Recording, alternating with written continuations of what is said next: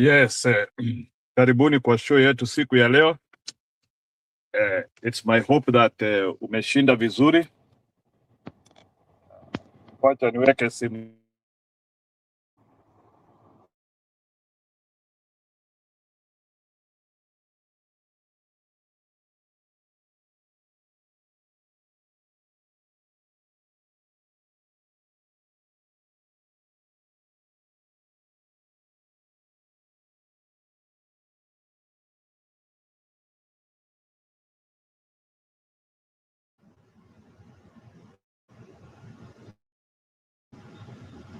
Kwani na han? Okay, sawa. Yes, karibuni siku ya leo. We are still reviewing what is happening in Kisii.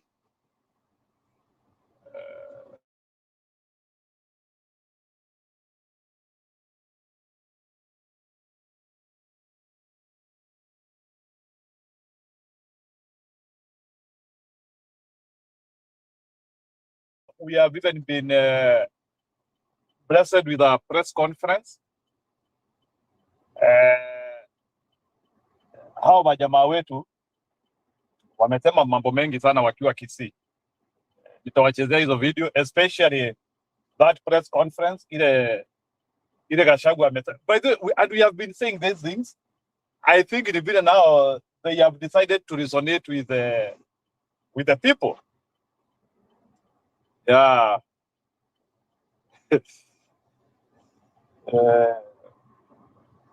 It's gone anasema I'm freezing. Don't worry. I think in 10-20 minutes nitakuwa nimepata joto.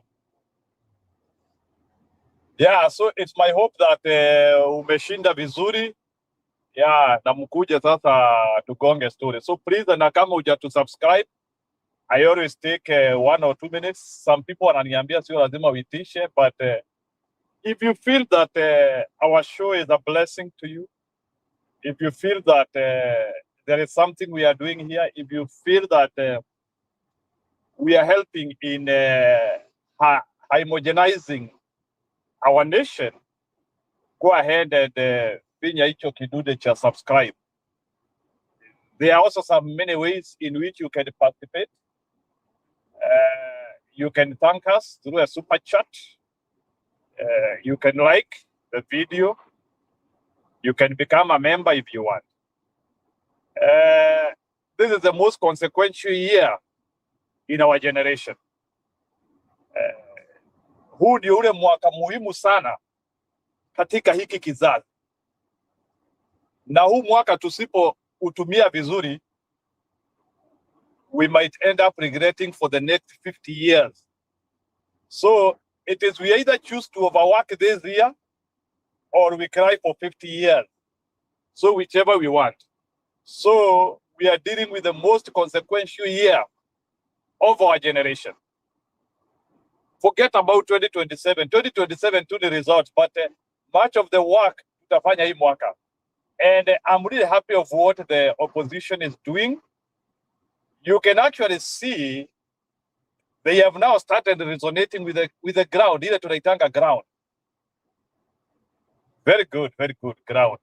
So yes, it's becoming hot.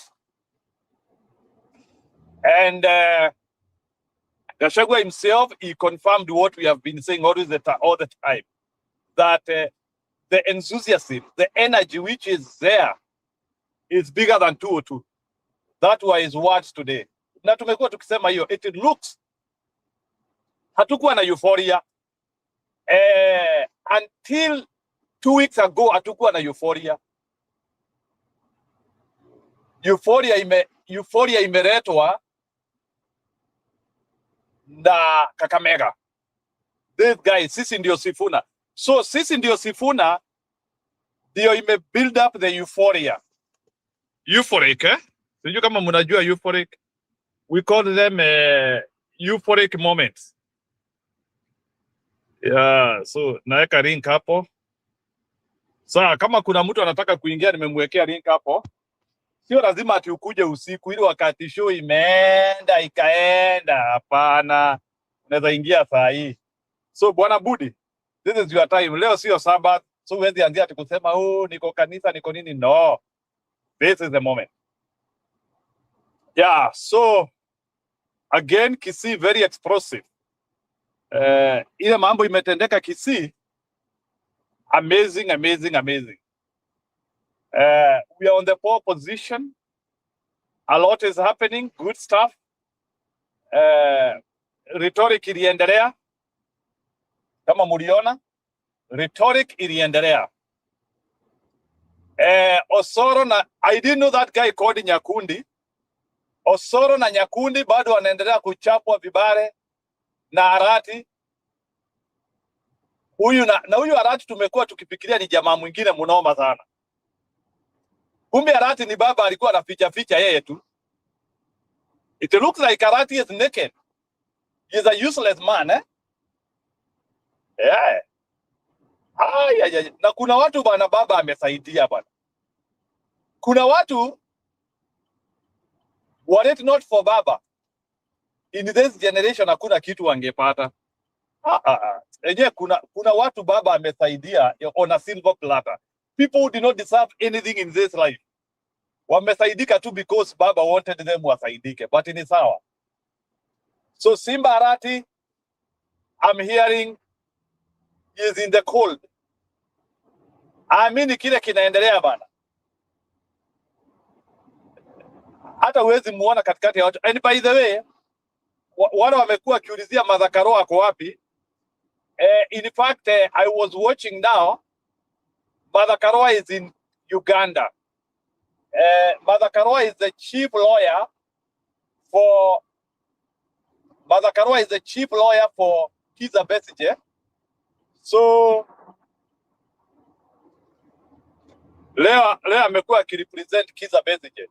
So msiulizie Martha yuko wapi. So Martha anatetea Kizza Besigye who is ailing.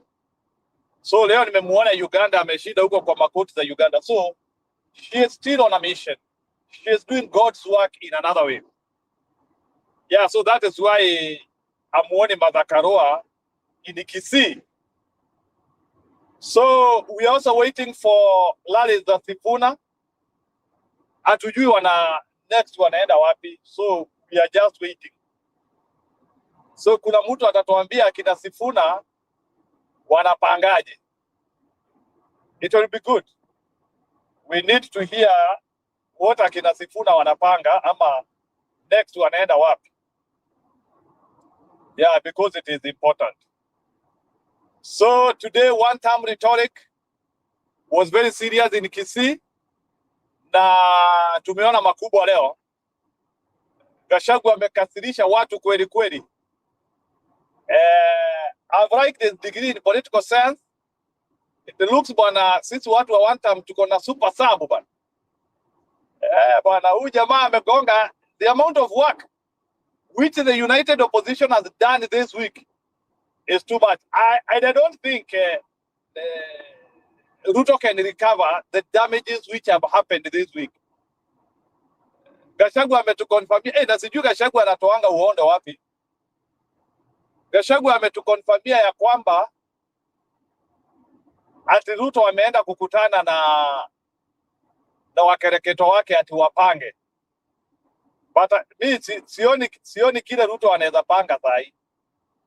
I think he is bypassed by event. Mimi sioni kile anaweza panga. Kama ni goons wamefika mwisho, kama ni pesa imefika mwisho. So there is hakuna kitu ingine hawa watu wanaweza panga. I think they will surrender because that is the only thing which they can do. They could surrender too. Otherwise, I think the united opposition is on the poor position. Wamemiru Ruto kabisa. I wish the election was next week. Hawa watu tungewamalizia kumwamalizia. I think it is now definitively known that Ruto cannot get a second term in Kenya. I think we don't need to prove that now. We don't need to prove that. Ruto is going home. Hiyo nayo hata tusishinde tukisema ati story mingi, hatujui vizuri. Hakuna mtu amewahi enda kurecontest. And by the way, for your information, second term is harder than first term. Because second term inakuanga una defend. If Ruto stole our election, na ile kura walimwekea hapo ni kura 200,000 atoboi. So Wanjeri anasema wao ni watu wa usiku, ni sawa. Tutawangojea tu. Hata mimi nitakuwa mtu ya usiku.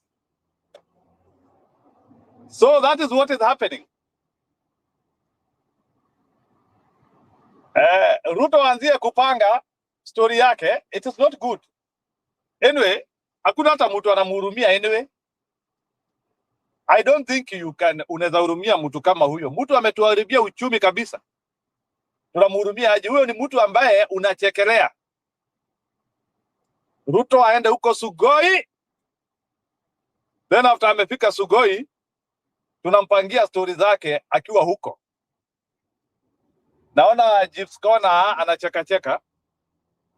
Yeah. Ruto ni kumpangia sawa, si ati. Hata nimesikia Gachagua akisema tumpangie tusimpangie. Lakini Gachagua bana amesimua watu. Kumbe saa zingine unajua politics ni comedy bana.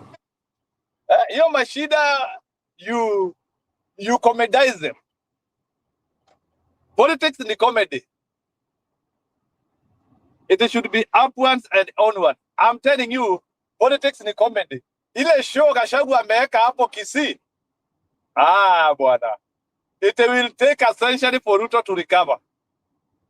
Hata kama ati mnasema na sijui nyinyi watu sijui nani alikujanga hapa kutuambia sijui jamani mwerevu bure. Ni vile bwana, we are working with the wrong people bwana. When you are working with the wrong people, unaanzia kuona huyo jamani kama ako na idea na hakuna. The most useless man ni Ruto bwana. Unafikiria Ruto ni msi ako na idea, kumbe ni vile timu yako hamuna wase. Lakini mkijipanga mkue na watu. He is the most useless guy. Bona sahi hata hawezi respond. Ati hakuna. Yaani anajifanya mwerevu na hakuna. Huyu jamaa anapelekwa home mchana bwana. Mchana peupe 6 am. Tushamalizana na story yake. Hao watu wanasema Ruto anaweza gongwa mzunguko ya milioni 5. Ni ukweli? I'm actually seeing a point whereby Ruto tunamgonga na milioni 5. Kwani kura yake iko wapi? Huyu tumekuwa tumeshinda tukiogopa hivyo. Kura ya Ruto iko wapi? Tuihesabu saa hii. Besti ashaisha bana. Besti ashaisha.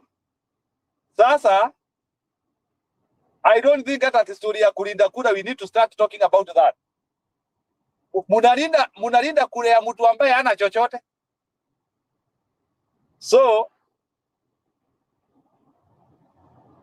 Ruto is done. Huyu hata tuachane na yeye. Huyo ni ruwere bwana. Ruto ni ruwere. Unataka kuniambia bwana ile korabu Ruto, unafikiria ile korabu Ruto amewekewa anaweza toboa? Sisi ni Sifuna ndio hiyo. Kabla upumzike, one term brigade ndio hii. Kabla upumzike, bwana. Kwani hata ukiwa na pesa ngapi bana, who can fight that resistance? Hiyo resistance iko Kenya, who can fight? Mimi ningekuwa tu Ruto tu hata singeri contest. Ningesema nyi wa Kenya, yenyewe mumeamua. Poleni bana. Sikujua mimi ni mjinga hivyo. Poleni. Na aondoke pole. Kwa Ruto ni yule jamaa tu akukausha sura ati anasema ati nini? Ati hao watu hawana idea. Ameona watu hawana idea ni kusema nini bana. Wanajaza stadiums. Let me tell you. What? Kisii is the beginning of revolution. Kama hamuna habari. Kisii hapo ndipo mambo imeanza sasa. Be assured that even in other towns, things are going to be thick. Ujamani Ruere bana. Ruere. Atoboi bana. I used to have jitters, but kuna venye hata siku hizi nimepata confidence ingine noma sana. Nimejaribu kupanga kadi za Ruto sioni bana. Huyu jamaa bana, hata venye Gachagua amemwambia huyu amekwama, ni ukweli bana. Nimejaribu kuangalia kadi yake, hakuna.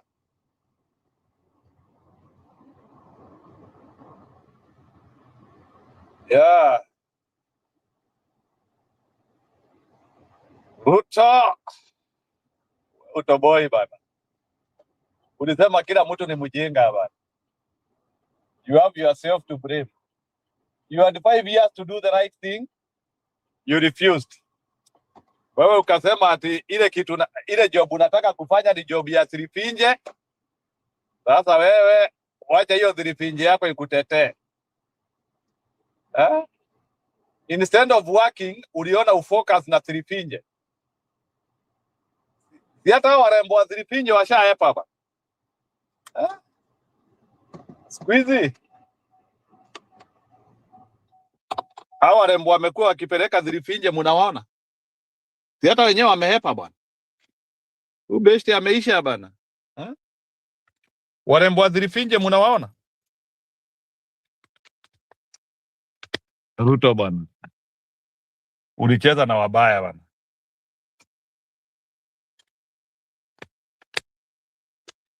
Okay, UG also wants to connect to TZ SGR. We should have faith. I refuse to use Kasongo as my toothpaste every day. Sifuna said that he doesn't have any mandate, but he will work hard to implement the existing constitution. Yeah, huyo ni Jeeps Corner anasema. Ile mambo iko hapa bana. Musikue na wasiwasi bana. Ubeshte bana. Antidote yake ishama. Unajua hakuna kitu inanga dawa yake. Hakuna kitu ina dawa. Kama mjaijua, hakuna kitu inanga dawa. Hata ukimwi, in the next 200 years utakuwa na dawa. So, no problem. Kasongo, Kasongo amekwema bana. Harambe, one time. Harambe, one time. Hii mkutano itakuisha bana. Sijui kama mumesikia Gachagua vile amesema leo. Anasema bana, nikiwaambia vile Kasongo alikuanga ananiambia, wacha tu niache bwana. Wacha tu niache. Alafu sasa wakisi wanakasirika bwana, wanasema bwana tuambie bwana. Unatuambia nikiwaambia tu vile Kasongo alikuwa ananiambia, nyinyi watu ya Kisii, hii mkutano itakuisha bwana. Wacha tu niache. Watu wakaleta fujo bwana, wakamwambia bwana itabidi useme bwana. Na watu wanapenda Moshene bwana. Ni Moshene hapa ni vurugu. Gachagua anasema bwana, ama niwaambie vile Ruto alikuanga ananiambia. Wacha tu niache hii mkutano itaisha.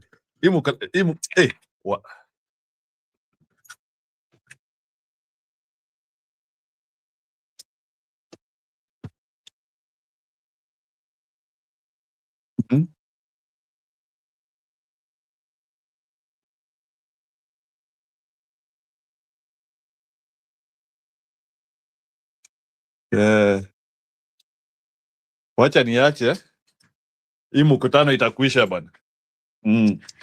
Nikiwaambia vile kasa Wakisi wakaleta shida bwana. Wakisi tu wanasema bwana tuambie bwana. Tuambie niseme ama nisiseme. Hii mkutano itakuisha bwana. Wakisi wame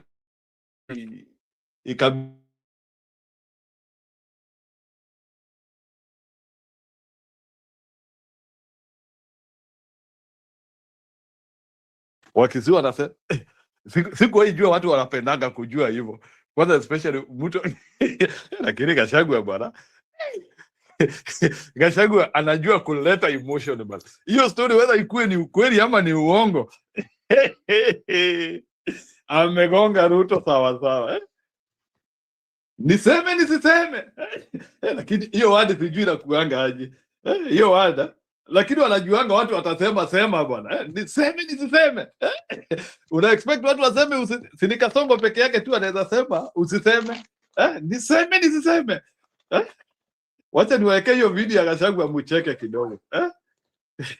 Gachagua anaambia watu wa Kisii bwana, mnajua vile Ruto alikuanga anania na huyu Ruto anawadharau sana huyu. Yaani Gachagua ameenda kupeleka chuki bwana. Ati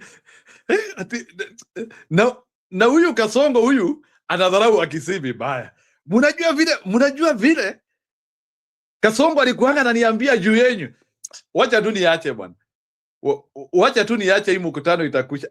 Watu wameleta fujo bwana. Watu wanataka kuambiwa bwana. Sema bwana.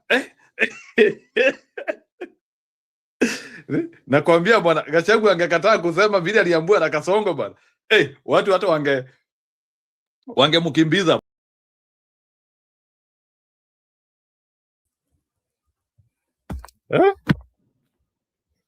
Watu wangemkimbiza mbaya bwana. Wangemwambia wewe.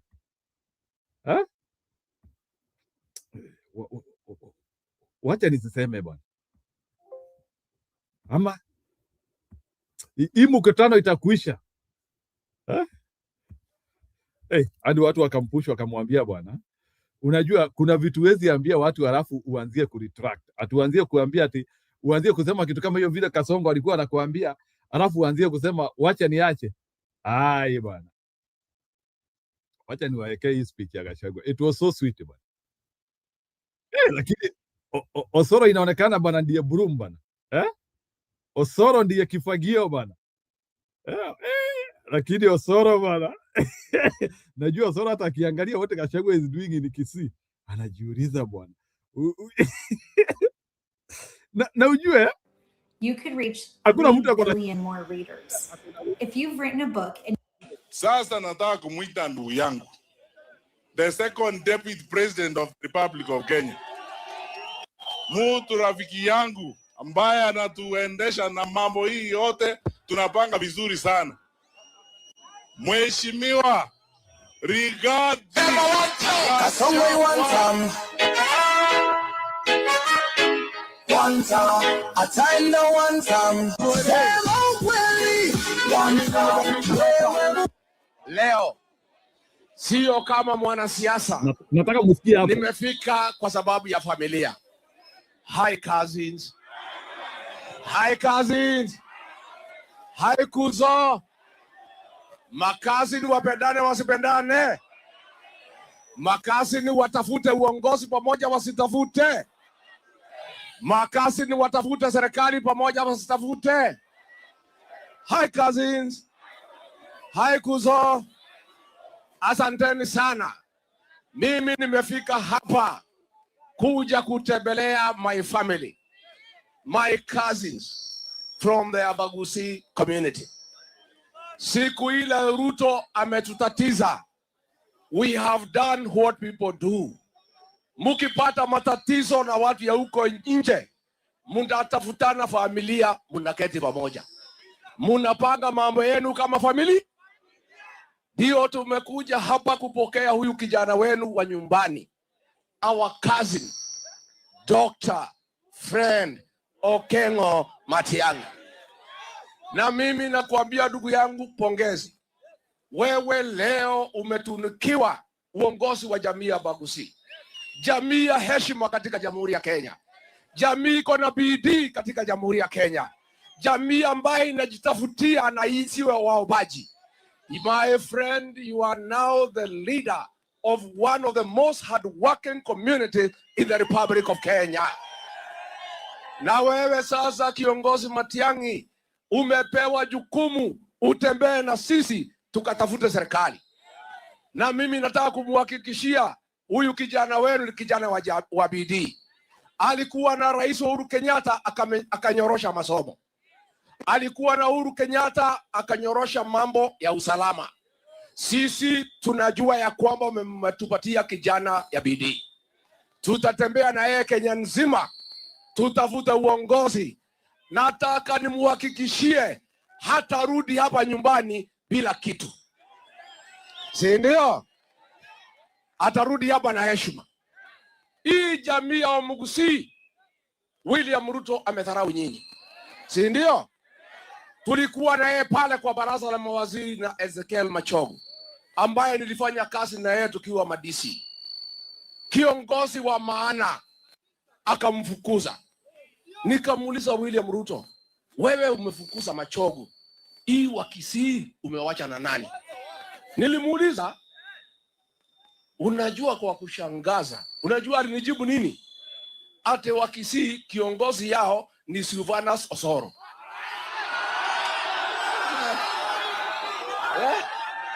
Ni aibu si aibu? Ni madharau si madharau? Sasa nikamuuliza, huyu kijana mdogo ambaye anarukaruka ndio kiongozi wa Kisii? Akasema ati okundi ya kundi, na iko kijana ingine muhindi ati ndio kiongozi wa jamii. Sasa nyinyi mtaongozwa na muhindi? Ni madharau si madharau? Na mimi napongeza nyinyi leo kama jamii, mumetafuta kiongozi wa hekima, kiongozi ataheshimika Jamhuri ya Kenya, kiongozi ambaye ni mfanyakazi, na akija kwetu sasa kutafuta umaarufu, nyinyi mtaheshimika kama jamii, si ndio? Lakini nataka kuomba nyinyi, huyu Matiang'i mumetupatia, kama hamtafutie heshima nyumbani, hakuna pahali ataenda. Hakuna pahali ataenda. Lazima mtafutie Fred Matiang'i heshima nyumbani. Itakuwaje nyinyi mnasema Matiang'i ni kiongozi wenu, alafu vijana akina Osoro wanatukana nyinyi kwa mikutano, alafu mnanyamaza? Mimi nataka kuomba nyinyi, hi cousins, mimi nataka tukubaliane. Ndio mimi niweze kutembeza Matiang'i mlimani, to go and meet his cousins. Na ndio watu ya heshima, watu ya mlima wa muheshimu, lazima aheshimike hapa nyumbani, si ndio? Nyinyi wa Kisii sio watu ya kuuziwa uoga, sio watu ya kutishwa. Sitaki mkubalie watoto kutukana Fred Matiang'i hapa Kisii tena. Harambe! Hata nilisahau kusikiza ground kwanza. Niliingilia maneno mingi kabla tuelewane. Sasa Gusii, nisikize ground. Sasa nyinyi wa Kisii hapa mnasemaje? Ate mnasemaje? Jamii ya Gusii mnasemaje? Harambe! Wewe Ruto, wewe Kasongo, wewe Kaongo, wewe Zakayo, wewe mwizi, wewe muuaji, wewe mtu ya Singapore, Kasongo aende asiende? Kasongo aende asiende? Wangapi wanasema Kasongo aende, Kasongo aende, Kasongo aende? Hapa Nyamira tulitembea hapa na Kasongo.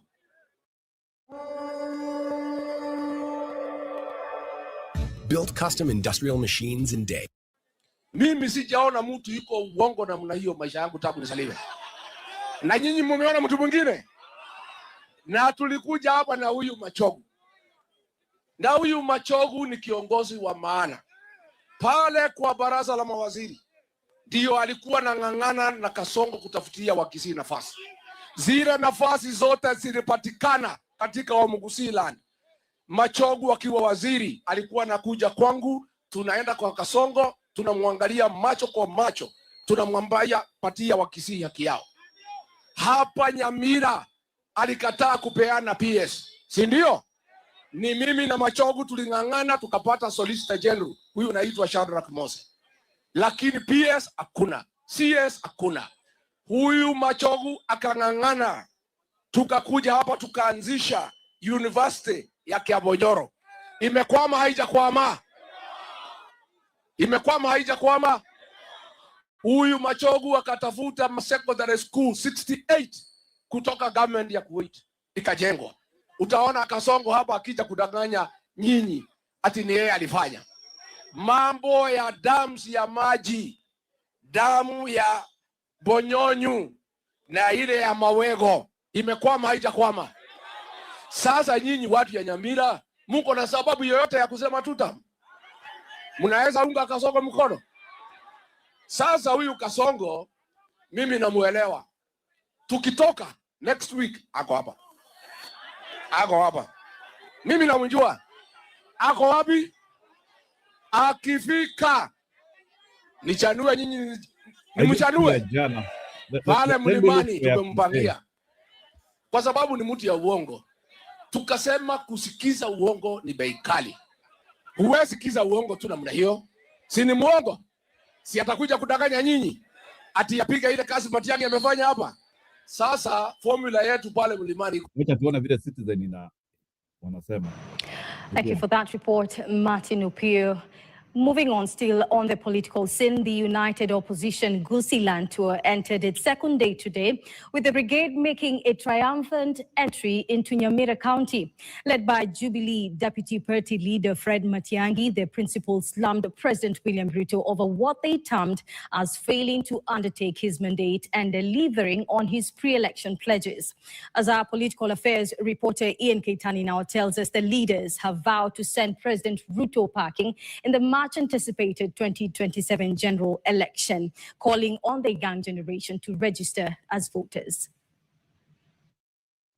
For the second day running, the opposition brigade pitched tent in Gusii, their entourage today making its way to Nyamira County, their clarion call being ousting President William Ruto from office. The leaders blasted President William Ruto for allegedly plotting against former Interior Cabinet Secretary Fred Matiang'i, calling on the Gusii community to rally behind the Jubilee Deputy Party Leader and term leaders opposed to his leadership in the region. Hawa wanasema ati Matiang'i hakuna pahali ataenda.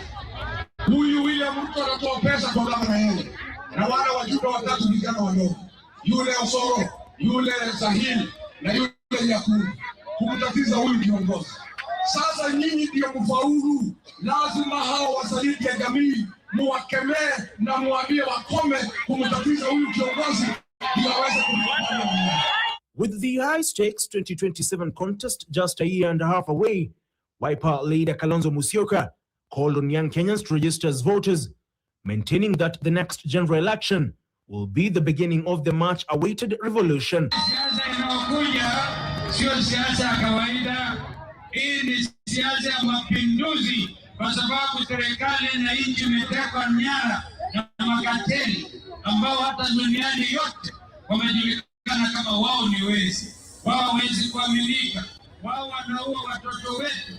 Ni serikali gani, ni kiongozi yupi duniani kokote amesikika akisema watoto wakifanya maandamano ya kikatiba wapigwe risasi miguu? With government-allied politicians blasting the opposition over what they termed early campaigns, the opposition wing was quick to defend their meetings, dubbed Meet the People tours, instead faulting the head of state over the state of affairs in the country. Tumekuja kwa sababu ya umoja. Tunataka kuweka umoja, amani na tukae pamoja kuleta mabadiliko katika nchi yetu. Tutatembea pamoja.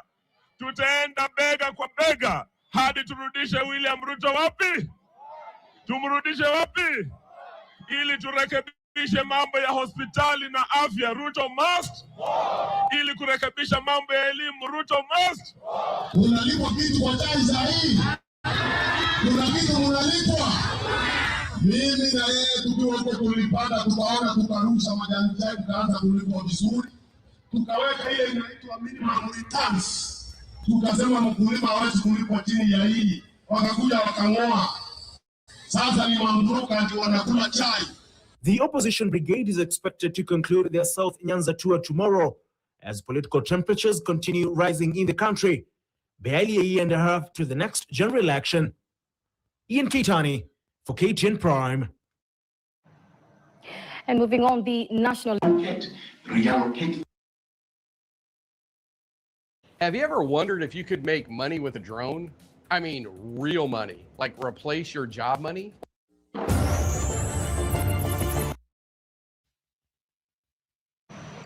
Thank you for that report. Previously, on keeping up with the Kenya Kwanza government. In other governments, hakuna siku ungetusi rais kama vile rais wetu anatuziwa. Mara ngapi watoto wa watu mwili zao zilikuwa zinachukuliwa Ribayala na Abadeas. Umesikia maneno kama hiyo inafanyika tena? Si ilisimamishwa hiyo maneno? Alafu sasa mtu anakombolewa anaanza kutupatia lecture hapo atenda tuambia sijui nini. Sijui mimi ni nani. Wewe ni nani? Hiyo nani amekwambia tunataka kujua? We all have that one ex, the one who made sure the fridge was full, the bills were paid, and constantly kept the bed shaking. They weren't perfect, maybe a bit loud, but they were your person. But then your friends whispered in your ear. They told you she was plotting your demise, eyeing your inheritance, and perhaps even using kamote on you. So you do what emotionally panicked people do. You believe it and you dump them. And you don't just break up. You hold a press conference. You humiliate them in public while your neighbors watch. But then 6 months later, you see them at a dinner date. They aren't crying. In fact, they are glowing. They even got a new partner. And they are treating that new person better than they ever treated you. If this story feels like a personal attack, it's probably because you are a strategist in President Ruto's government. In this political drama, the ex from hell is none other than Gachagua. The man who was once Ruto's most aggressive bodyguard now turned into his most expensive mistake.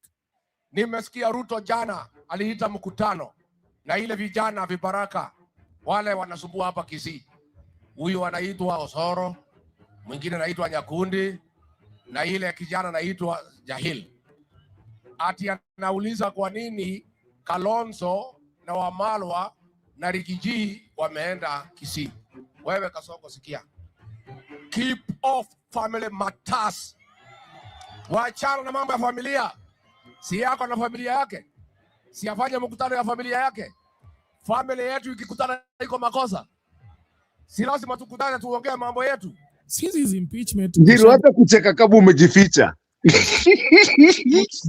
Tour of revenge.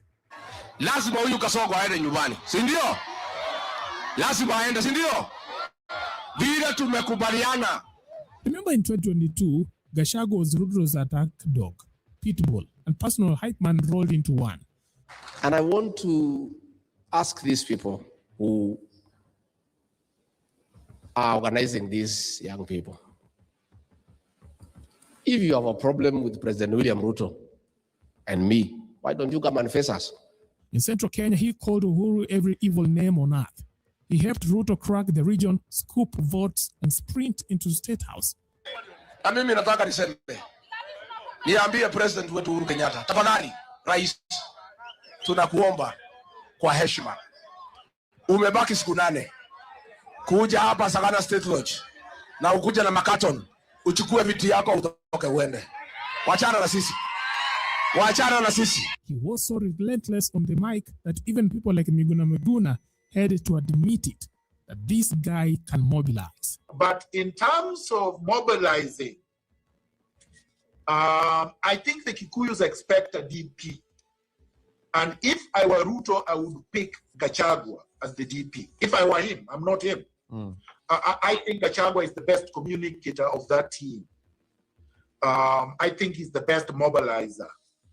I think Gachagua understands power politics more than anybody else at that table.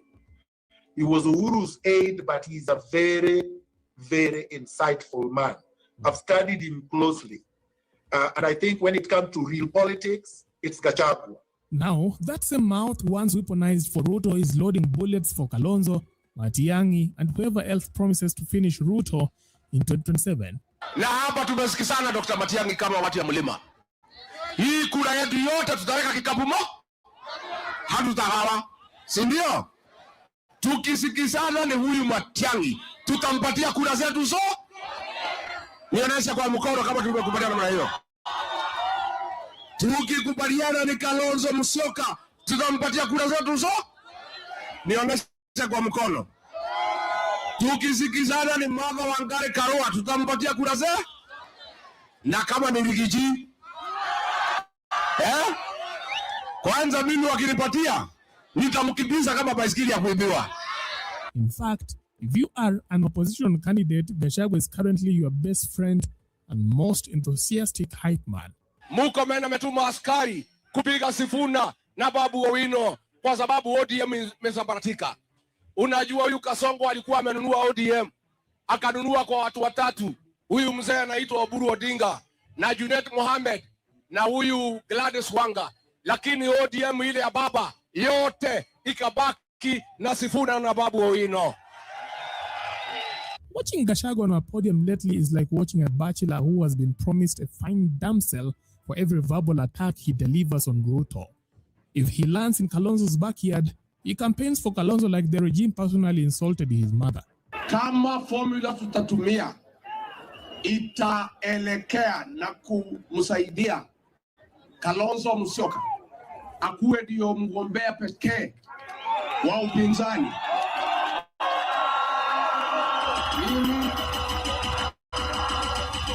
Mimi Rigathi Gachagua na wafuasi wangu ambaye ni mamilioni nitaunga haya mkono na kumfanyia kampeni.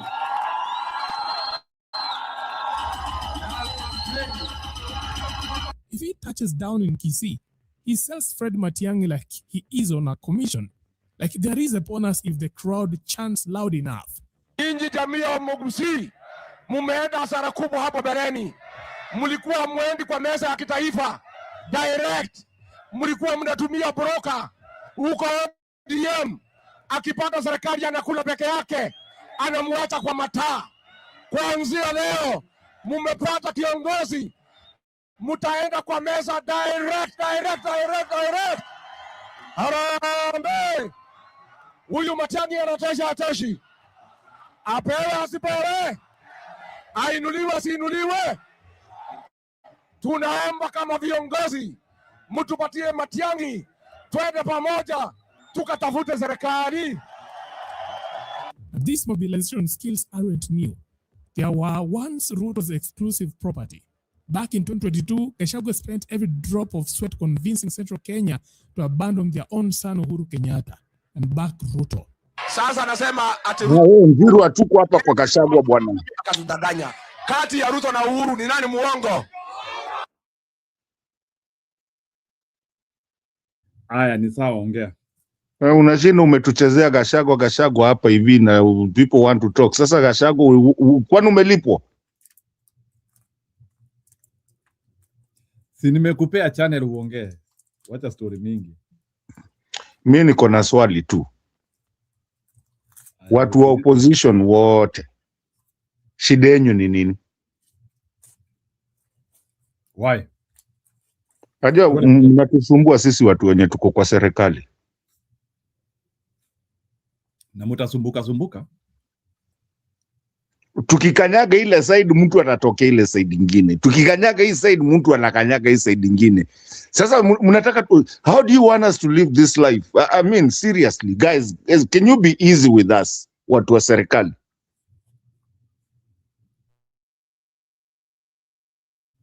Hata amwezi tuambia kule mtakuwa kesho ndio tujue.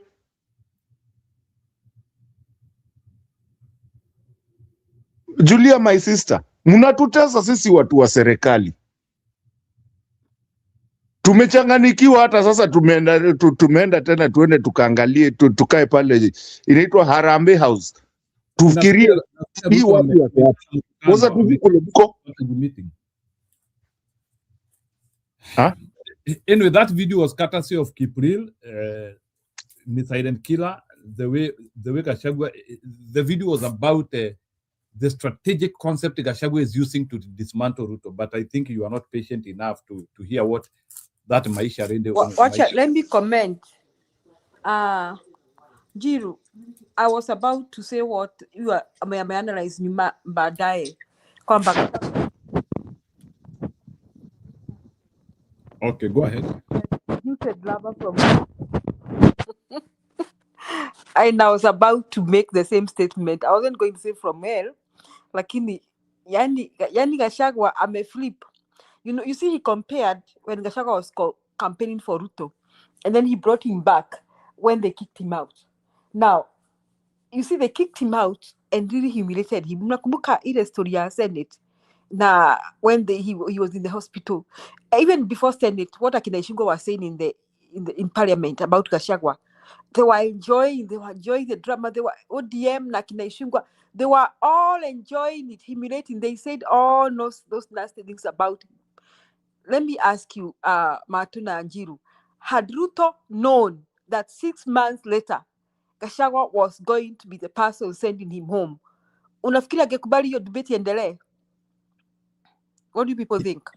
In fact, that was the most deadly mistake a human being could have made. And that is how I came to understand that Ruto is an idiot, despite people saying that he is so clever and nini. How could he not simulate he was doing a deadly mistake, cardinal sin?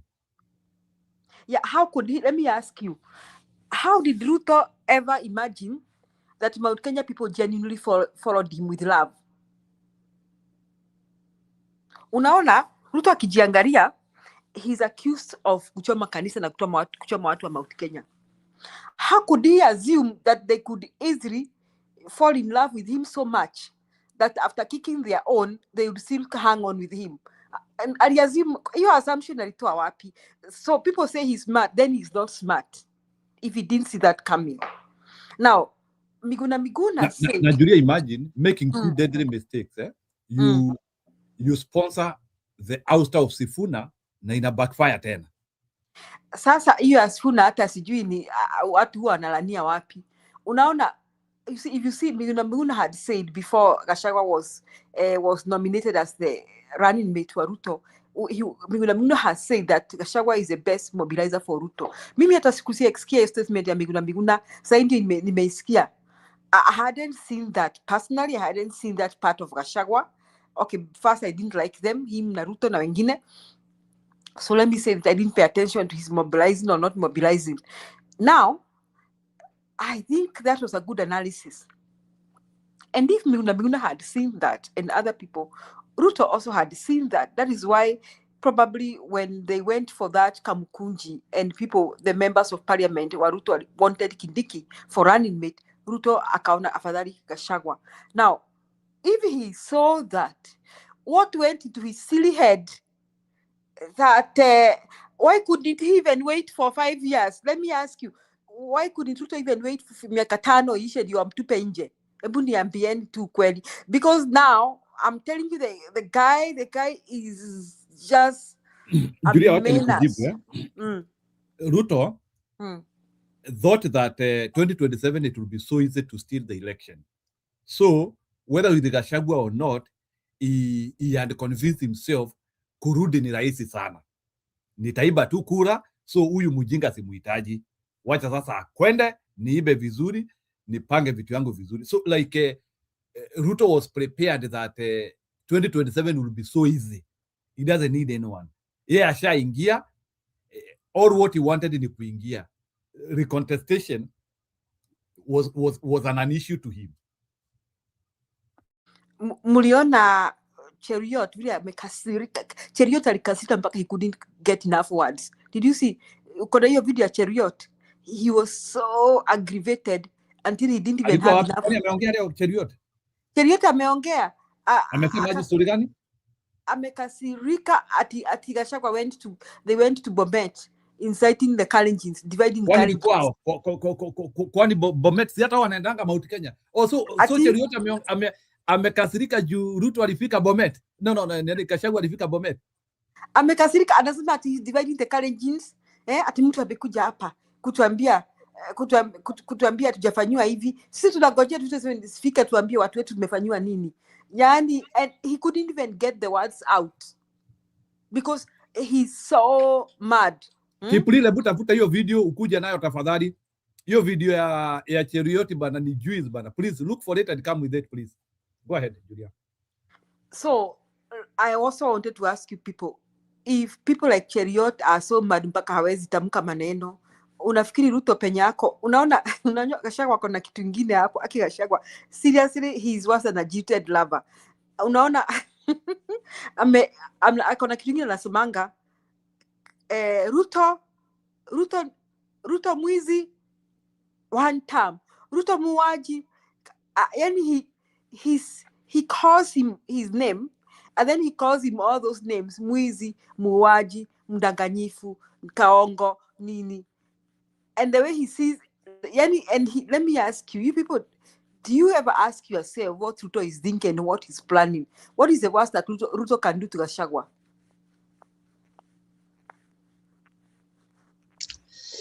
Let me say something here, Julia. This thing, and I'm sorry, my dear sister, this thing is not about Gachagua. This thing is about a country that has decided to move in a whole different world, to where you don't even announce where you're going and you hit hard. And by the time, Ushiona, remember some time back we were saying during the last campaign season, where we were saying kina Kalonzo, kina Madhakarua need to come from side zote, yani mtu ajui anaenda wapi. Ushiona inzi ajui which one to hit, where to go. That is what these guys are saying. Nobody told them they were going to go to Bomet. Nobody said anything. So by the time they are concentrating with kina Sifuna, somebody else anatokea side ingine. By the time they are concentrating with this somebody else anatokea side ingine. So and that's the thing that we were saying, and that's why Ruto does not even know where to go right now with his cronies, including Akina Faruki Bet. Kwanza hawajui kule wanaenda. They don't know who to attack Mato, to attack Njiro, to attack Julia, to attack what. They have no idea, you know. And this is my analysis about this whole thing. What is happening right now is that ni kama huyu pastor mwenye alikuwa kwa ile ya Gen Z, yeye na amekulwa because he hosted Ruto yesterday, Sunday. There pia amekulwa. Now I can see, naona vitu wapi hivi wanasema he wants to return, he's asking for forgiveness and he wants to return the money that he was given. That nonsense. The thing is that it's the whole thing in kina Gachagua and these other people, when you see Ruto, they're really giving this guy a. And I don't know where they meet. And I was listening to something that hata Sifuna alikuwa akisema leo. Ati they went and sat down wakasema, akiongea uongo tunakunywa shot. And by the time he was done talking, Ruto was done talking, they were all drunk and obliterated. The thing is that is the country and the people who are doing here. So you remember, rudderless, leaderless. People are starting now to show him there's a leader here. Oh, there's no leader there. So they don't even know who to attack. And who said wataenda Bomet? Hakuna mtu alisema kuku any flyer. And the funny thing that as we speak, panelists, as we speak, Julia, you will realize that in all these things that the opposition is doing, call it Sifuna, call it whatever it is, this Matiang'i, Gachagua, and all these people, whatever they are doing, you are not seeing a regalia. But when you look at and the Ruto side, you see a regalia where people are being dressed. Guys are not being dressed in these other things. Is authentic, and that is what we were talking about by the time of last elections. I believe Mali Raila yuko anacheka tu anasema niliwaambia ngoja muone, because this time, I mean, ain't nobody cares about Naruto kuvaa regalia, kupewa sijui pesa gapi. You saw the other day wamepewa huko, wamewekewa motorbike mafuta, wakaenda kuchoma hizo jackets za two time. You know, so the thing is that let's not concentrate on, I know Gachagua is little, but let's not concentrate on that. I mean, let's just concentrate on the whole movement and where it's happening. And these guys are working together. They know. attack. Ruto atarudi pale hivyo Harambee House. He's never stepped that Harambee House. Hata sijui kana anajua cho ya Harambee House maliko. Kwa saizi ajui aende wapi. Unajua anakuanga juu ya magari kukwenda kureact. Saizi ajui ana reactia nani. He cannot be in the whole country at the same time. Because Gachagua anaguza huko, Matiang'i anaguza huko, Kinababu anaguza huko, mwingine anaguza huko. So how can he travel the whole world? I mean, the man, ndio maana mumuoni kamechanganikiwa. He's left alone. The king is naked.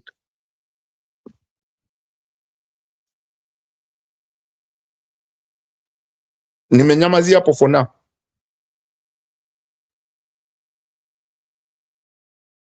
Haya, sawa. Wacha kwanza nikaribishe Bundi. Bundi, habari yako? Mzuri Njiru, sema.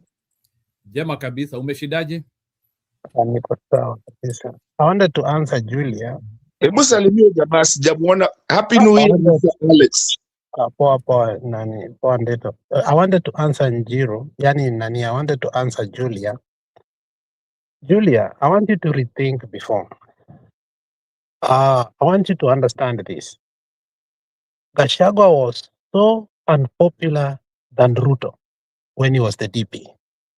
He was so hated in the mountain that you remember the time we used to actually brand every other leader that was quoting Ruto as a Tugege. Like Gachagua political muscle had deflated to the point that Ruto did not see his usefulness. So removing Gachagua at that particular time with the pulling was not a mistake. Let me tell you where the mistake came from. The mistake was Raila to join Ruto and leaving a vacuum that nobody was willing to fill, and Gachagua stepped in. Had Raila not made that strategic mistake, Gachagua political life would have died. Where I say that Gachagua made a good move was to allow the impeachment to go without taking a deal. And when he saw the light, he realized that was the only salvation in his political reincarnation. So at that particular time, when the impeachment was going on, trust me, with all the heart of Ruto and everybody that surrounded, remember Gachagua had become so unpopular that even the mountain leaders within the UDA wanted to go with him in any meetings. Because Gachagua in his way, hata kama sahi anatusaidia, is very dictatorial. You have to understand. He saw these young boys as, his own sons, and he used to dictate them, and he will, pronounce himself like Josephat Karanja. Remember, we once spoke about that. And within the mountain itself, you people had sworn by fire and by blood that he will never be a kingpin. Remember that particular time. But what happened was the good Lord in heaven understood Raila is going to die, and we didn't know. And he wanted to leave us behind with an individual who could be the real medicine for Ruto. And we did not project that in ourselves. I don't think even Gachagua himself understood why he was being impeached by force. Now, if you take him back and ask him if the impeachment was better, I think he will, when Cheriot says he will be impeached twice, the way he said today or yesterday, that if that emotion will be brought and he will be impeached twice, I think Gachagua will accept to be impeached even every day. The way Obama was, Obamacare was to be overhauled every day for 365 days that they were actually in that house, in the Congress. So what am I saying? What I'm saying is sometimes let us not think that Gachagua is so strategic. No, I think it's the act of God. Gachagua got himself in a situation that he took advantage, and actually he has done what he ought to do. And that is the difference between him and other political leaders that were aligned to William Samoei Ruto. If you look like Ndindi Nyoro, if you look like others who really supported Ruto, until today, they are, they've never been accepted, more especially in the mountain. People who worked with Ruto and Ruto right now isn't working with them. They haven't been fully accepted by the mountain. Why? Because of their proximity and the way they campaigned for Ruto and their pronouncement during the election and how they were sycophants. However, for Gachagua, the impeachment sanitized him for some reason. Some people like us embraced him very early. And we foresaw that if this vacuum is left, somebody else is going to take this vacuum. And if he takes this vacuum, we are going to be resolved again. But thank God that, you see, a lot of Kenyans accepted Gachagua in that position, hata kama ilikuwa ni grudgingly. But right now, I think they sit down and say, okay, we haven't fully accepted Gachagua, but his role is preeminent. And there's a reason for that. And that is why my question always comes, up to what time? Gachagua is with us, whether you like it or not. Gachagua is the pillar that will hold us. Whether he is the presidential candidate or not, suck it and get used to it. Gachagua will be the pillar and the patron of the united opposition. It doesn't matter what you will say. The moment Gachagua gets out of there, whether you say that he might sell us or he might not, and if he does, the united opposition is gone for a while. But you have to remember the spirit of the people was disgruntled the moment Raila did what? Sold us. And many people were left as orphans. Now, whatever you are seeing today in these rallies, it was a made-up mind by the people that we will not allow Ruto to take over. Whether he buys Baba, whatever he does, we are not going to allow. So whatever they thought they had quelled, actually they never. Ruto never won election. Ruto was never accepted. Ruto was imposed on us. And Ruto has never been accepted by Kenyans, even within the ranks of the UDA. He needs to know that.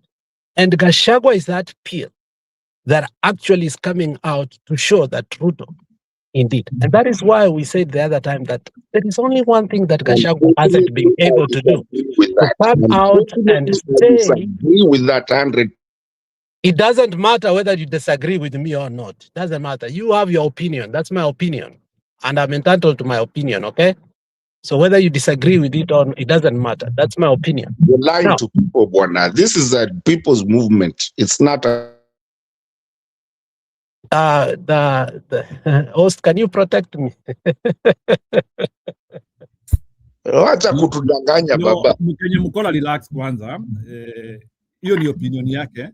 Lakini acha kutudanganya. Wewe tuambie ukweli, tumenyamaza sasa, tuambie ukweli. Unaharibu thoughts ya mtu bana. The guy was flowing bana. Yes. Matu unafanya makosa. We were trying to interrogate why Ruto did not see this Gachagua. Go ahead. Wacha Budi aendelee. So, wacha Budi aendelee. Budi, go ahead. And Mukora, don't open your mic again. Budi, go ahead, please.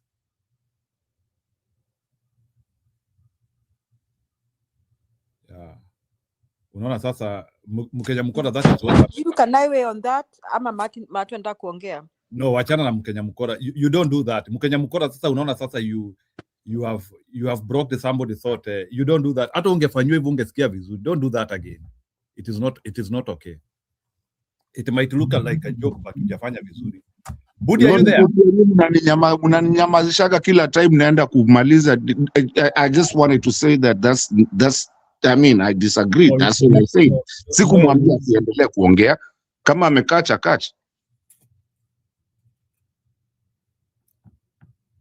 Oh Lord, we were doing well, guys. Let's do this debate today. You are doing so. Let me, as Bundi prepares to come back.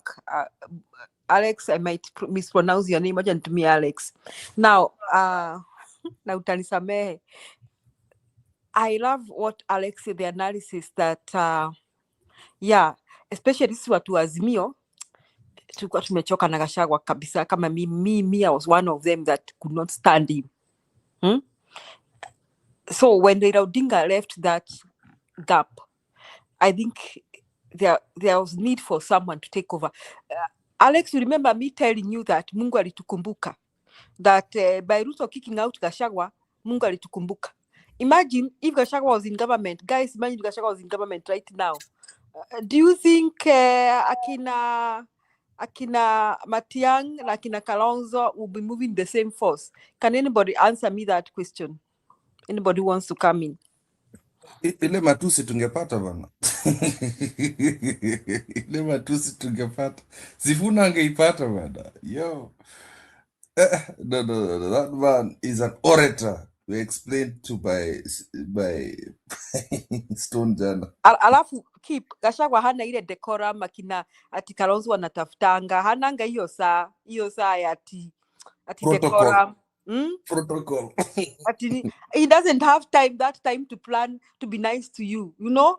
And then like Njiru, you said something earlier, and I was listening. I was trying to analyze what you were saying. That Gachagua starts like this: nitomboe kitu, niwaambie siri, niwaambie ile mtu viko ananiambia, niwaambie mali siwaambie, wache nisiwaambie, nikiwaambia imtarita. Yani he can incite, he can hit you up, you know, he can make you burn your own house.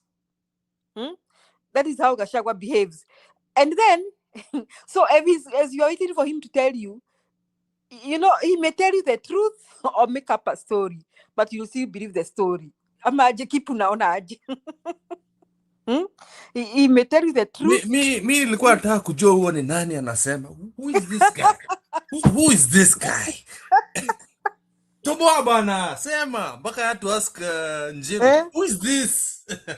Who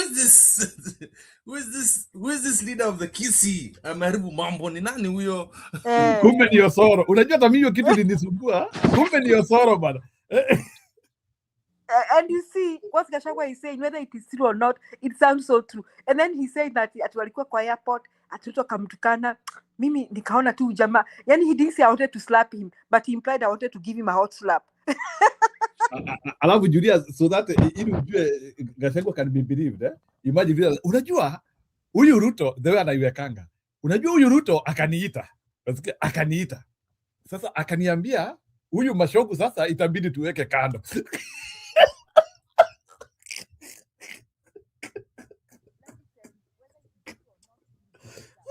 Baba, itabidi huyu Mashogu tuweke kando.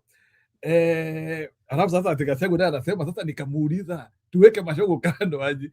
Alafu sasa ati anasema you know, tumeona sijui kuna kiongozi mwingine nimeona.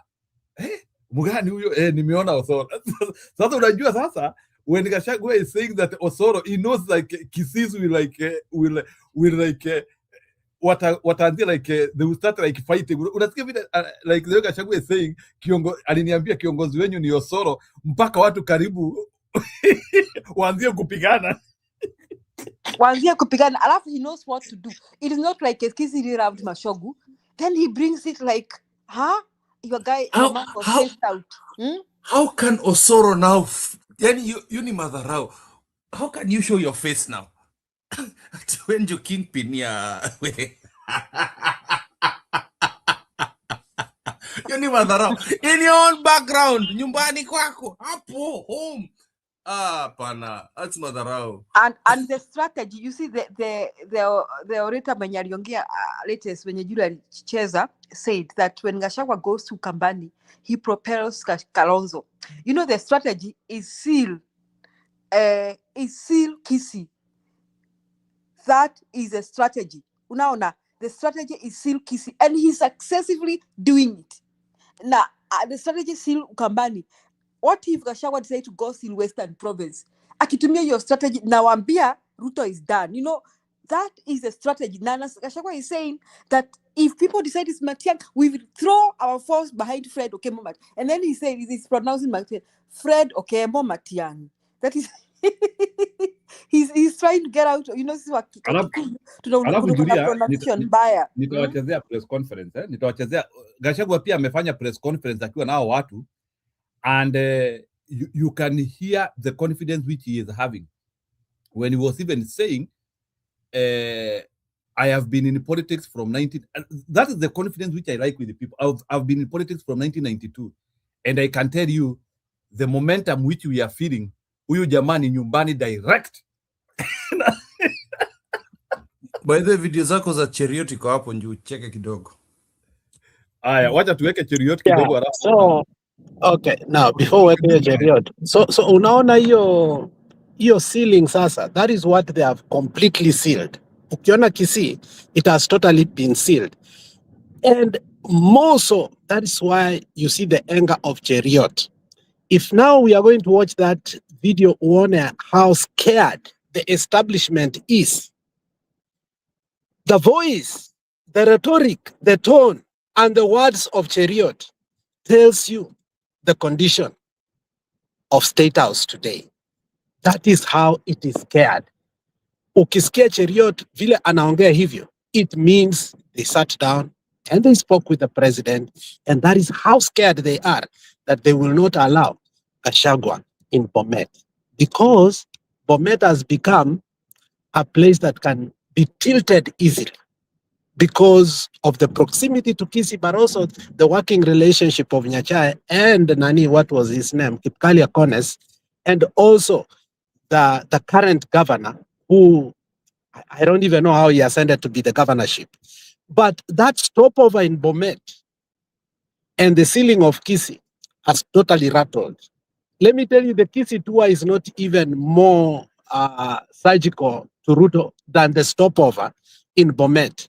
That was a shock. That really, can Gachagua be embraced this way? And can Kalenjins come out and really shout one term? Now, hear the voice of Cheriot and understand the mood of State House. And Alex, Ebu explain to them, whatever happens in Kericho, in Bomet, happens in Kericho. And whatever happens in Kericho, happens in Bomet. It's just the same as Nyamira, slightly different, but the same. Yeah. Yeah, but Bomet and Kericho are twin towns, or twins in one way or the other. One dictates the other dictates the other. So if Bomet decide, obviously, Kericho, if Bomet catches a cough, the other one will catch a cold.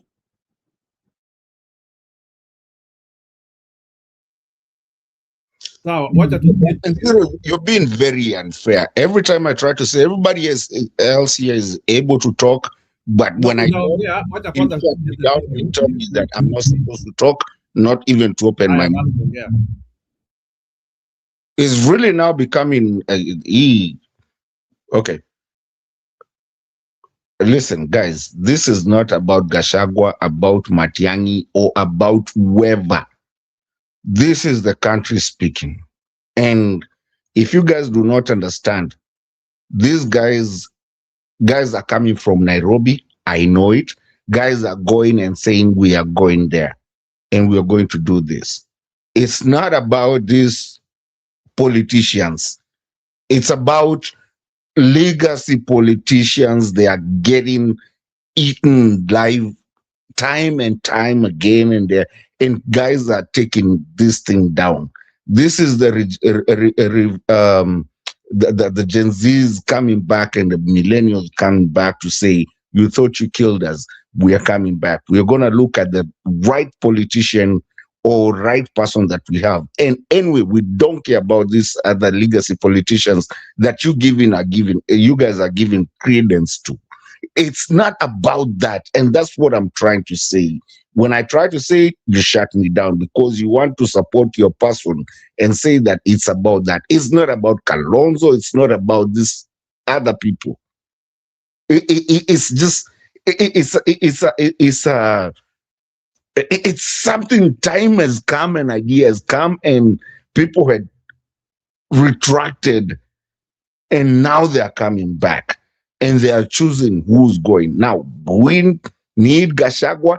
Of course, we need him to shout. We've always said that we need him to talk because he has something. Do we need Kinasifuna? Yes, we need them to do what they have to do. Do we need the Matiangis? Yes, we need them to do that.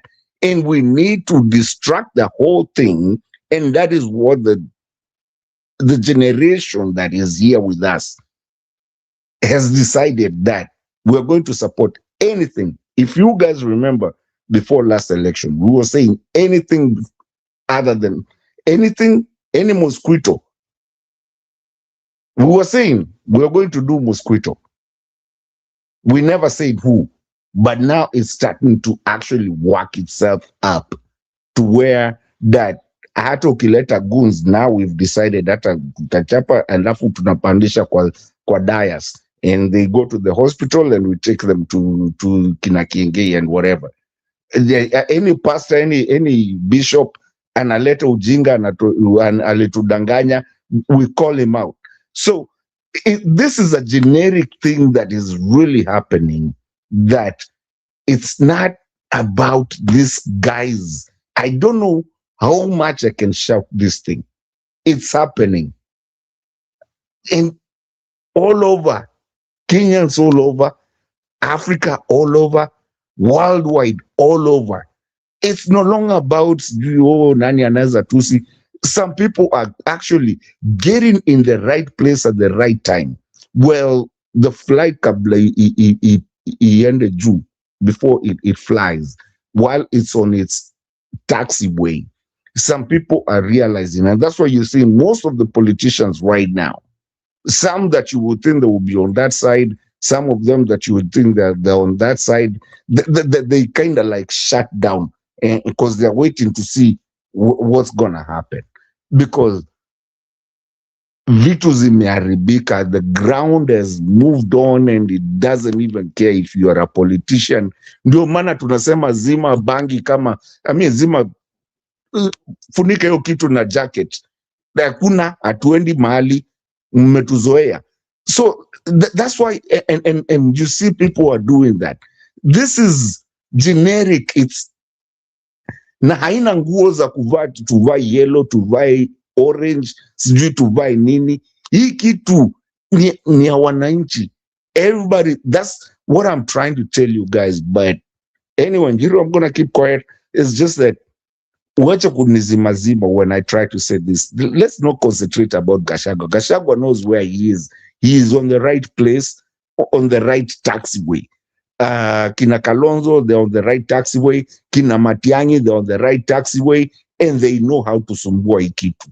So Ruto is being ameachwa peke yake. He doesn't know what to do. Some of the MPs that he was thinking he was buying, they're not taking it. Some of the bodabodas guys that anaekea mafuta, they go and then they burn their t-shirts, the reflector jackets, and this is a people-driven thing. The revolution is back. That's all I can say. Wacha nyamaze kabla muninyamazishe tena.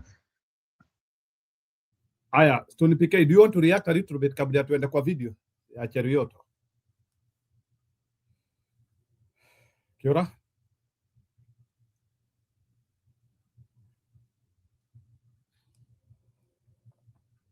Kiora? I think, let me go to the video. Endelea na Cheriot, thanks. Okay.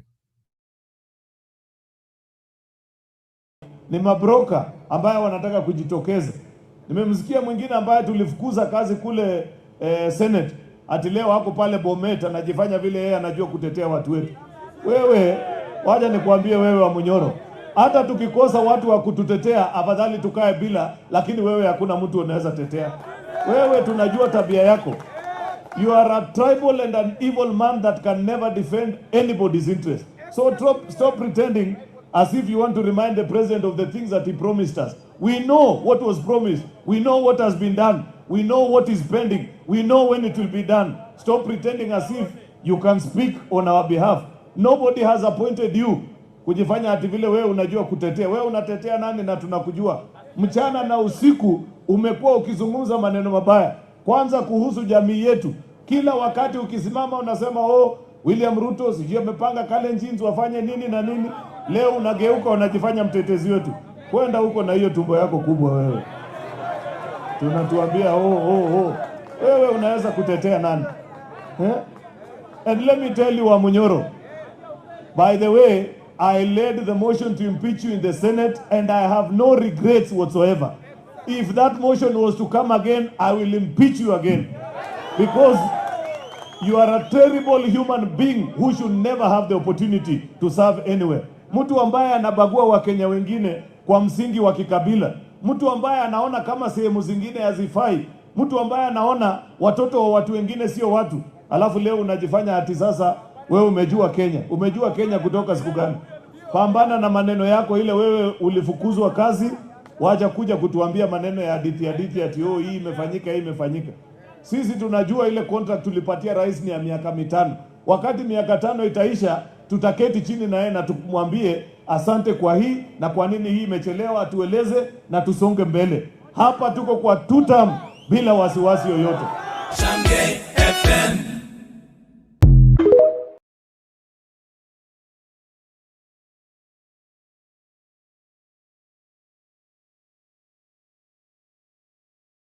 Anybody's interest. So stop pretending as if you want to remind the president of the things that he promised us. We know what was promised. We know what has been done. We know what is pending. Sijui mimi ni nani, wewe ni nani, hiyo nani amekwambia tunataka kujua. We don't want to know. Si kila mtu anajijua. Kwa unajua watu wengine wanaongea na ukiwaangalia tunawajua vizuri sana. Watu wanauza madawa ya kulevya jamii yetu. Kila wakati ukisimama unasema William Ruto ni wakora.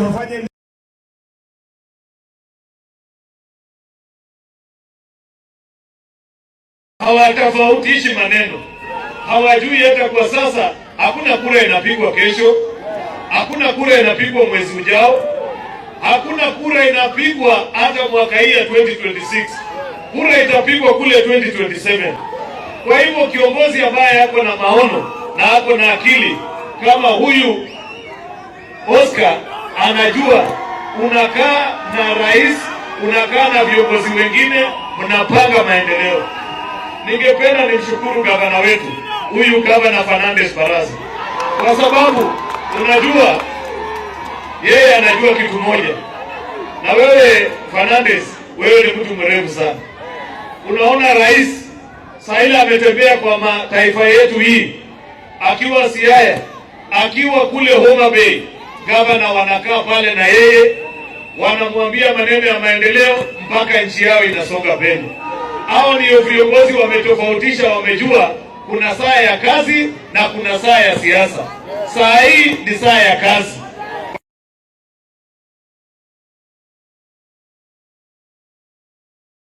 Na nini? Leo unageuka unajifanya mtetezi wetu. Kwenda huko na hiyo tumbo yako kubwa wewe. Tunatuambia wewe unaweza kutetea nani? And let me tell you, Wamunyoro, by the way, I led the motion to impeach you in the Senate and I have no regrets whatsoever. If that motion was to come again, I will impeach you again. Because you are a terrible human being who should never have the opportunity to serve anywhere. Mtu ambaye anabagua Wakenya wengine kwa msingi wa kikabila. Mtu ambaye anaona kama sehemu zingine hazifai. Mtu ambaye anaona watoto wa watu wengine sio watu. Alafu leo unajifanya ati sasa wewe umejua Kenya. Umejua Kenya kutoka siku gani? Pambana na maneno yako ile wewe ulifukuzwa kazi, waje kuja kutuambia maneno ya hadithi ati hii imefanyika, hii imefanyika. Sisi tunajua ile contract tulipatia.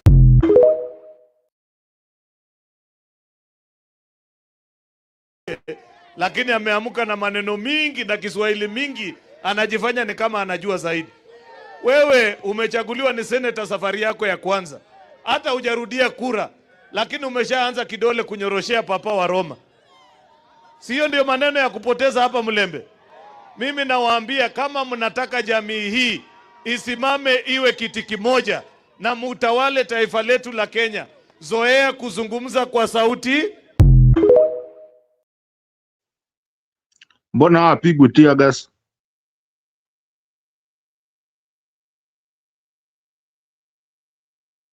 Ni time ya Stone PK react. Habari ya kila mtu na watazamaji wote. Ni watazamaji na wasikilizaji. Yangu ni mengi, si machache.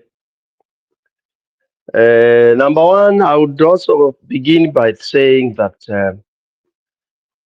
I pray that whichever government is going to take over, in whichever way, I think the first rule or the first executive directive we will want to test, whoever it is, will be to ensure that you don't have to know or relate or go to bed with the president for your area to get development. I think that I would vouch to be number one. That executive order should come, that if you are seen with the president, you are taken to jail, because it will be automatic that you are lobbying, you are canvassing. Canvassing should be a sin in Kenya, all right? Because we don't want to hear this, that nilionekana na rais nikienda kutafuta stima ya watu wangu. And we don't, some of those terms we want them banned, watu wangu, mtu wetu. We want to go Rwanda way. Some of those terms, watu wako ni gani na wewe ni kiongozi? If you are a president, you are saying my people. Which people are these you are calling yours? Maybe your wife and your children, that's it. Otherwise, the rest of the people are Kenyans that deserve any developmental activities based on the taxes they have paid. So there should be serious drastic. And personally, I'll write, me naandikanga too, you know, the way you write to these people, whether they read or they don't read is okay. That's something I would personally write to kind of say that we have now to change the language, and I hope Gen Z watasupport hiyo. Hakuna kusema unajua watu wangu, because it is nonsense. So that is one thing that annoys me too much. The second thing that really annoys me is with the church. The church in Kenya imekuwa bonoko. Bonoko because, do you imagine that those are leaders talking? And what does a leader, kiongozi ni nani? We say kiongozi amekuwa given the mandate by the people. So that is the representation of the people. What people like Cheruiyot are talking is exactly what the people would want to hear. That's why they are cheering him. That's why they are happy. And that's why the people of where he represents, synchronize and they sync very well with his ideas. Kuita watu hivyo majina, kutukanana, and all that. And I would want us to sometimes be playing clips, Njiru, of other jurisdictions in the world. Nisikie mahali kiongozi anasimamanga anaanza kuongea that kind of language. Tuangalie kutoka Israeli, tuende Russia, tuende Africa, turuke America pia. I don't hear that kind of a thing. I mean, for me, any leader that stands and talks like that, that is a disqualification. Those kind of insults, those kind of, and you say those people went to school. So I'm so mad with the church, because the church should be condemning this outright from whatever corner. They should call politicians into order. Now tuambie wawe na maadili. The third thing executive order should demolish is anything this rubbish called sijui ethics and sijui nini. Hiyo inaongeanga sijui hate speech and all that. That should be disbanded completely. And that's why we need a moral dictator here. We need somebody that will come and say, na tuite Uhuru akaseme nataka abolish these things. 1, 2, 3, 4, nipatieni zingine. Give me a list of anything you Kenyans feel like it's rubbish. For me, that would be the biggest job. The biggest job is not about the bridges being built, the roads and all that. You build the roads of people who are insulting each other, hating each other. What development is that? Okay, you build the roads and darajas, sijui sophisticated. You have kids are not going to school. Watu wanakufa kwa hospitali. People are insulting each other. Ukisimama unatukana mtu kutukana, and yet you are a leader. What kind of a society is that? All right. So I think for me, the agenda, and I will never participate in any discussion whereby people will be asking let opposition tell us what they have on the table. For me, that is a garbage kind of reasoning, which is all over the media, in Kenya, all over people's mouths. Opposition is not telling us what they have in different from Ruto. That's a childish kind of reasoning. Nursery school, where we were debating, who to be a mother is better than father. We are engaging on those nonsense, even the intellectuals. Yeah. Opposition has said, and why you are seeing people, proclaiming and shouting and dancing and saying these words. But the objective number one is to get rid of this government so that things can be run in a more appropriate and people-friendly way. That is an objective and agenda number one. Period. Okay. So for me, and it doesn't matter how people are mobilized. Okay, it doesn't matter who or which people are there in front. Because one thing, I give you an example, a school whereby the headmaster is terrible, and then you have parents complaining, students complaining, the community around complaining, the ministry complaining because the students continue to fail, ama wanazidi kukunywa bangi, the moral decay is entrenched in that school, wanalalamika tu chini ya maji. Will that change the school? No. But the clever people, wanalalamika, they get mad, they get annoyed, and one or two people volunteer. One or two people, they say, see you headmaster aende. It could be under the shade, it could be in the bar, it could be kwa kinyosi, it could be wherever you are. But somebody has to come and say, nyi mnaonaje? Hii kitu imeua shule, inamaliza. Somebody has to begin that conversation. Now, once you begin the conversation, someone has to volunteer. By the way, or even someone has to be proposed. Unaweza kuta Njiru wendi umesema, wanasema, haya Njiru tufanye nini? That is it. Then you have to tell people what you need to do, because you raise the problem, alafu wakakutupia the ball, wakakuuliza sasa to do. Usiseme sasa tutadu. Wewe umesema hivyo ukaulizwa to do. You have to quickly cook a reason, quickly, if you have a brain. If you don't have a brain, utasema sijui. All right. So for me, the scenario we are in now is that the people are boiled up. Hata panya ikitoka iseme Ruto must go, people will follow that rat.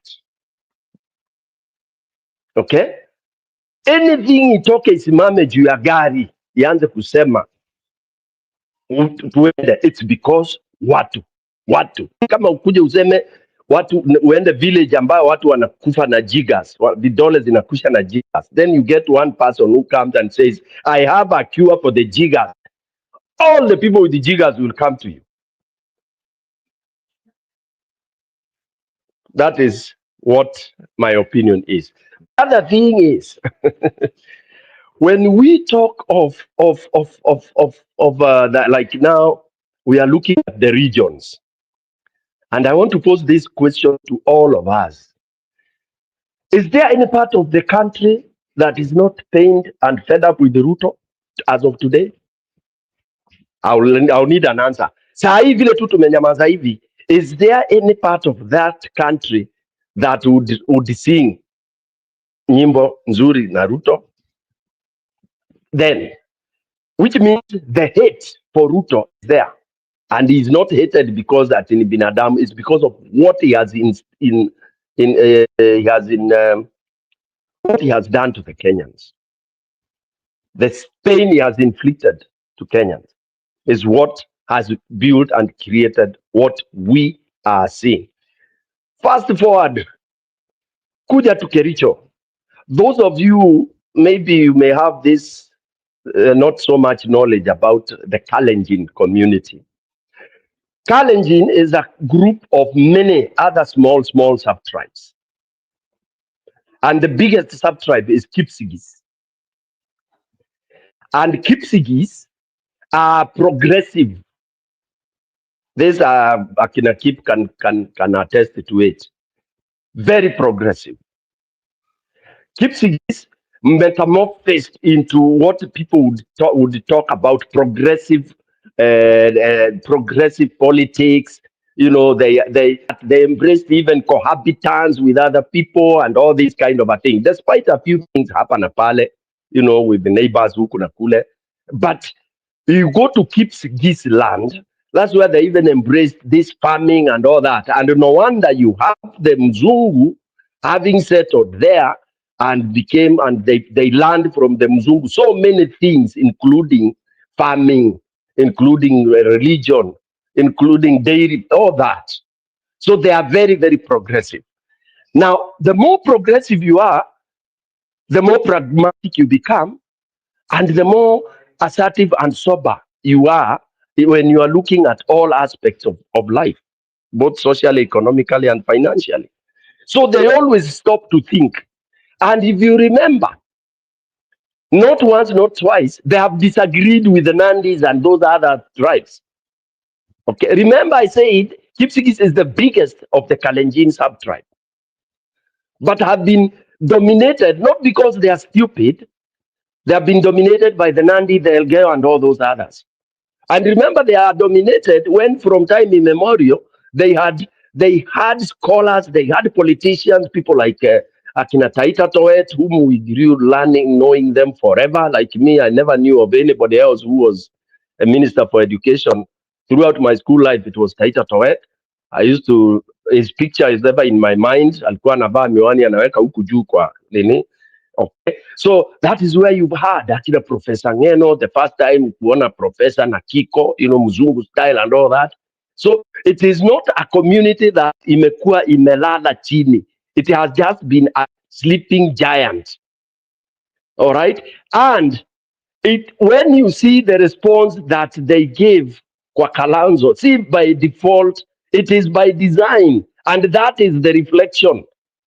Hence the reason why this idiot, let me call him that, called Cheruiyot, who is, I think, very young and very, very, very, very backward, okay? He cannot even fathom how to deal with that. And he doesn't know his one term himself. Because Kipsigis, they kick away these people who come to embarrass them. They nurture nationalism. All right. In fact, in Kipsigis, you can go 10 times to campaign.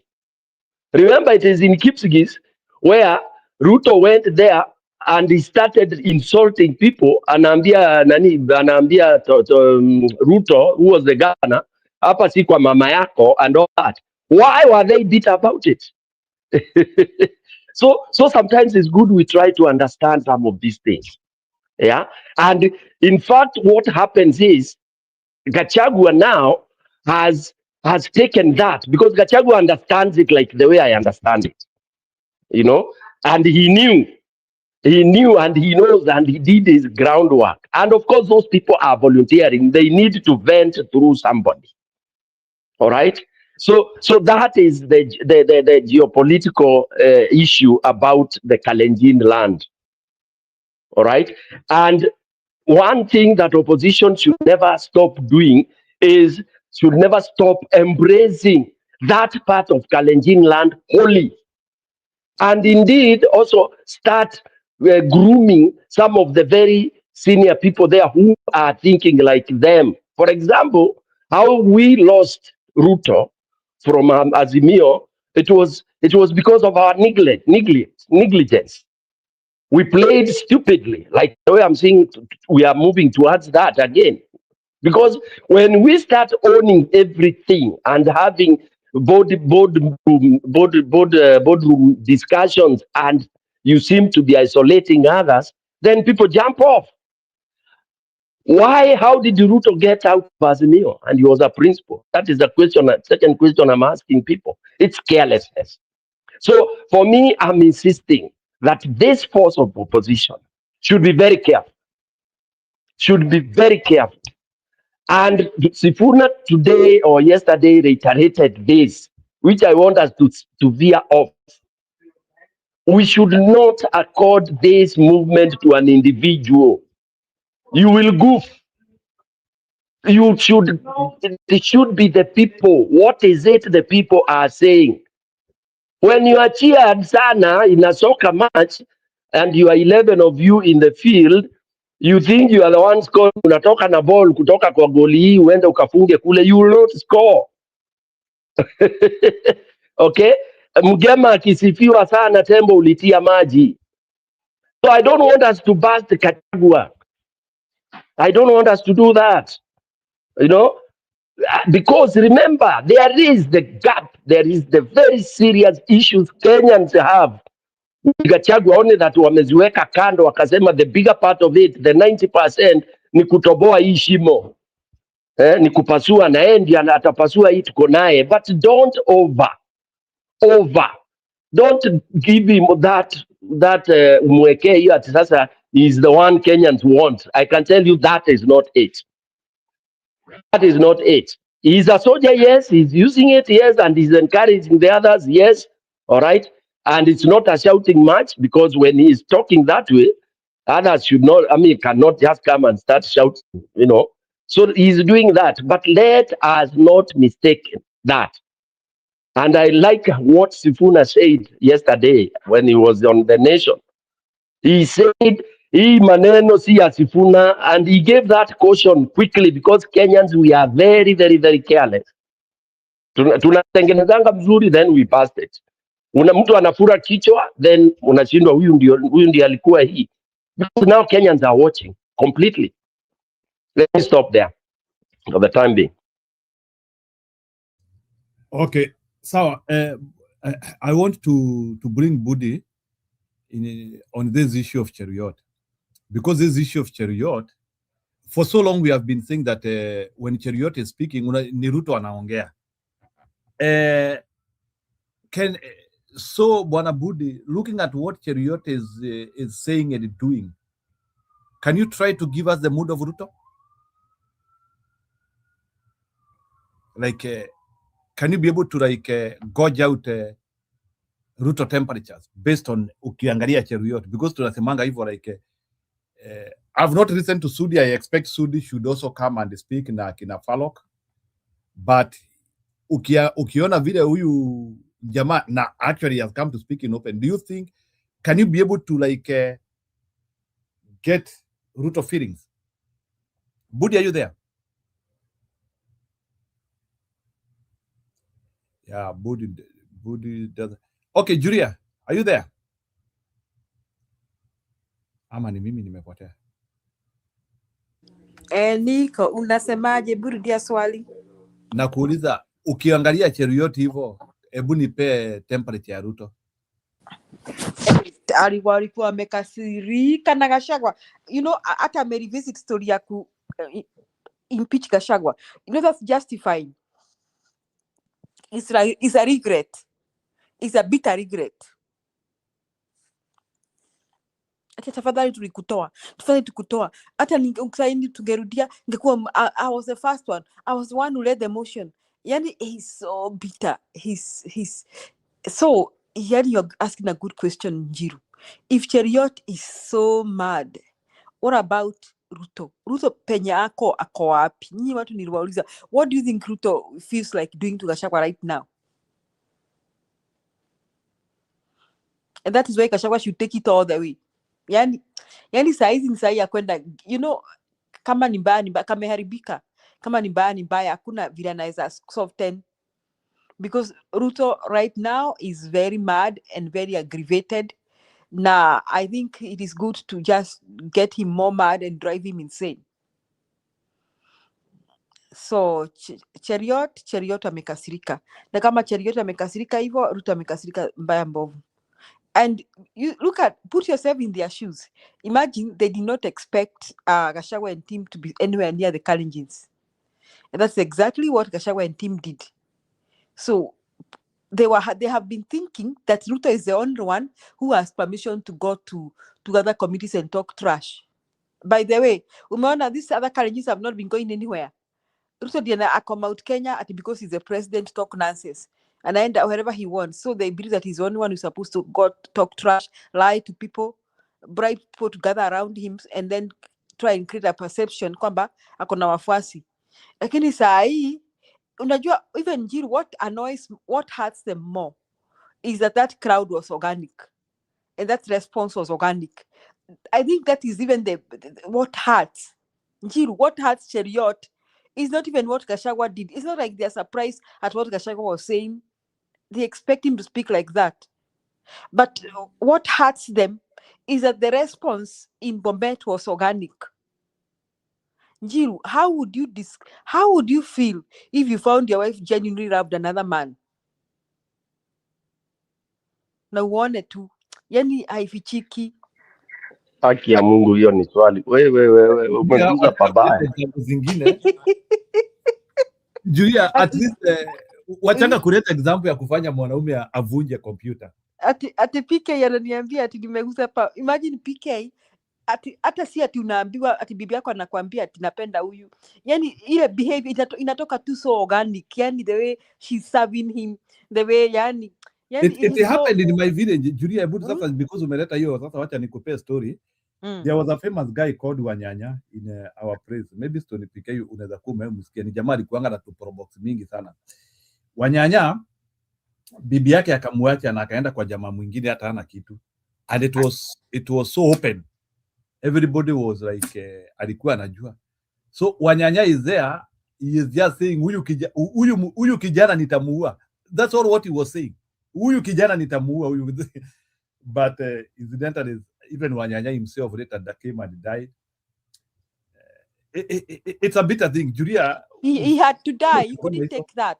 He had to die. You've given a very good analogy. He had to die. Unaona, yani that crowd in Bomet was so organic. Yani the reaction was so organic. Si ati kina Gachagua walienda wakalipa watu. You know, Ruto has to pay people in Mount Kenya region to come to his gathering. He has to bribe them heavily, like Gachagua says. Wherever he goes, he has to bribe them, mobilize them. He has to work overnight. He has to overwork and spend money. Lakini these people just passed by and the reception was so organized. That is, hiyo ndio hasira iko na Cheriot na Ruto. Yani hiyo kitu inawauma hata zaidi ile PK anasema. PK ukiona bibi yako anapenda mtu, hiyo I think Ruto is feeling worse than that. That's my take. Sasa Julia, hiyo ni kali. Njuru, your question, yes, Julia says is very good, but I want to add something onto all that. And you will see where I'm coming from.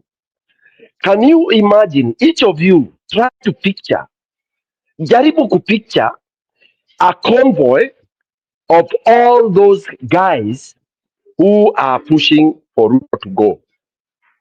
And I don't want you guys to tell me, oh, unajua lazima wengine waende pande hii na wengine waende pande hii na wengine pande hii. No. Hiyo ni ile style ya zamani. We are tired of that. What people are looking for is hiyo tunasema sasa mtu aende ajinyonge. Yaani hiyo uchungu, tunataka hiyo uchungu mtu ajinyonge kama Wanyanya. All right? So can you imagine if these guys, all of them, and I'm saying all of them, you know who I'm talking about. All of them, including Sisi Nisifuna. Those forces, hiyo yote iwe ndio imeenda hivyo na imelanda. Inalanda hapo Bomet hiyo stopover. By the time they complete hiyo mzururu, ndugu zangu, I want you to visualize and imagine what that would be. But when we have people wengine wako hapa, wengine tunauliza na nani yako wapi, that is the jiga now. That is poison. That is which is gonna be very, very, very, very anti what we are doing. We at this time should not be having factions that ati wacha tuende we enda hivyo na mimi niende hivi ndio tutakutana huko mbele. No. It is this force now to pull, to bulldoze. Pamoja. I don't know whether people see that, but because, and we want to also check, why is that not happening? And we have to push for it. Why is it not happening? Iko shida, na hii shida mimi na I always naangalia mapema. It is the individualization of this thing. Why would they not be together hapo if the goal is the same and ni ukweli hawana shida? Ati huyu atakuwa. Julia and Njiru, I want you to tell me that, and anybody Kenya Mkora, why would we not move even if, imagine that convoy of 100 vehicles imelanda hapo na wote wanasema hivyo, watoke hapo waende huko mnani Migori ama wherever they are going. Hiyo wiki yote wafanye hivyo. What is wrong with that? Why would we not do that? Because that is show of might. And then by the time we come back to Nairobi, we have prepared all the following that tunasema we have a million meat at this place. This guy ataenda nyumbani mapema. Sasa hii tunafanya ni usual dance. Gachagua uko peke yake, Stone PK pande ile peke yake, mimi nasema yangu huku. For me these are piecemeals that as much as we think Ruto ati ameumia sana, he's going to fragment them. He's going to fragment them. Huh? So for me, I think we should push that strong force. That strong force. Ndio itasaidia. Back to you, Njiro. Yes, I agree with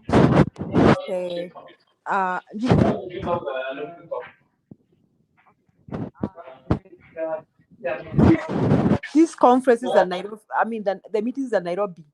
Why haven't they been together? Because Nairobi is a. People, do you remember when Matiba literally pushed Moi out of Nairobi? Literally. Ata Moi akaogofia. Do you know these people can do that? Literally push Ruto out of Nairobi. Literally make him unwanted. Mpaka ata aogope atakwenda hizo makanisa. They can do that. But they need to work together. Now, I don't know where sometimes those people are. Peter, you're asking a question. I think they need to get out of this box right now. Okay, Jana, in that Bomet, kuna kitu, something I didn't like so much. This thing that Kalonzo and Gachagua started saying DCP now. Okay, as much as they want to popularize their party, I think that was the wrong time to do that. Gachagua akasema mwangapi wa DCP. Then Kalonzo now imitated Gachagua and said mwangapi wa Wiper. So now that showed some kind of division.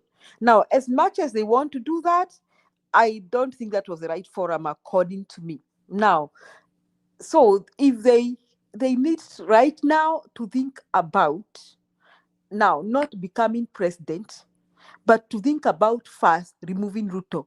Because Gachagua, Kalonzo, Matiang, Mother Karua, Akina Wamalwa, and everybody else who want to become president know that they cannot become president unless they remove Ruto first. So the objective number one is remove Ruto, then become president. But you know what they are doing? They are becoming president before they remove Ruto. They are thinking about that I'll be the presidential candidate, I'll be president, but they're not thinking how are we removing Ruto. So that is what they need to overcome right now. Now, there's another person I want to talk about. Sifuna. Sifuna did a good mobilization last week. Very, very good. I mean, amefanya in the recent past, Sifuna jina lake imekuwa kivuma. But then he needs also to get out of his box. History kila saa kutuambia ati mkataba wa Ruto na baba hiyo ni yesterday, hiyo imechoka. We don't want to hear that. Okay?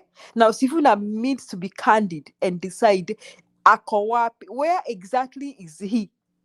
And he needs to come out and make an opposition and a decision to work with Akina Gachagua. Our pende must spend. And he needs also to come out clearly whether he actually wants Ruto out of power. Unless he's negotiating his own bipartisan, whatever, or he's negotiating his own coalition with Ruto, unless that's what he's gonna do. So right now, everybody in that camp, anybody who thinks that Kenyans are tired of Ruto, anybody who wants to save Kenya, anybody who wants to deliver Kenya from Ruto should think about removing Ruto first and then think about president later. That is why right now for this term, 2027, we are ready for a compromise candidate. Not necessarily the person we think should become president, but we are ready for a compromise candidate. That is what I think. Sijui, I may be wrong, wengine wanaweza changia. Aya, Alex, can you react to Ruto's mood? Let me start from where Madam Julia meachia. Madam Julia, I think one of the reasons that Sifuna has been a little bit shy not to be bold enough to make some moves I think finally the purge has come. If you saw today in Parliament, and that actually I was waiting for it. Previously, when you saw Karolio Mondi, JKL, he said, you know, these people are planning to remove us from what? The committees. Finally, it was done today or yesterday. And Karoli, you saw him crying in the Parliament. He was taken out of the chairmanship of that committee, and which he said truly that the reason why you're doing this is to make sure that, you know, you rig the election. Kibagandi was taken out of the committees, and these committees are the ones that makes, you know, these members to be powerful in one way or the other. I think there is value in being in committees that you can make policies and actually leave a legacy in. So Sifuna needs to acknowledge beyond that he's going to be de-whipped, everything. He's going to be left just like Kindiki was left last time when the purge came. So the sooner he realizes that, the better. You cannot stand here and think you will be able to make it to the other side. Sifuna's situation is, you know, the die has been cast. There is no way he can walk this side and this side. If I was him, I'll be bold enough and get out of this committee so that he can fully concentrate into what he says is committed to make Ruto a one-term president. Because sometimes it's very difficult to take a position. And then when you are in the committees again, members of the committee that you're serving with, that you are disagreeing outside, overwhelm you within the committees, and you find yourself again voting, and many people may think that you are in favor of the government. One of the best things that can ever happen if I was a member of parliament, if I disagree with my party, the first thing I will do is to get out of these committees that obviously will make me aligned to the government. And somebody like Sifuna, in many ways, the position of the Secretary General, the position in these committees have made him look like he's wavering this side and this side. When his heart, honestly, you can tell it's not with Ruto. So I think what happened in Parliament when Karolio Mondi and the other rebels were taken out of the committees was to show Edwin Sifuna that you are next. If I was Edwin Sifuna, I'd be bold enough to just resign. Why wait to be fired? Because after all, you're gonna be de-whipped from those committees. And that will put him in that position whereby he will fully commit into making sure that Ruto is purged to the core out here. And that will show, obviously, that ODM and the people who have gone to bed with Ruto have decided to destabilize that country. Wacha nimalize kitu iko hapa and then I will comment on Cheriot. Okay, that's okay. Alex. So Mkenya Mkora, you can react. Usiseme unaacha, sitaki uanzie kujirudisha.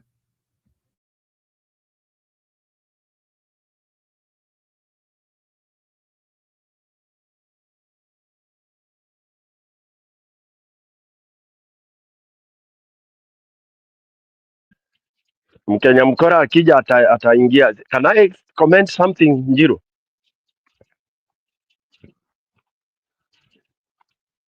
Njiro? Hello?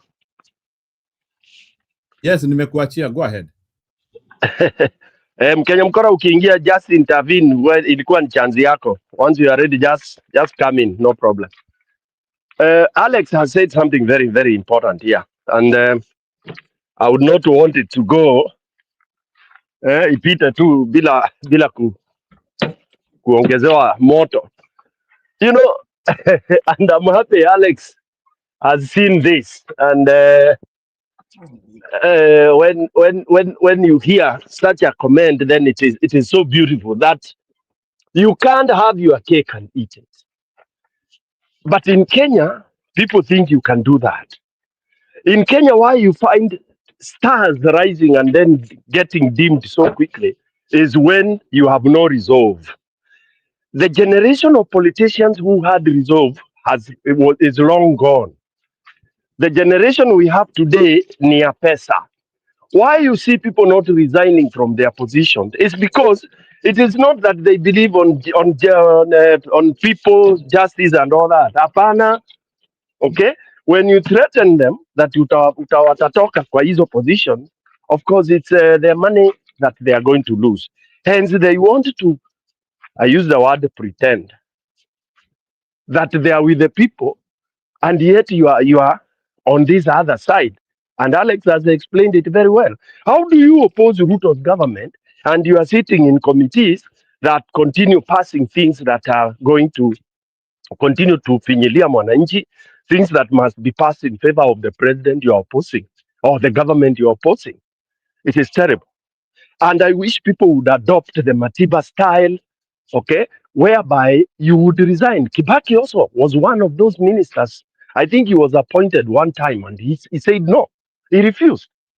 Yeah. So for me, and then why are we behaving? Why are they behaving as if this is a surprise? Akina Kalori behaving that way, for me, I found that to be very childish. Eh? Unalia, you didn't know that?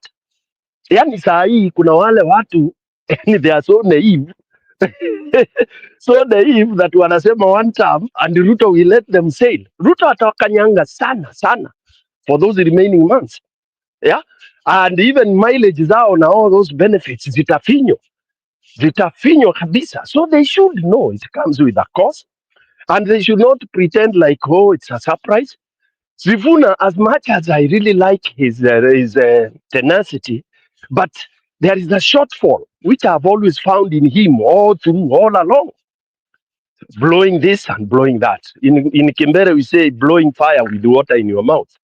Yeah, as much as he talks stuff, he talks this, but looks like there to some skeleton. There is some weaknesses, because like the way he's so pertinent, so tough about the ODM, the secretariat, and all that. It's a do or die for ODM. What of him? In fact, he's chased away. Does it mean he will die? Does it mean Sifuna without ODM is not Sifuna? I mean, and then the other thing is this issue of being Baba told me this, Baba did this. Come on. Can men stand on their own?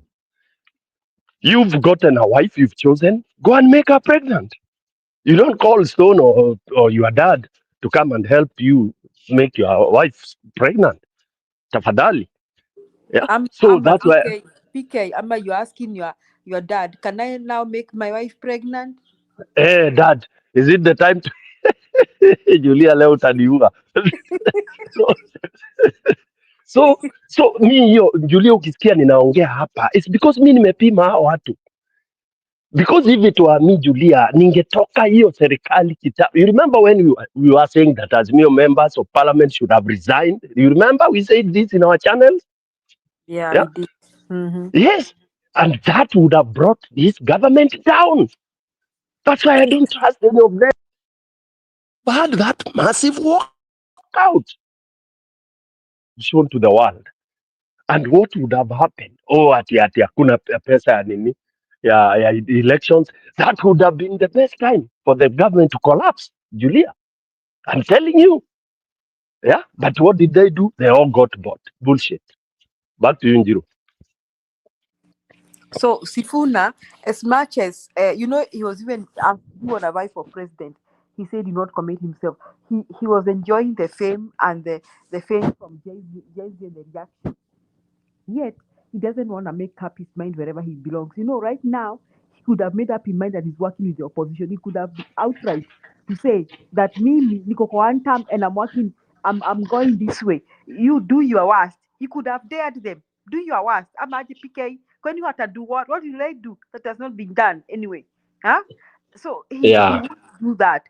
He's still trying, thinking Kasongo may win. Ako hapo. Unaona? Yet ameona ile reaction amepata from the young people. He can see it. He can see the support he's getting. You know what? That fame will soon dwindle also. Hiyo fame yake itapungua pia. He'll go down like he just came up if he's not very careful.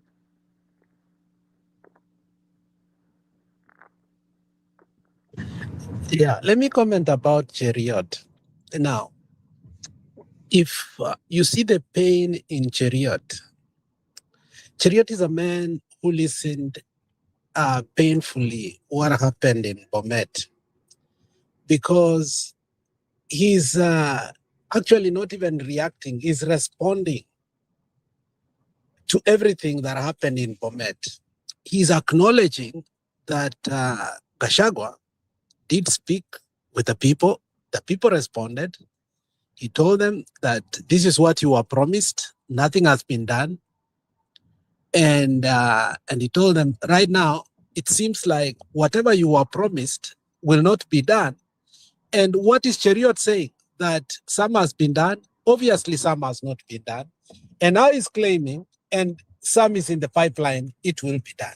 An acknowledgement that we ought to take advantage of, Kua, Ruto has totally failed even his own people.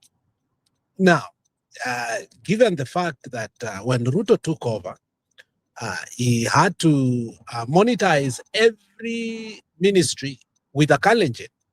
And you saw that, the tribal hegemony that was going on in all the appointments. But even in that, what Gachagua said there and was able to resonate very well with the people is, Ruto is fake.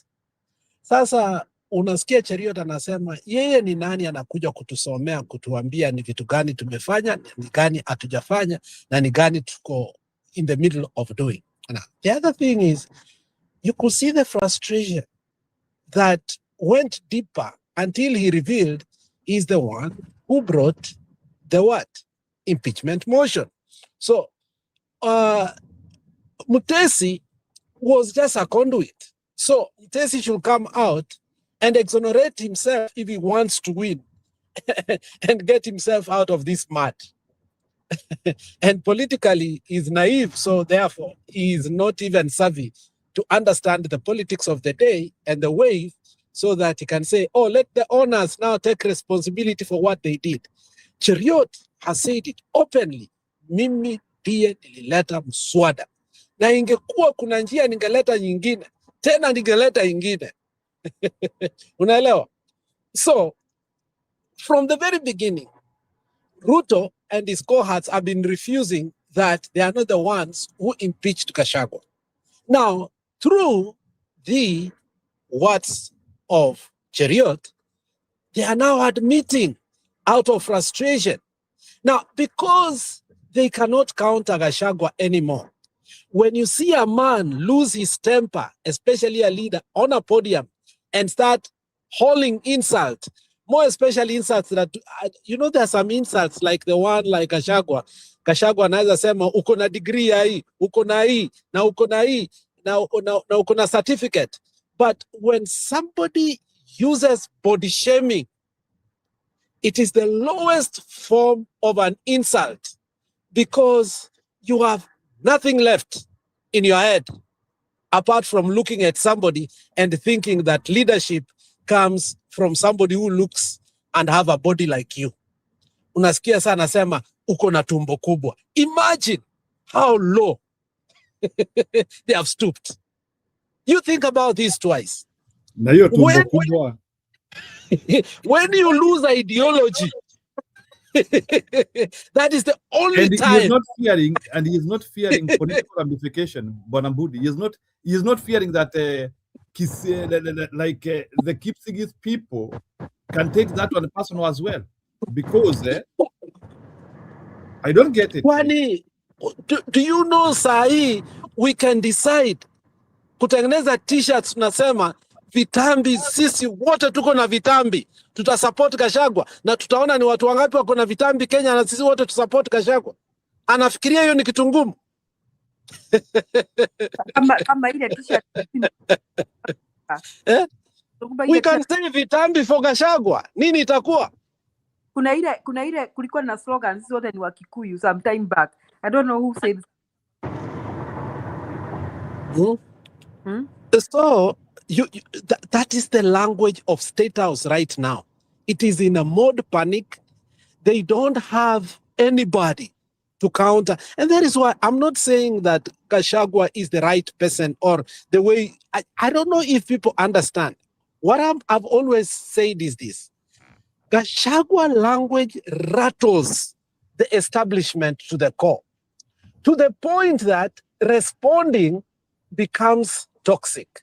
For instance, when they started saying Gachagua hajasoma, when he responded about the degrees that Ruto ako nazo, and the certificate and the PhD, nobody has countered that. Hiyo topic ilisha. Unaelewa? So, and that is why I say, obviously, that when it came to somebody like Ruto, who is unhinged, okay, anapenda kutukana watu and kutumia vulgar language, okay, the only dawa ambayo silences him, because anything that Gachagua says back to him becomes the talk of the town, or you will hear it making a lot of memes around Kenya for a very long time. And that really rattles and makes Ruto very bitter. If you want to know these things really hurt Ruto, the other day, Ruto expressed himself and said, "Muliniita Kasongo, nilikufa kwelu," which means it hurt him. He wants just to exonerate himself, say, "Hata kama muliniita, sikukufa." But the fact that you are talking about it, inafanya nini? Inakuuma. So when you hear Gachagua go to a meeting and say, "Wewe Kasongo, wewe muuaji, wewe nini," it resonates with the pain people are having, education, with people having the SHA issue. So that is how to get the anger out. And unfortunately, it looks like some of our politicians are very good like Matiang'i, like Kalonzo, but they don't know how to hype the crowd who have come just to get their anger out and show support and actually reiterate that ni one term. And it's very important for perspective that every rally we do have, the one-term motto must come louder than the two-term. Now, I want to say what Stone PK said earlier. And that's what has made the rally in Kisii more successful than I thought. They all came together. I don't know where Martha Karua is, but the fact that we are able to ako Uganda kwa Kizza Besigye sahi. Yes, and I think that must be said over and over so that people can know that Martha is with us. Now, and we, Kisii and Nyamira, we are ready to defy Matiang'i and kama watu wa Kirinyaga wamekataa. We are ready compare the women reps zote mbili. And we are rallying that. Say, kama mmedharau huyu mama sana, for the first time, tutawacha maneno ya Jubilee for women rep, tutapea yeye. Kama nyinyi mmekataa that she will never grow, sisi tutapea na yeye both women rep. And we will negotiate that because this woman has worked so hard. But let me say this. What has made Kisii a little bit more unique in terms of how they've done it is all of them, their speeches have been very electrifying, including Wamalo, who sometimes I don't understand his speeches very well. Okay? He spoke in Kisii, in Suneka, and he resonated very well with the people. Oh man, his speech was one of the best that I've ever had since, his inception to the politics, and more especially him coming to my hometown. And I could see a mistake that they did. This is what they ought to have done in Beere and Malava. A mistake that they let that tuanze kupigana sisi wenyewe, and then we lose something that we never should have lost. That should be the same spirit. They should go to Malava for us to win that MCA seat, and also that MCA seat zenye I think pia yenye koko juu kwenu. We don't need to give these people permission anymore to go with us one UDA, alafu sisi tunaenda fragmented. I concur with what Stone PK has said. The way forward is that convoy should not be fragmented. If they are going somewhere to obviously mobilize the people and the way they went to solidify the Kisii votes, let me tell you, Simbarati is a past thing, Osoro is a past thing, and any politician that is aligned to William Samoei Ruto, because the way the organizational structure of the united opposition, we have perceived them. Now, wazee kama Ongeri, Obure, and others, respected members of the community, came and have embraced the entire of the team. And the agreement ambayo wameambia watu wetu kwa upole ni ile, at any point if they agree the flag bearer will not be Matiang'i, we will still remain. Why? Because the future is at blink. We are not going to diverge and go to any other place except. And what Nani said was, you know, we have no other option. We have no any other place to go. That is what he told us in Kisii.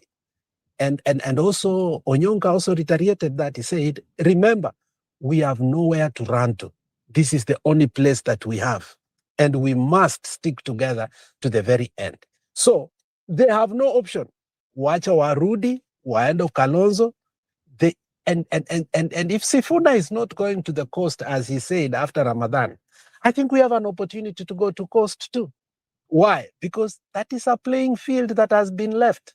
When Sifuna and Babu Owino announced, obviously, that the next place they will go after Ramadan will be the coastal region, the coastal region are very excited. Go to TikTok and see. They are waiting in numbers. Why? Because that will be the gift of Ramadan, the end, ya kufunga Ramadan. They are waiting. And what is the united opposition doing? We have squandered of opportunities over and over and over and over, because one wants to go here, one wants to go here, one wants to go here. For once, we need to go the entire of the country together before now you start coming and start saying DCP juu, Jubilee juu, ama Wiper juu. The issue of parties, weka kando kwanza. And that is what we advised Gachagua. Wacha kutuambia hapa juu ya Machogu. Machogu, we like him. We will give him an opportunity if he presents himself. Right now, what we want to make sure is Simbarati is gone. Osoro is gone. Huyo Muindi is gone. And anybody, including our women rep, is gone. And what remains is a playing field for only united opposition. So whoever takes within there, it will depend if you come and negotiate and also convince the people. We have no problem with that. Once we solidify the base, then it will be easy for parties now to start engaging the party politics. And I don't think it is necessary for us to engage even in this party politics, because we are dealing with a very insidious individual who, again, if we go to what Raila used to do, kitu ya zoning, it hurt us more than helping us in some areas. Zoning was the worst thing that ever happened in our political history. We lost some seats not because we were meant to lose them, because we were so selfish to go to issues called zoning. And that zoning cost us Nairobi several times when it ought not to. Remember Nixon Korir won by a whisker because of that foolishness. Remember that. Somebody who would have never been a member of parliament in Nairobi became a member of parliament in Nairobi because of such foolishness. And we must warn our leaders before that, look, Nairobi cannot afford to make that mistake that it has been making. Because, and I'm glad this time around, unfortunately, I'll say something that is very unpopular. If the united opposition decides to go the way they are, and many people may disagree with me, it's unlikely that we'll have even one member of parliament from the Luo community in Nairobi for the first time. It is very unlikely. And I think Karoli Omondi also said this. And we are not being tribal here, but I think the Luo politicians have been riding on the Luya and the Kisii and the Kamba votes, because we have always been against the Kikuyu votes. That's how Nairobi has always voted, if you don't know. But this time around, if we combine forces, it will be very difficult. Even people from Ruaraka, people from Kibra, people from the ODM zones that we have always known in Nairobi to win. It's a new dawn for Nairobi, and we must not destabilize that by starting the issues of parties. It is too early. Thank you. Okay, Budi kidogo, I want to ask you something about Simbarati. Why would Simbarati not understand the momentum and continue in a death trap willingly and knowing? Is it that Ruto has paid him so much money Like, why would he go in that na naona hana mtu? Because I'm double sure if you ask Bwana Simba Arati, wale wa Kisii ako na wao respected members, respected elders, hana mtu. But mbona bado anaendelea kukua kwa Ruto and he knows it is a death trap.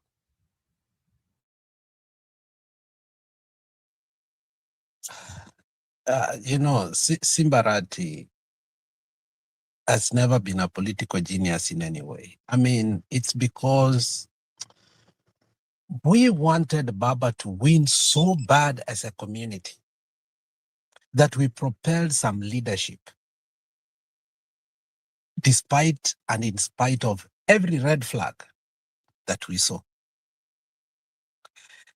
And Simba Arati was specifically raised by Baba. When he lost his first seat as a councillor, Baba nominated him. And he rose through the ranks of Baba. But Simba has never been politically like somebody who understands. He has always played the politics of Gunism. But it was in our favor that particular time. And we could accept anything and everything to propel Baba to presidency.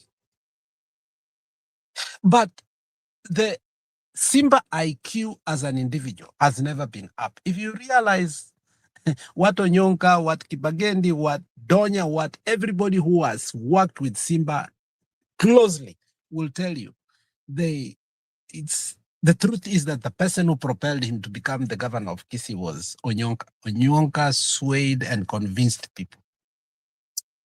And also the ability for him also to, give people money. But otherwise, him alone, I don't think Simba can make decisions that are right politically.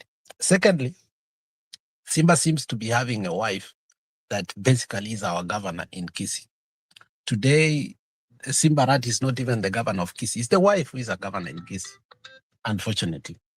So Simba Arati listens to his wife, which is not wrong. I mean, everybody has a right on how he deals with his personal issues.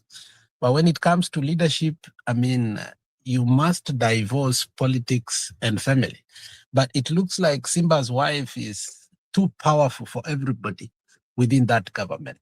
Akienda matanga, akienda anywhere, it looks like she is yeye ndio kusema na kutenda, unfortunately. So Simba Arati decision-making ability as a governor, I think out of his IQ, and also the wife has totally taken over. Those two things makes him almost dumb or permanently dumb or permanently semi-dumb for him to realize. Thirdly, Simba, if kama kuna mtu ameiba pesa Kenya ya county, I'm telling you, it's Kisii County. If you remember last time when we were, he came to parliament with his CSS. Go look at some of those committee interjections and the paperwork they were giving to Wakina Onyonka and Kajwang. To a point, Kajwang told him directly, akamwambia, bro, go back and prepare the financial report, bring it here, because what we are seeing here is totally a sham. So for him to stay in a safe, go listen to what there is a video, Daily Vampires, though I don't listen to them a lot, by Morara, but the one for Kisii County, I had to see, if he's saying the truth about how much billions were given, how many developments are going on, what has not been done, and what actually Simba Arati has pocketed. I think Simba Arati is one of those governors, like the governor of Mandera, who's saying they have bought Christmas trees and seedlings when there are no places to plant. Is one of the most corrupt individuals ever who have risen to governorship. Ni mtu anakula bila hata to think. So he is there to be cushioned by Ruto. Unfortunately, even before, the governor Ongwae also was on the same trajectory. The only thing is that he never allowed Gunism. Okay. But every time, unfortunately, I'll say this on the record, every time Raila came to Kisii, our county employees were never paid for 2 to 3 months. Or there was a delay. There is an essence whereby the ODM run counties previously had to sponsor the ODM meetings or every time Baba and his entourage came to your county. And I think Simbarati used that to squander a lot of money. So if Simbarati has to give accountability today, if it's not in the side of the government, is one of those governors who can be impeached easily.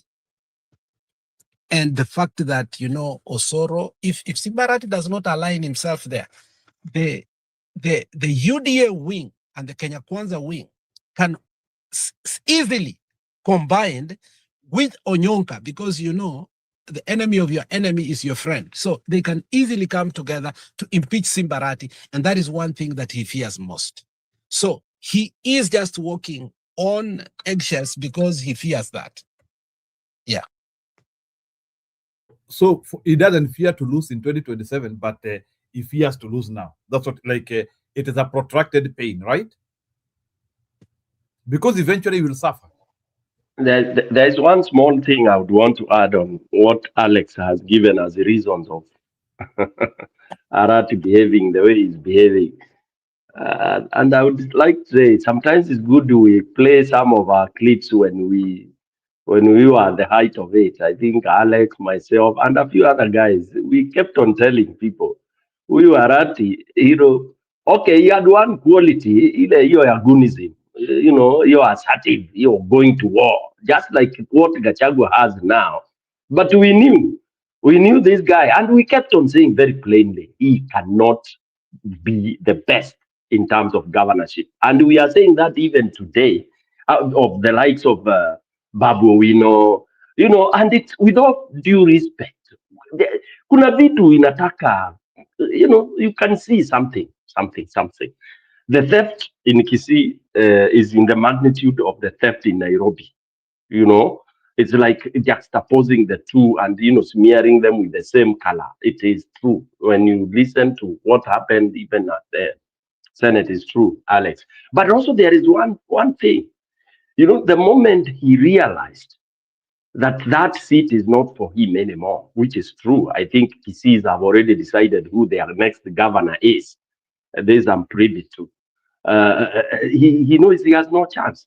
So he's just eating now and now and now. And that's it. His fate is sealed as far as governorship is concerned. He's among the one-time guys. And worse still, he knows who the Kisiis want to give that seat. So definitely that could be the issue. Yeah. Last time when we were campaigning, remember what I cried? Njiru, if you were there, you will acknowledge that I really cried. And I said, look, we are making a mistake. We should not make this mistake. I cried. But you know what? We were prevailed of. And at some point, I even encouraged people to vote for Machogu, even though he was not the right person. I said, ongeri, wacha hata hii mzee achukue tu, to transition hata akikufia ndani, but don't allow this goon to come in. But we were prevailed over. That is the time that we were singing Simba Netaya, like everybody sang that. Now, the Kisii people will tell you that a few months ago or 1 year ago, we used to say Osoro Nenyuma. If you knew what people were singing and how that sounds bad, that name is so vulgar and it sounds so bad. People were actually running around Kisii saying, Simbane Nyuma, Simbane Nyuma. Like, Yani, you see how you call Aso in a very vulgar way? Like everybody, including women, are just saying that Simba is just a shithole. And we just can't wait for him to go. Unfortunately, Osoro has aligned himself again with Simbarati because they want to create a perspective whereby They want to steal at least 30% of the votes for William Samoei Ruto, for them to be politically aligned together. I wish Osoro could have been wise. Osoro, in as much as you look at the way he is, many people do not understand the politics of Osoro. Osoro used to be aligned with Baba, and Baba really betrayed Osoro for Osoro to have gone to Ruto. He never went to Ruto willingly. And that's one of the mistakes. And Stone PK highlighted that. How did Isaac Ruto end up on the other side? Because we don't know how to take care of our own. Okay? We drain them, we use them, and you just want them just to stay like that, as if they are robots. I wish Osoro could have understood the politics of today and aligned himself with the people. He would have been a better person in terms of acumen, in terms of reasoning, than somebody called Simbarati. So today Simbarati is so hated by the very people who thought that Simbarati was the light. And actually Kisii today is worse than even before the devolution started. Everything that Ongwae did for 10 years is gone. Thank you. Nataka niwaoneshe pretender ako hapa, muone sasa Kindiki ameenda Embu and he is trying to imitate Gachagua. Sijui Stone PK kama umeona hii, nataka usikie bwana.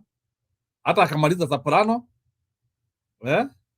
hadi anaanzia kusema watu wa mlima, watu wako na like he is pretending to be Gachagua kabisa, ndio hii. Mimi nataka kuwasihi wale ambao wanaleta siasa huku, msilete siasa ya kugombanisha wananchi ama siasa ya vita. Sisi watu wa sehemu hii ya Mount Kenya, sisi ni wafanyikazi, sisi ni watu ya bidii, na siasa yetu tunafanyanga kwa. Acha nimalizia hapo. The guy, when he is like trying to mimic, maybe somebody might say I'm over exaggerating it, but look at what he is doing. He is trying to mimic what Gachagua does, but in a very subtle way in which you cannot realize. I encourage you go and watch that speech. And it's the same thing, by the way, he was doing in Mbere. Copycat. So, Bwana Stone PK, can you react?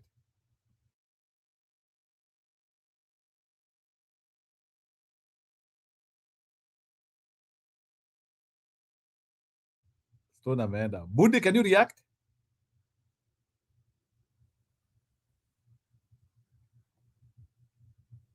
There is something that Yon is saying as I wait for people to react. Ni kama watu wameenda. Ama ni Mkenya mkora yuko? Ama ni mimi nimepotea? So, Rerion anasema, Rerion kuna message amepost hapa.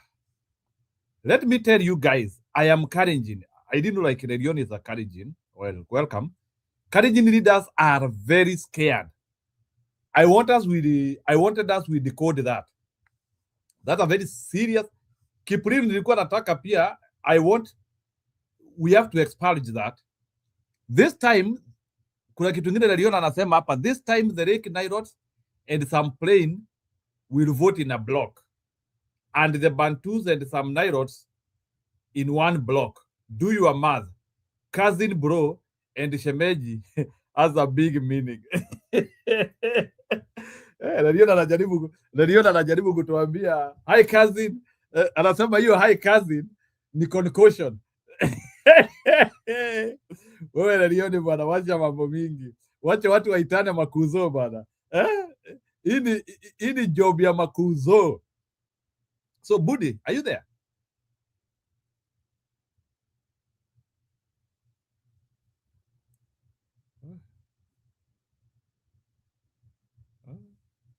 Si unajua tulisoma GHCR, wale walisoma GHCR hii. Tulikuwa tunasoma River Lake Nilotes, sijui nini. Mambo ndio hiyo. Hata msimamo umeingia. Sawa, Kipril ni kama ameingia na network challenge. So there is something which is happening in Kenya, by the way. No, Like an incumbents. Unajua, they have. Can you hear me? Yes, Can you I hear can me? hear you. Bwana Ruto, Bwana Kipril, hebu niambie in a kind way. Can you explain to me like how is the re-election campaign in Ruto backyard? Like Wakari wanasemaje bana? That's what I was trying to say. Go ahead. That's what I was trying to say. Kipsigis Ruto alitoa a lot of big Kipsigis leaders, kina Sally Koskei, kina Henry. These are top leaders. You remember what I think Stone was saying? You know, you've got to leave some old school people. People will teach you where the kitchen is, what needs to be done, how it needs to be done. Remember, Moi was at Tugen, yet he hired a lot of Kipsigis. Now, when these Nandi guys come in, they've come in and they've taken almost anything. If you see most of them, it's either Nandi or a Keyo that are in government. Kipsigis wametupo kabisa. Keyo That is why, Keyo ni wagani wako wapi Keyo? Ile inaitwa Elgeyo Marakwet. Elgeyo Marakwet. I'm half Keyo.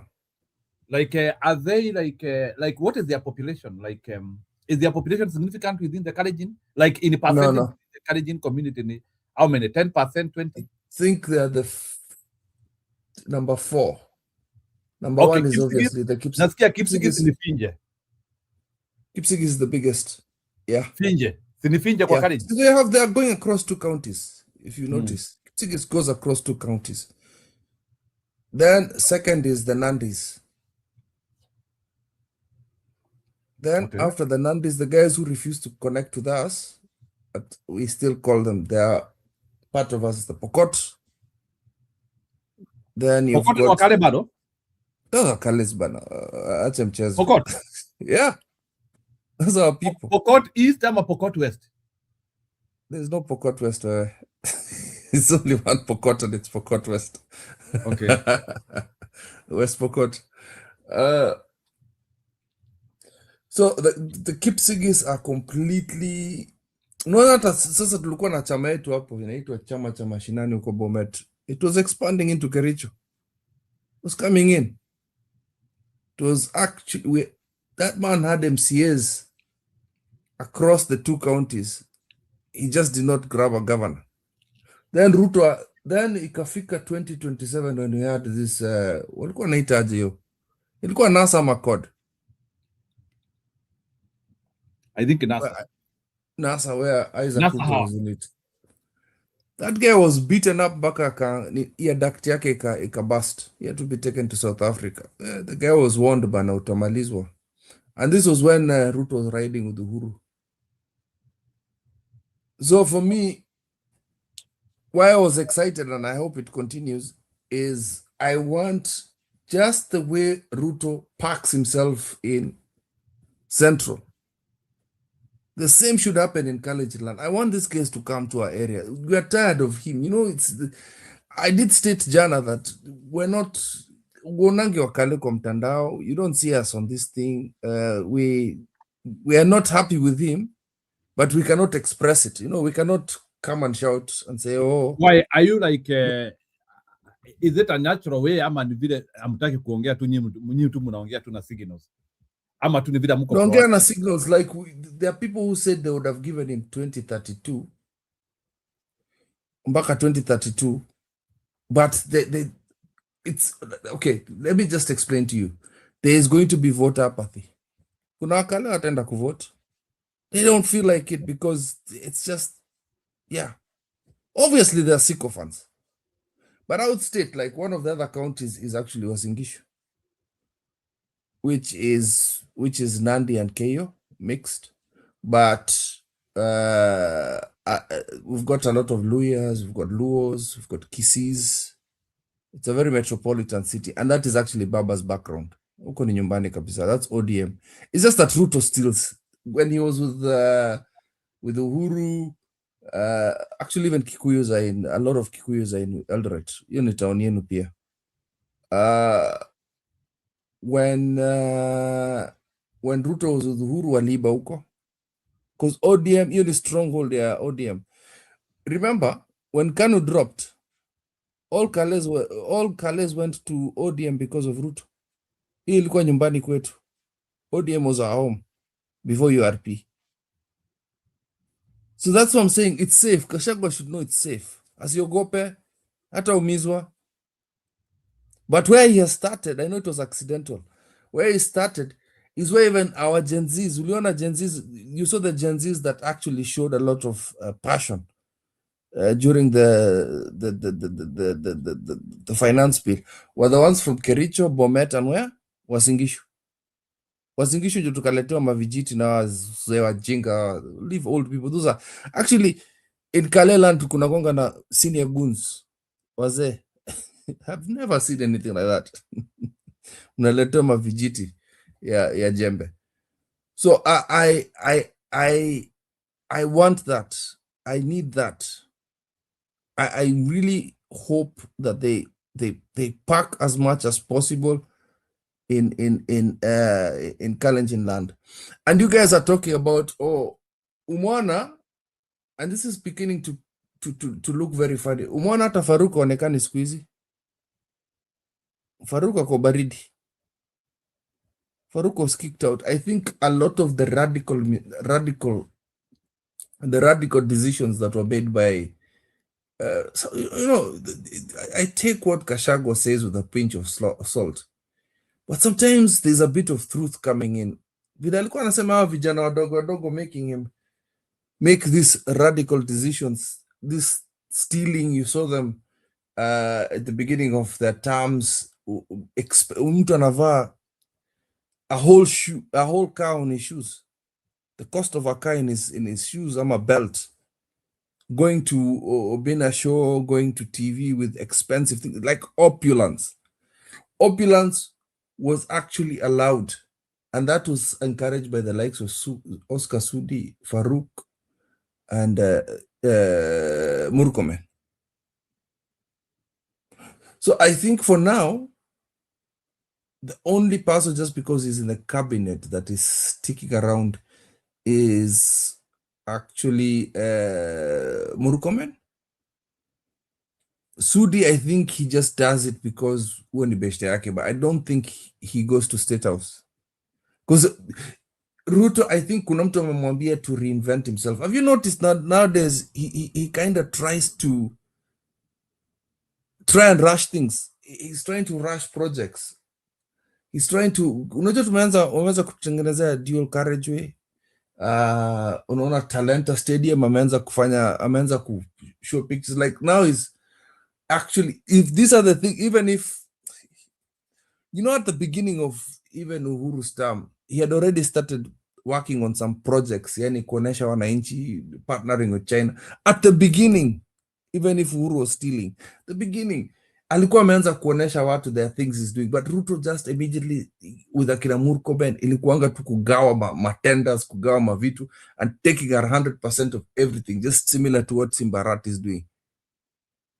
So we are tired. Unajua, again, the livelihood of Kalenjins, the livelihood, kutaka kutujua for decades, yeah, after independence, for decades, we have been known just like, we have been known as the people that do farming, whether it's dairy farming or mahindi ama whatever it is, inatokanga kwetu.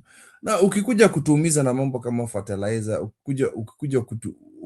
we are not able to make a living with profits with our farms. You think people are going to feel okay? People are selling land. So I like what Alex said. They all should be coming. Wakuje tu nyumbani bana. Like honestly, sibaki tu hapo tu Bomet peke yake. Go to Kericho next time. Come to Wasingishu. Wasingishu we have a big airport hapo. Mnaweza kuja na hizo magari zenu. Kujeni. Come home. Ingia Baringo. Si Kalonzo said that rafiki yake. He was talking about that in Bomet, that rafiki yake was strict. Go to Bomet.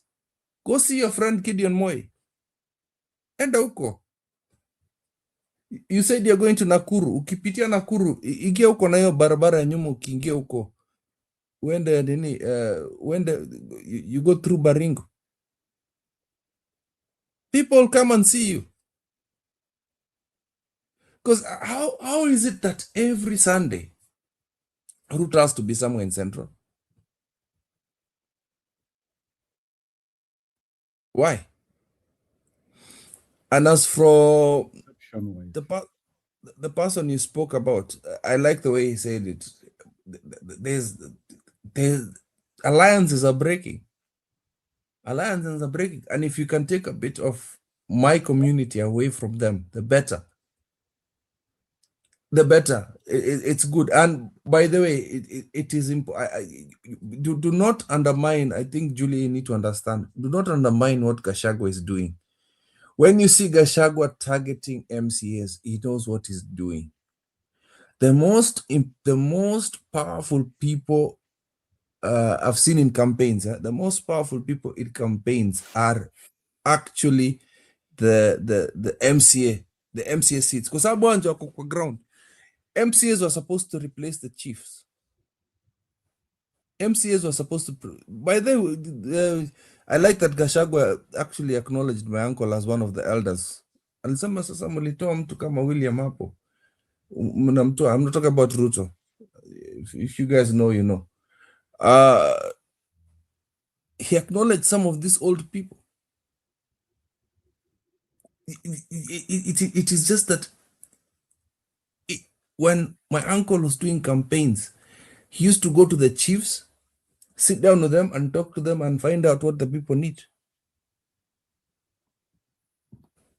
Chiefs know what is happening at the ward level, and it's the same with MCs. So when you saw him coming to Bomet and saying, "Nani anataka kuwa chief, anataka kuwa MCA or DCP," he knows what he's doing. It's where the power is. At the end of the day, when he has that candidate as MCA, just like what he did in Masai Land, those are the people who are going to protect your votes. Instead of having an MP running around the whole county, akona hiyo space yake hapo ya kuchunga. So just imagine Gachagua has DCP candidates all over Kericho, even if he does not win an MCA seat.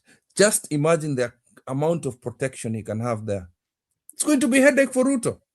So don't stop them from looking for MCAs. Don't stop like right now where Msimamo is. DCP is there. Jubilee wamekuja, Wiper wamekuja. It's good. It's good. Then kitu ya zoning tuachane nayo. Just let the people choose what they want. I'm a PLP member, but I would rather anything than UDA candidates there. I'd even encourage as many independent people as possible. Waende around, and hiyo kiti tunaita MCA.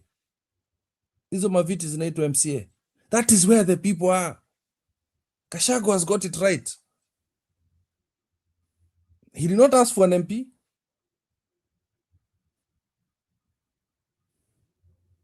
He asked for MCA. I think Alex ametoka, but I wanted to ask just finally, before you come in. Niliona mtu huko Kisii.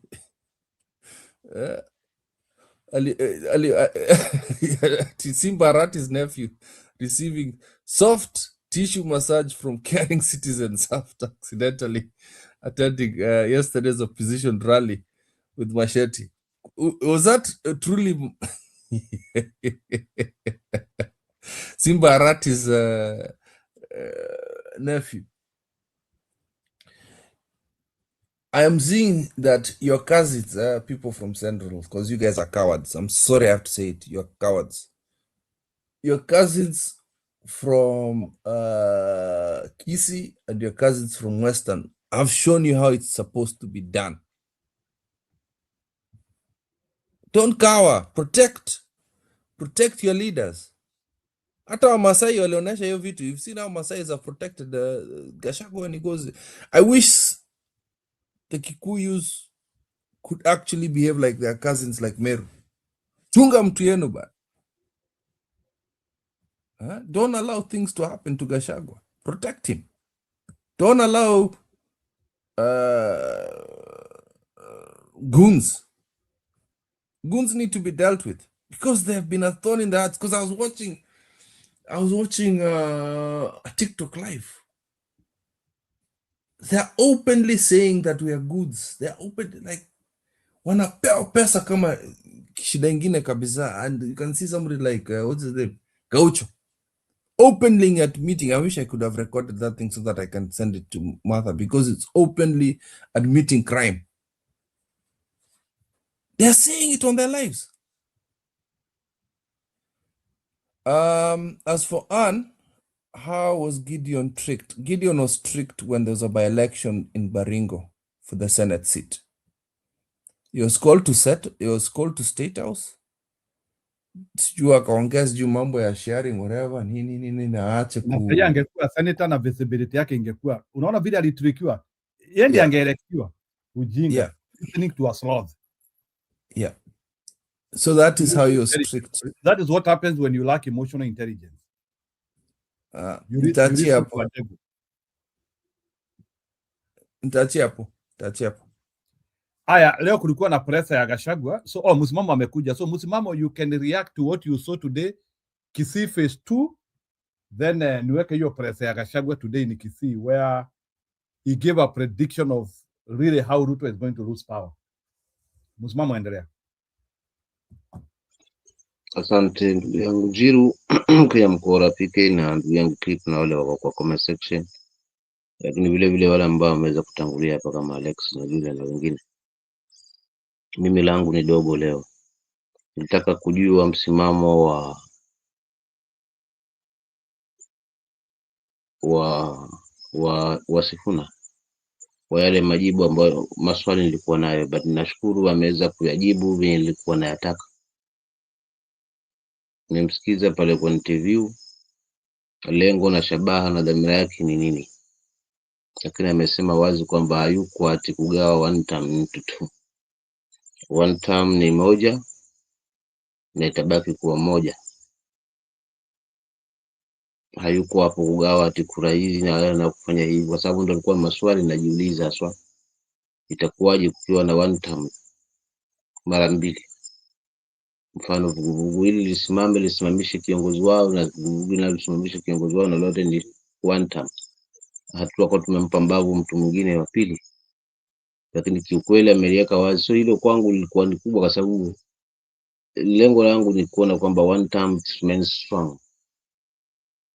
Lakini hapa kuna message imenikosha pia, nimepitia hapa ikanikosha. Hii message hii ya Lerian Holmes. This time the Lake Nilos and some plain will vote in a block, and the Bantus and some Nilos in one block. Do your math, cousins, bro and shemegi has a big meaning. So hii imenikosha sana, kwa sababu wasiwasi wangu ulikuwa huo. Hata kuna siku tuliwahi kuongea Njiru hapa, ambia kwani hii game namna gani, inaendaga namna gani, but nafikiri majibu mengine ambayo tunayapata ni kama hivi, lakini kwa kila dalili ilijionyesha kwamba huo ndio ulikuwa mpango mzima na umefeli. So to me, nimeshukuru tena ile rally ya pili, it was total fantastic, na nafikiri ni mwamko mpya sasa hivi, kila kiongozi atalindwa na watu wake, kwa sababu tumeona kwamba hatusipowalinda viongozi wetu basi itakuwa haina tija. So mwisho kabisa ni kwamba hawa mabwana wanafukuzia lunga tarehe 25 tarehe 28 hapo. Nimeona posti mahali kwamba kina Faruku, akina Cheruiyot, akina nani, all this UDA wote watafululiza aswa hapa nyumbani lunga kwa mkutano angalau, kwa sababu huku wameteka wajumbe, wameteka everybody, haswa viongozi wote wanawaimba. So nafikiri wanataka kutumia huku at least kuweza kutukawa, kuona kwamba sisi bado wana mahali wanahitajika. But we are here one time, tunangojea hiyo siku ifike na to chat one time. This is an unstoppable na lazima tutaendeleza hiyo tarehe yao. Wakiingia tu lunga hapa one time tutachati na hii tutaenda nayo live. Kwa hiyo nitakuwa na update kile ambacho wamekileta huko, kwa sababu nadhani huku, kwa sababu watu wametulia, wanafikiria labda pengine huku ni two term with a few individuals who calls themselves leaders. So we are ready, we are waiting for that data. If God willing, one term it's unstoppable. Na hii kitu nawashua kabisa kwamba one term tutaiona haswa every corner. Hatutawacha kule one term huku tuanze kufagilia vitu vingine, kwa sababu kumetafutwa mbavu za kuja kuficha hawa watu waonekane kwa media kwamba wana sehemu bado wana mashiko, because wamenunua viongozi wetu wote na wanawaimba. So hope hilo ndilo kubwa ambalo nitaka kuzungumza, lakini nimejifunza mengi hapa kutokana na ndugu zangu hapa. So ingawa leo nisikize ili niendelee kujifunza, lakini sina usemi mwingi, kwa sababu kila dalili imejionyesha kwamba Wakenya wako wapi, na hawa jamaa zangu ambao wanakuwa wakala kuna Cherioti wanalezo temper, wanazungumza mdomo unatoa pumba sasa hivi, kwa sababu I do believe that the mastermind hao ni miongoni mwa wale vigogo ambao wanapanga haswa mipango, but it does not work. Whoever they are planning, hakuna kitu ambacho inashikwa na mashiko kuweza kubadilisha haswa mitazamo ya wengi. So ukiona kiongozi anachemka hivi, jua mambo hayaendi sawa, na lugha nazozitumia zinanipa mashaka, kwa sababu sometimes narudi katika kwamba ukiona kiongozi anasema sisi tunaweza simamisha nchi, I don't know atasimamishaje nchi. Inakuwa kwangu inanipa mashaka kidogo kwamba hajiamini, na kufeli kwa mtu ni kwamba kwanza awe hajiamini, kwa sababu anayetengeneza jambo kwamba awe anajiamini kwamba hili nalifanya, kwamba kuna kule kujiamini kupo, lakini ndio ufanisi wa jambo. Lakini kama kujiamini hakupo, basi so wacha tuone itakavyokuwa. But kila ilivyo ni kulinda cha kwetu, na kulinda cha kwetu not only kulinda viongozi, but it's a rehearsal. Tukisubiri mtihani mkubwa haswa 2027 kuona kwamba kura yetu haswa imekuwa na usemi. The way tunaona hizi views, what does make sense? Isitokee tena kwamba views zetu ambazo ni views za wengi haziheshimiwi, haswa ikifika masuala pale debeni, tunapata mambo mengine ambayo atakuwa ni ajabu. So hope the way tumeamua kulinda viongozi wetu sasa, basi tutalinda na cha kwetu wakati ukifika. That's my take for today. Asante. Aya, sawa msimamo. That one is good. So so sijui Stony PK, do you want to react ama kwanza nicheze hiyo pesa ya Gachagua ya leo? Ngoja kwanza tuseme hivi. Kip has given you some very good good analysis, and it's good that we also get to learn some of things in Kenya in order to understand why some things take the course they take. Most of these people are very ignorant, and I'm not trying to undermine anybody, but I realized one very serious problem that we have in the country.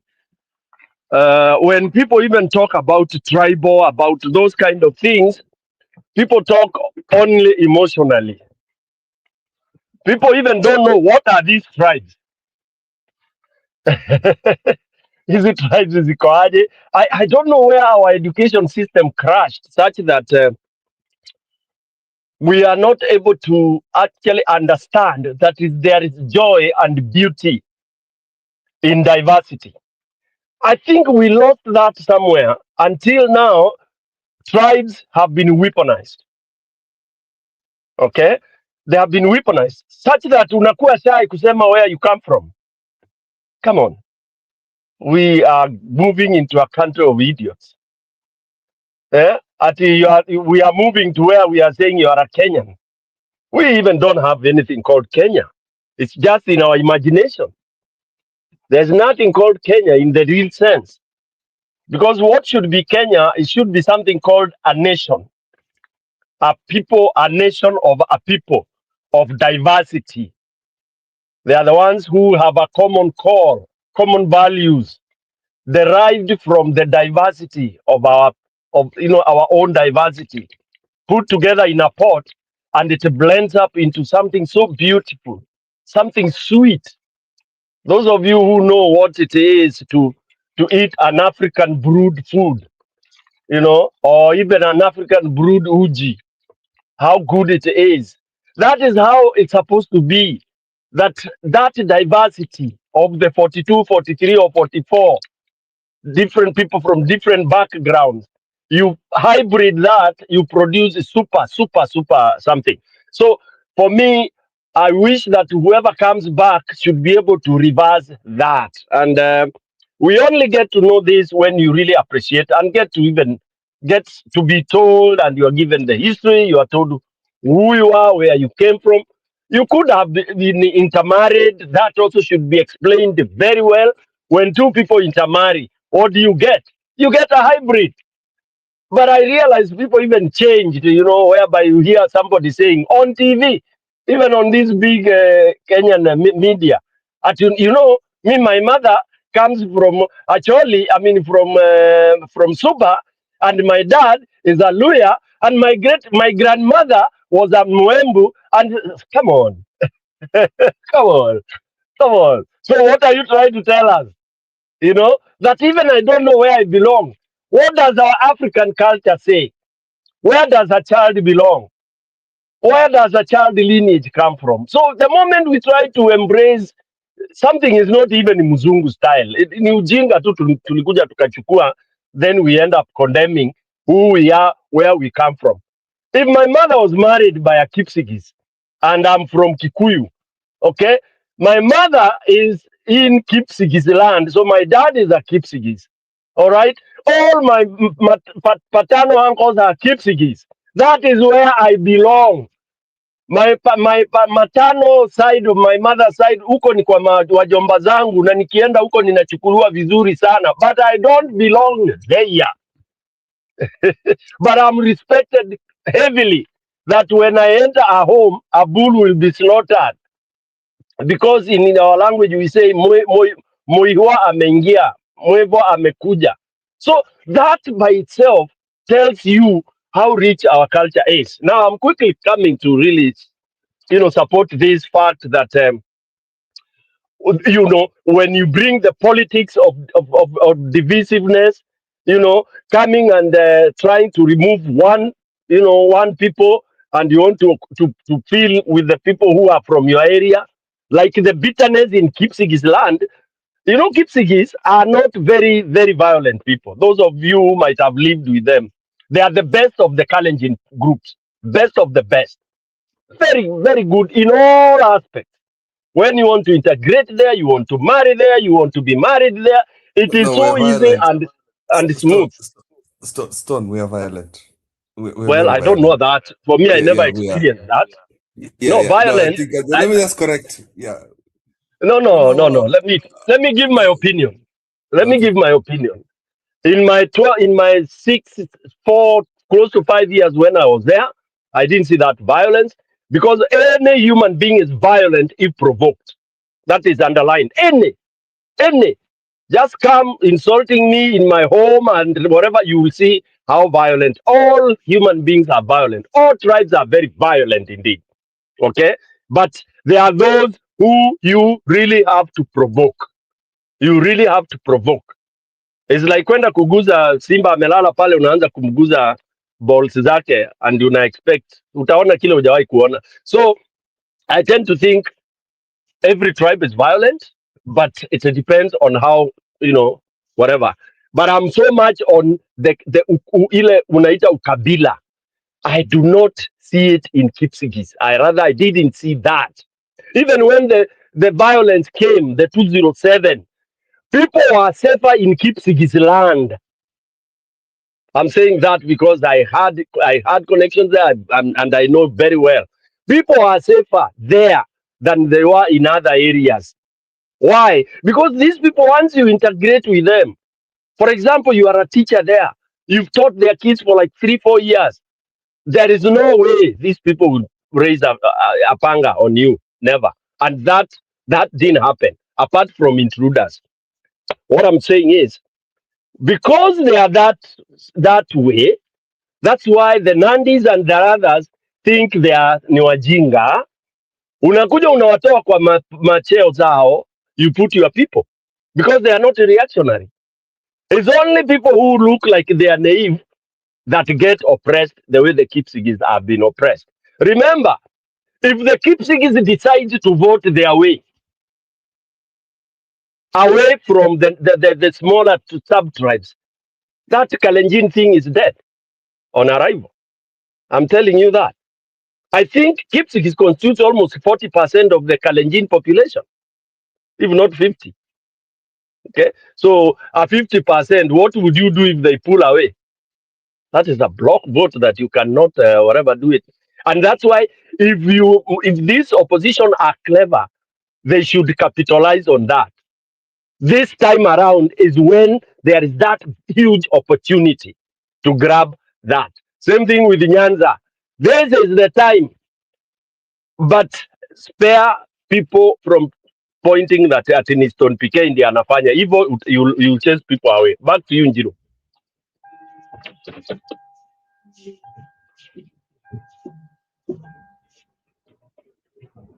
Haya, Stone PK. So tuende kwa video ya Gachagua siku ya leo, ama mnataka niwekee? There is also another guy who has given a wonderful history of Edwin Sifuna. Mnataka gani? Mnataka historia ya Sifuna ama niwapewe Gachagua? Weka Gachagua, si utaweka zote. Una haraka gani, Njiro? Sijasema niko na haraka, unajua nataka munipange. Hapana, weka Gachagua tumalizane na yeye. Haya, ni sawa, ni sawa. Ni kama siku hizi umeanzia kufurahia Gachagua kidogo. Hapana, no, listen Njiro, you have to learn me. Si ati namchukia, but when there is a weakness I point it out. And that's why you people are munarukaruka, mutakuja kuwa disappointed very soon. No, we cannot get disappointed. Tuko sawa. You will. I can tell you and assure you that. I've been around for a while. I've participated in every succession. From 1992, from single party state to multi-party democracy. I've been around all these successions. And I know the sides. I've never been on the losing side. Never. So the side you see me on is the winning side. And the momentum of 2027 exceeds the 202 movement. This is a wave that is unstoppable. And when I say we are cousins, it's true because as Dr. Fred Matiang'i spoke in Kisii, I hear. I agree with you, my cousin. A fly has no brain. Inafuata jeneza, ikifika pale inaona mchanga utawekwa, inafanya nini?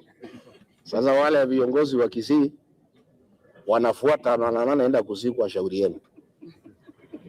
Let me say that Have you ever wondered how the world's currencies are traded? The foreign exchange market, also known as the Forex. William Ruto has panicked, and the police are crying to us. 98% of members of the National Police Service don't agree that they should break the law. They believe their work is to maintain law and order, and they are feeling very intimidated when they are being forced to commit crimes when their work is to stop crimes. They are feeling very intimidated when they are being forced to work with the goons when they are supposed to work against the goons. They are telling us that CS Kipchumba Murkomen and PS Raymond Omolo is putting them under intense pressure to work with goons, to defend goons, and to allow goons to disrupt our meetings. I want to thank our police officers who are very patriotic officers and assure them that the darkest hour is just before dawn.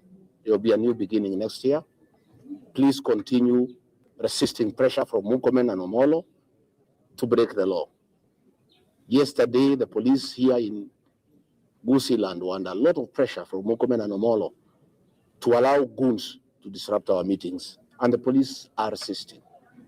In Nakuru, the police are under a lot of pressure from CS Murkomen to work with goons to disrupt our meetings on Friday and Saturday, and the police are saying no. I want to tell Murkomen and William Ruto, you don't have enough ammunition to kill 50 million Kenyans. I want to tell William Ruto, you came to power through a popular vote. Somehow along the line, you seem to have changed your mind that you can get back to power through guns, bullets, tear gas, and goons. It has never worked anywhere, not just in Africa, but in the world.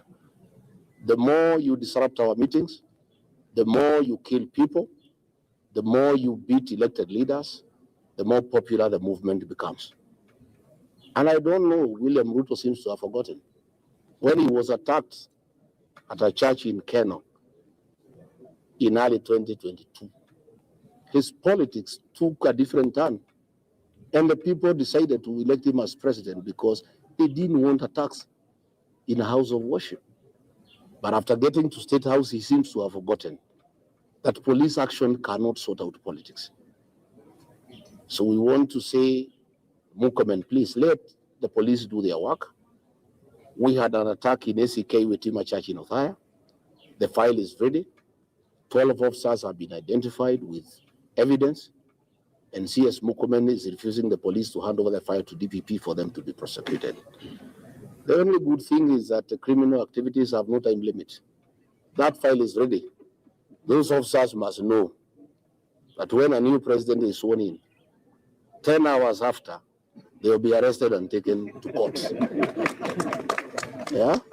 And I want to ask all our police officers across the country to know that we have put a team also to document police excesses. Where leaders are attacked by goons, with police participation, we are documenting on the county commander who is there, the OCSs who are there, the DCIO who is there, and we are keeping that record. And all of you will face the law. I want to appeal to the police officers. We are also fighting for their rights. They are also under intense pressure. Their insurance scheme has been buggered. They are crying like all other Kenyans. Their payslips have been raided. Among the people we are fighting for are our police officers.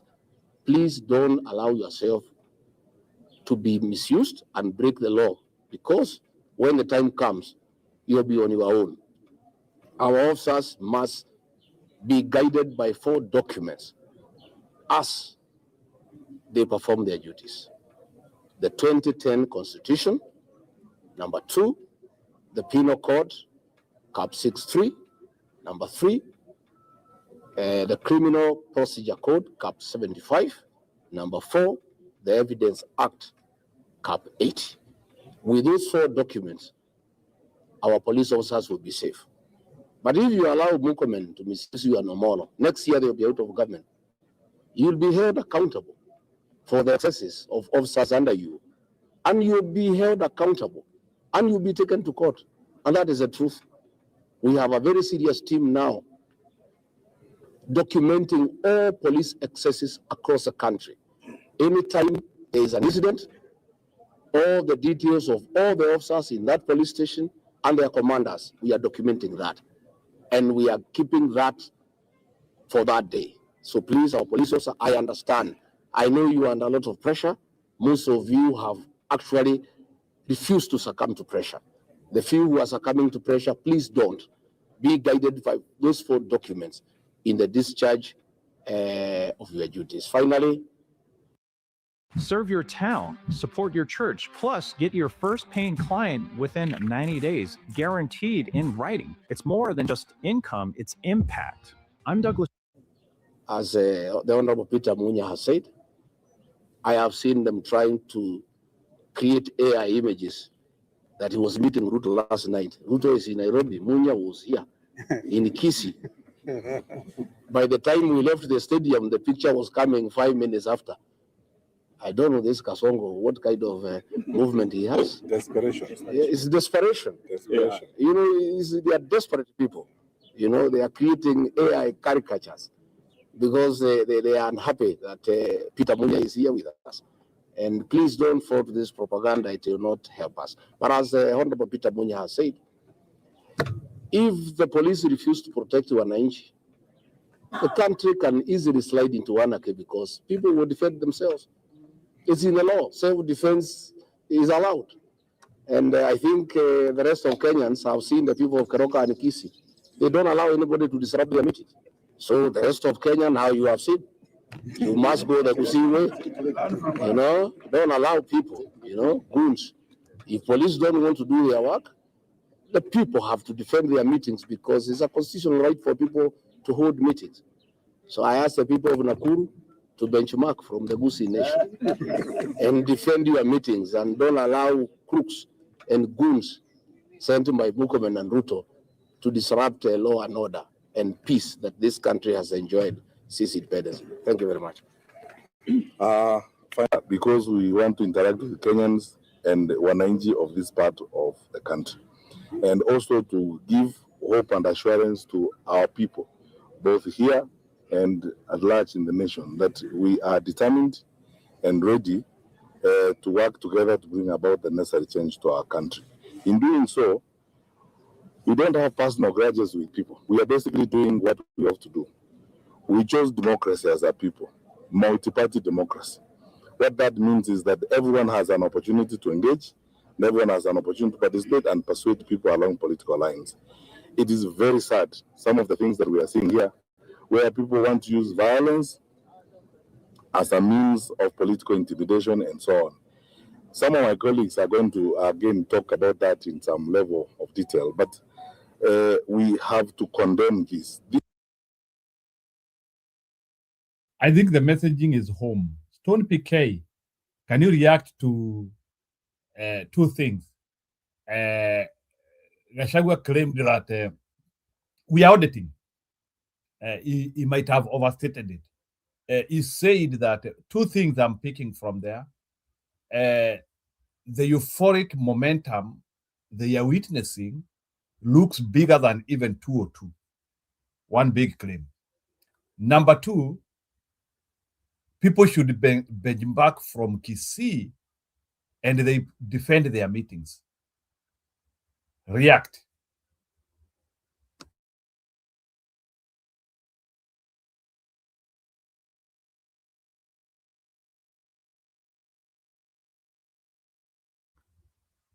Mukenya Mukora.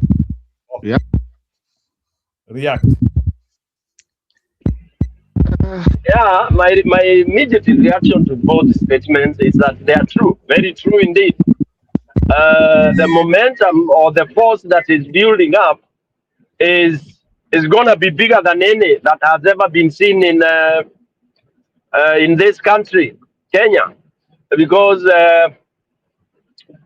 unfortunately during the Moi time there was a lot of uoga mingi, and uoga mingi was because people listened to the so-called advocates of mnatuharibia biashara. You know, people are looking at biashara as opposed to whatever, you know, and so people didn't care.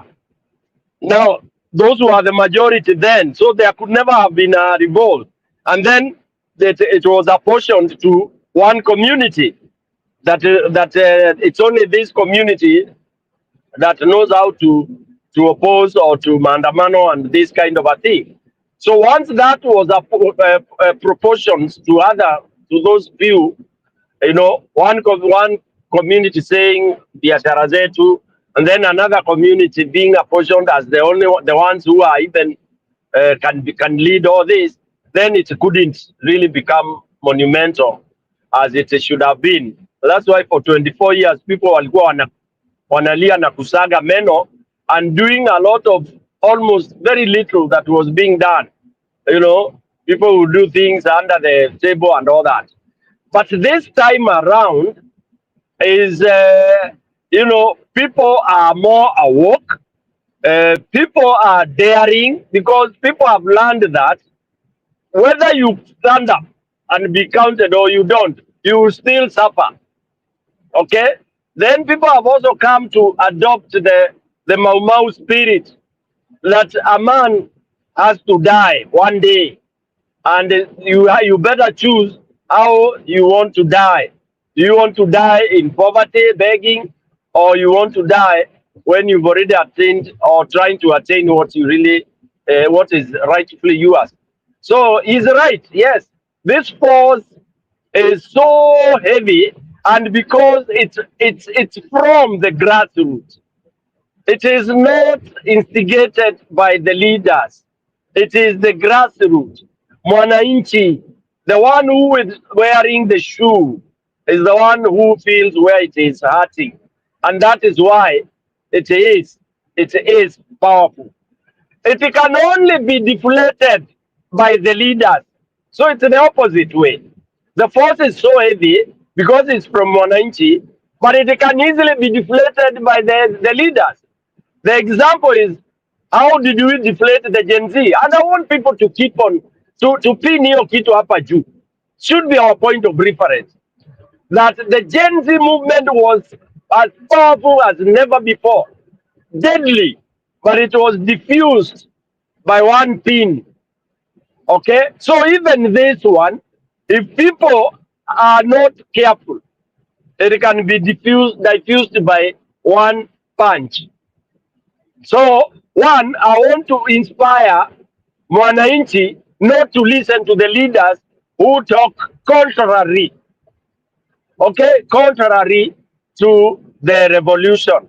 And there are many ways leaders will bring. Leaders will bring things like, these are those things called negotiations. There is time, elections, there is constitution, elections is 10th August and all that. Those are, hiyo ni kupapasa papasa. Mwananchi should push and push that even if you are to leave today, it would be better for us. Okay? Mwananchi should not be told, oh, now we are busy, tunaongea, tunazungumza. That is why I differ with our opposition. There is nothing they are negotiating. And I want people to understand me. Mahali kuna kuanga na negotiation nyingi, ndio kuna kuanga na auctioning. Because it is negotiation za nani atapata hii, nani atakula hii, nani. And that is where we begin to lose. All right? So for me, the longer we take negotiating and mark timing, the lesser the pressure will get reduced, and we might have the very bad opportunity lost if we are not careful. Lastly, when Gachagua says we are documenting, we are doing this, we are doing that. Come on. Yes, you are doing this, you are doing that. For what? For what? For 2027? If it is people who are being beaten by police, killed by police, and you are documenting, come on, whatever you document, let's start going to court. Let wananchi see, let wananchi hear that so and so ndio walifanya hivi. Wacha hizo kesi zikuwe huko, tuone watu wakiziharibu. Because now when you tell us you're documenting, you're for me, haiko nini. I like when they document, and if you have evidence for one incident, take it, go file, pole, file, whichever case comes, file. Yeah, that reminds me of this guy who was ule alitupa tear gas, alafu akapigwa, akakuja hapo kwa stage. I felt so disappointed that inaonekana ni kama nobody knows kule huyu jamaa yuko. How would they, even our opposition team, how would they release such a guy without getting the information proper, getting his photos, getting his full names? Sasa, I mean, what are we doing, bana? What are we doing? Tunamwaga, tunajaza, tunamwaga, tunajaza, tunamwaga. That is not the best way to do it. Zero, back to you.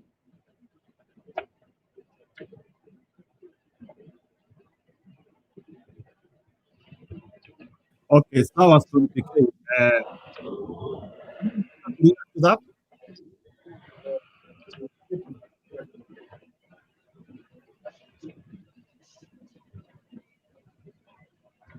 umepotea. Kenya Mkora, go ahead.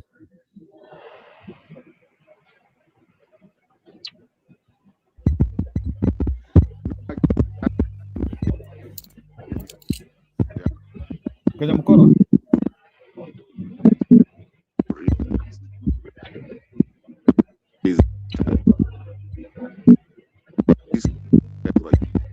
Karibia mic, karibia mic.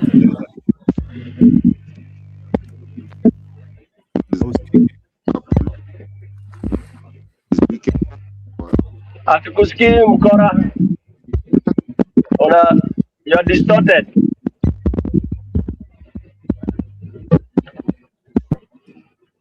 Mkenya Mkora, you are not audible. Why? Ana network mzuri. Let him aingie tena. Okay, ni sawa. So Stone PK, let me give you the somebody who has composed a very good history about Sifuna, usikia, and then we react to. Mimi kujua bana, I think Sifuna started off this anyway. It looks great. Ilikuwa tarehe 24 mwezi Juni 2016 wakati wakili mmoja barbaru aliongoza kundi la vijana kuvamia ofisi za chama cha ODM na kutangaza mapinduzi. From today, I, Edwin Sifuna, is the Secretary General of the party, Orange Democratic Movement. Wakili huyo alikuwa Edwin Sifuna, seneta wa Nairobi ambaye amelipa gharama ya juu zaidi kufika mahali yalipo sasa na ambaye wengi wameanza kuvutiwa na siasa zake. If you are scared, go to church. Filamu hii inaangazia uwezekano kwamba badala ya kutafuta ugavana wa Nairobi, huenda Edwin Sifuna akawa mmoja wa viongozi wanaokadiriwa kusimama urais kwa tiketi ya chama cha ODM ifikapo 2027. We don't look for jobs to pay taxes, Khalwale. Ili kuelewa umaarufu wake Seneta Sifuna, ni vyema kuelewa alikotokea, uhusiano wake wa siri na Raila Odinga, News tunaona na baba jioni, na ahadi ya uongo aliyopewa na bwanyenye Jimmy Wanjigi. That's the sound of an American oil company hard at work. Want to be a part of it? Listen up. Hello, my name is Adam Ferrari, and I'm the CEO of Phoenix Energy. I look forward to you joining us at our next webinar where you can drill deeper into our bond offering. We currently offer 2 investment opportunities, a private placement bond offering for accredited investors with target annual interest rates between 9 and 13%. Also, we offer a registered bond offering open to both accredited and non-accredited investors. Edwin Sifuna aligonga vichwa vya habari kwa mara ya kwanza alipojitawaza katibu mkuu wa ODM na kumfukuza Ababu Namwamba katika kisa hicho cha Juni 2016. Ubishi wa Seneta Sifuna na Ababu Namwamba ulitokana na usaliti wake bwana Namwamba, Mluya mwingine aliyetuhumiwa kujiunga na wapinzani wa ODM wakati huo, licha ya kuwa alikuwa katibu mkuu wa chama cha Orange Democratic Movement ODM. Edwin Watenya Sifuna ni mwanasiasa wa Kibukusu aliyezaliwa tarehe 22 mwezi Mei 1982. Seneta Sifuna alizaliwa katika hospitali moja mjini Kakamega, lakini akalelewa kijijini Kitindaa huko kaunti ya Bungoma, ila baadaye wazazi wake wakahamia Kakamega wakati akiwa bado mtoto mdogo. Sifuna alikuwa na mjomba aliyekuwa mwanasiasa mashuhuri, lakini hata kabla ya siku aliyoenda kuishi na mbunge huyo mjini nyumbani kwake, kijana Edwin Sifuna alikutana na kisa chake cha kwanza cha kisiasa alipokuwa na miaka 10 kama ifuatavyo. Alikuwa ameandamana na mama yake wakati huo wakiishi mjini Kakamega alikofanya kazi baba yake. Ilikuwa wakati wa kampeni za uchaguzi mkuu wa 1992 na Edwin Sifuna na mama yake wakaenda kwa ofisi za KANU hapo Kakamega, ambapo wananchi haswa kina mama wangeenda kupewa mgao wa pesa alizotoa Cyrus Jirongo kama hongo ya kupiga kura kwa niaba ya chama cha KANU. Walipofika tu, mamake Sifuna alipewa noti ya shilingi 500, noti ambazo zilikuwa kubwa na bado adimu sana enzi hizo. Sawa na sehemu zingine nchini, wengi walichukizwa na uongozi wa KANU katika maeneo hayo, na ukawa unaenea uvumi kuwa pesa alizotoa Cyrus Jirongo zilikuwa pesa za kishetani. Kwa kuhofia kupeleka mapepo ya jirongo nyumbani kwao, kijana Sifuna na mama yake mzazi wakafanya kama walivyofanya watu wote waliochukua pesa hizo. Waliingia upesi kwenye duka la supermarket iliyoitwa supermarket ya mama watoto na kugeuza pesa hizo kuwa unga na mafuta mara moja. Kama kijana mdogo huko Kakamega, Edwin Sifuna angehudhuria mikutano ya wanasiasa mashuhuri kama Martin Shikuku na Jaramogi Oginga Odinga ambaye aliwania urais katika kura ya 1992. Kwake kijana Edwin Sifuna, hata vitoza machozi vya tear gas aliviona kwa mara ya kwanza kama mvulana barubaru na mdogo. Ilikuwa hivi, Sifuna na wenzake wangetumia shimo ndogo ukutani kuingia ugani Bukhungu Stadium bila kulipa malipo ya kiingilio kila wakati ili kuangalia mechi za mpira wa miguu zilizoendelea hapo ndani. Katika mechi moja iliyochezwa kati ya timu ya Kakamega iliyoitwa Motcom FC na ile ya Mombasa Bandari FC, kizaazaa kilimpata kijana Edwin na wenzake ndani ya uwanja. Kama unavyotarajia mtazamaji, kijana Sifuna na wenzake hawakulipia mechi hii, ila waliingia kwa kupitia panya route kama kawaida na wakakaa vitini kutazama mechi hiyo. Mechi hiyo ilisakatwa na wakati ikielekea kuisha, timu ya Kakamega Motcom FC ilikuwa inashinda, lakini kwa kipindi cha lala salama wale wa Bandari wakapewa mkwaju wa penalti. Mashabiki kama Sifuna walikataa penalti hiyo na mara moja rabsha ikazuka ugani Bukhungu. Vijana na mashabiki wa Kakamega walipoanza kurusha mawe kuelekea kwa mabasi ya wageni. Anasimulia Edwin Sifuna mwenyewe kuwa polisi waliitwa kuja kutuliza hali hiyo. Hapo ndipo Sifuna alilia machozi yake ya tear gas ya polisi kwa mara ya kwanza. Anaposimulia kisa hiki kwenye kipindi cha podcast cha Upside Networks, anakiri kuwa alirushia mabasi ya wanabandari mawe kwa hamaki, sawa na walivyofanya mashabiki wenzake. Mjomba wake Edwin aliyeitwa Lawrence Sifuna alikuwa mbunge wa muda mrefu wa maeneo bunge ya Bungoma Kusini na lile la Bumula mtawalia. Sawa na mpo wake Edwin, Mheshimiwa Lawrence Sifuna alikuwa mwanasiasa mtajika nchini Kenya, haswa kutokana na kuhusika kwake katika kundi la wapinzani maarufu wa Rais Moi waliojulikana kwa utani kama the Seven Bearded Sisters, yani dada saba waliokuwa na ndevu za kiume. Seneta Edwin Sifuna anasema katika mahojiano hayo ya redio ya podcast ya mtandaoni kuwa anamkumbuka mjomba wake Lawrence kuwa mwanasiasa mahiri zaidi katika maisha yake. Edwin Sifuna alipotoka kijijini Kitinda huko Bungoma kama mvulana, alikuja kukaa Kakamega na kwa mwaka mmoja akaishi na mjomba wake Lawrence Sifuna, huku akihudhuria shule ya Lions Primary School Kakamega kwa mwaka huo. Huku akiangua kicheko, Seneta Sifuna anasema mjomba yake Lawrence Sifuna alimfundisha mitindo ya kisasa kama kuvaa marashi na mavazi bora hadharani na kupenda anasa na starehe za sherehe. Baadaye kama mwanafunzi wa chuo kikuu cha Nairobi, Edwin angemzuru mjomba wake Lawrence ambaye sasa alikuwa amestaafu na anaishi magharibi mwa Nairobi, na maisha ya starehe ya Lawrence yangemfurahisha sana Edwin na ndugu zake. Wakati mmoja, Edwin alimzuru mjomba wake huyo pamoja na binamu yake mwingine wa familia ya Sifuna na wakapokea somo fupi la upishi kabla ya kupelekwa kuona mpira wa miguu jijini. Bwana Lawrence Sifuna alichemsha nyama kwa muda mrefu huku akiwafanya vijana hao wasubiri, na akawapa supu ya mifupa wanywe wakisubiri. Vijana hao walipolalamikia muda mrefu uliotumika kuchemsha nyama hiyo, mbunge huyo wa zamani akawaambia watulie, kwani utamu wa nyama laini ulikuwa muda wake wa mapishi. Hatimaye chakula hicho kiliiva, wakapakuliwa na wakakila. Walipokula tu, mjomba huyo akamchukua Edwin na wenzake na kuwapeleka moja kwa moja hadi uwanjani Nyayo kuangalia mechi iliyokuwa inaendelea siku hiyo. Edwin Sifuna anakumbuka kumuuliza mjomba wake wangeingiaje hapo uwanjani bila tiketi, lakini akashangaa kuona walipofika mjomba wake alipokelewa kama mheshimiwa, huko walinzi wa langoni wakimpigia saluti. Lawrence Sifuna aliaga dunia mwezi Disemba mwaka wa 2023. Licha ya umahiri wake kama mwanasiasa wa jiji, Edwin Watenya Sifuna alizaliwa na kulelewa mashinani huko magharibi na akahudhuria shule ya msingi ya Kitinda kabla ya kuhamishwa kuenda ile ya Kakamega Township Primary School ambapo alimalizia masomo yake ya msingi. Babake mzazi alikuwa Vincent Watenya, mfanyikazi wa umma katika serikali ya manispaa, na mamake ni mwalimu mstaafu aliyefundisha shule ya Moi Primary School, kaunti ya Bungoma.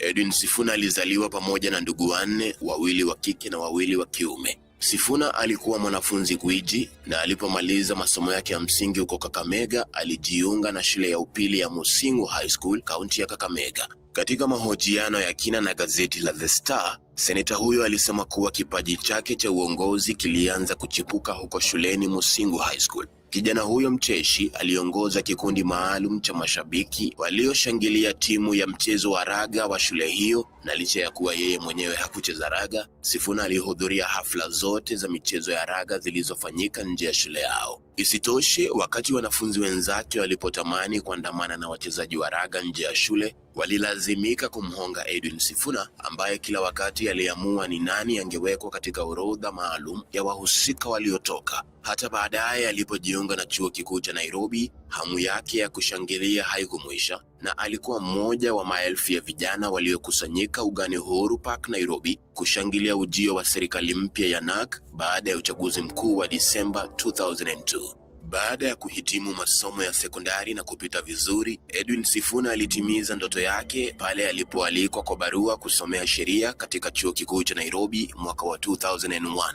Sifuna amekiri kwamba alipenda sherehe na anasa alipokuwa mwanafunzi wa chuo cha UON, huku akizuru vilabu na baa maarufu jijini wakati huo kama vile K1, Hornbill iliyoko katika baraste ya Tom Mboya, na wakati mwingine yeye na wenzake wangetembea miguu hadi Buzz Bar iliyokuwa mtaani Westlands ili tu kusherehekea.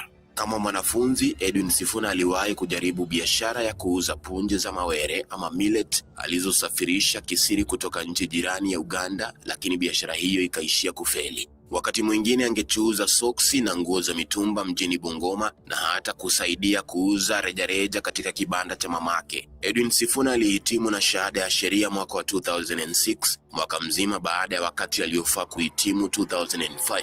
Alikuwa tayari kuanza safari yake ya uwakili wakati serikali ilitangaza kanuni mpya kwa wanasheria na mawakili wapya nchini. Kuanzia 2006, waliohitimu na shahada za sheria walihitajika kusomea kozi zaidi ya miaka 2 katika chuo cha Kenya School of Law ili waruhusiwe kuwa mawakili kamili. Sifuna alikuwa mmoja wa wanafunzi waliohudhuria maandamano makubwa kupinga sheria hizo mpya, lakini hatimaye waliishia kufuata kanuni hizo na kuingia tena darasani. Wazazi wake huko nyumbani mkoa wa Magharibi waliona ugumu kulipa karo kwa miaka mingine 2 ili tu mwanao wapate diploma aliyohitaji huko Kenya School of Law, lakini pia wakalazimika kusalimu amri. Mikopo ya wanafunzi ya serikali kutoka bodi ya HELB ilikuwa imeisha baada yake kuhitimu chuo kikuu cha Nairobi, na Sifuna akalazimika kufungua biashara ya kukodisha michezo ya kompyuta ili ajimudu shuleni.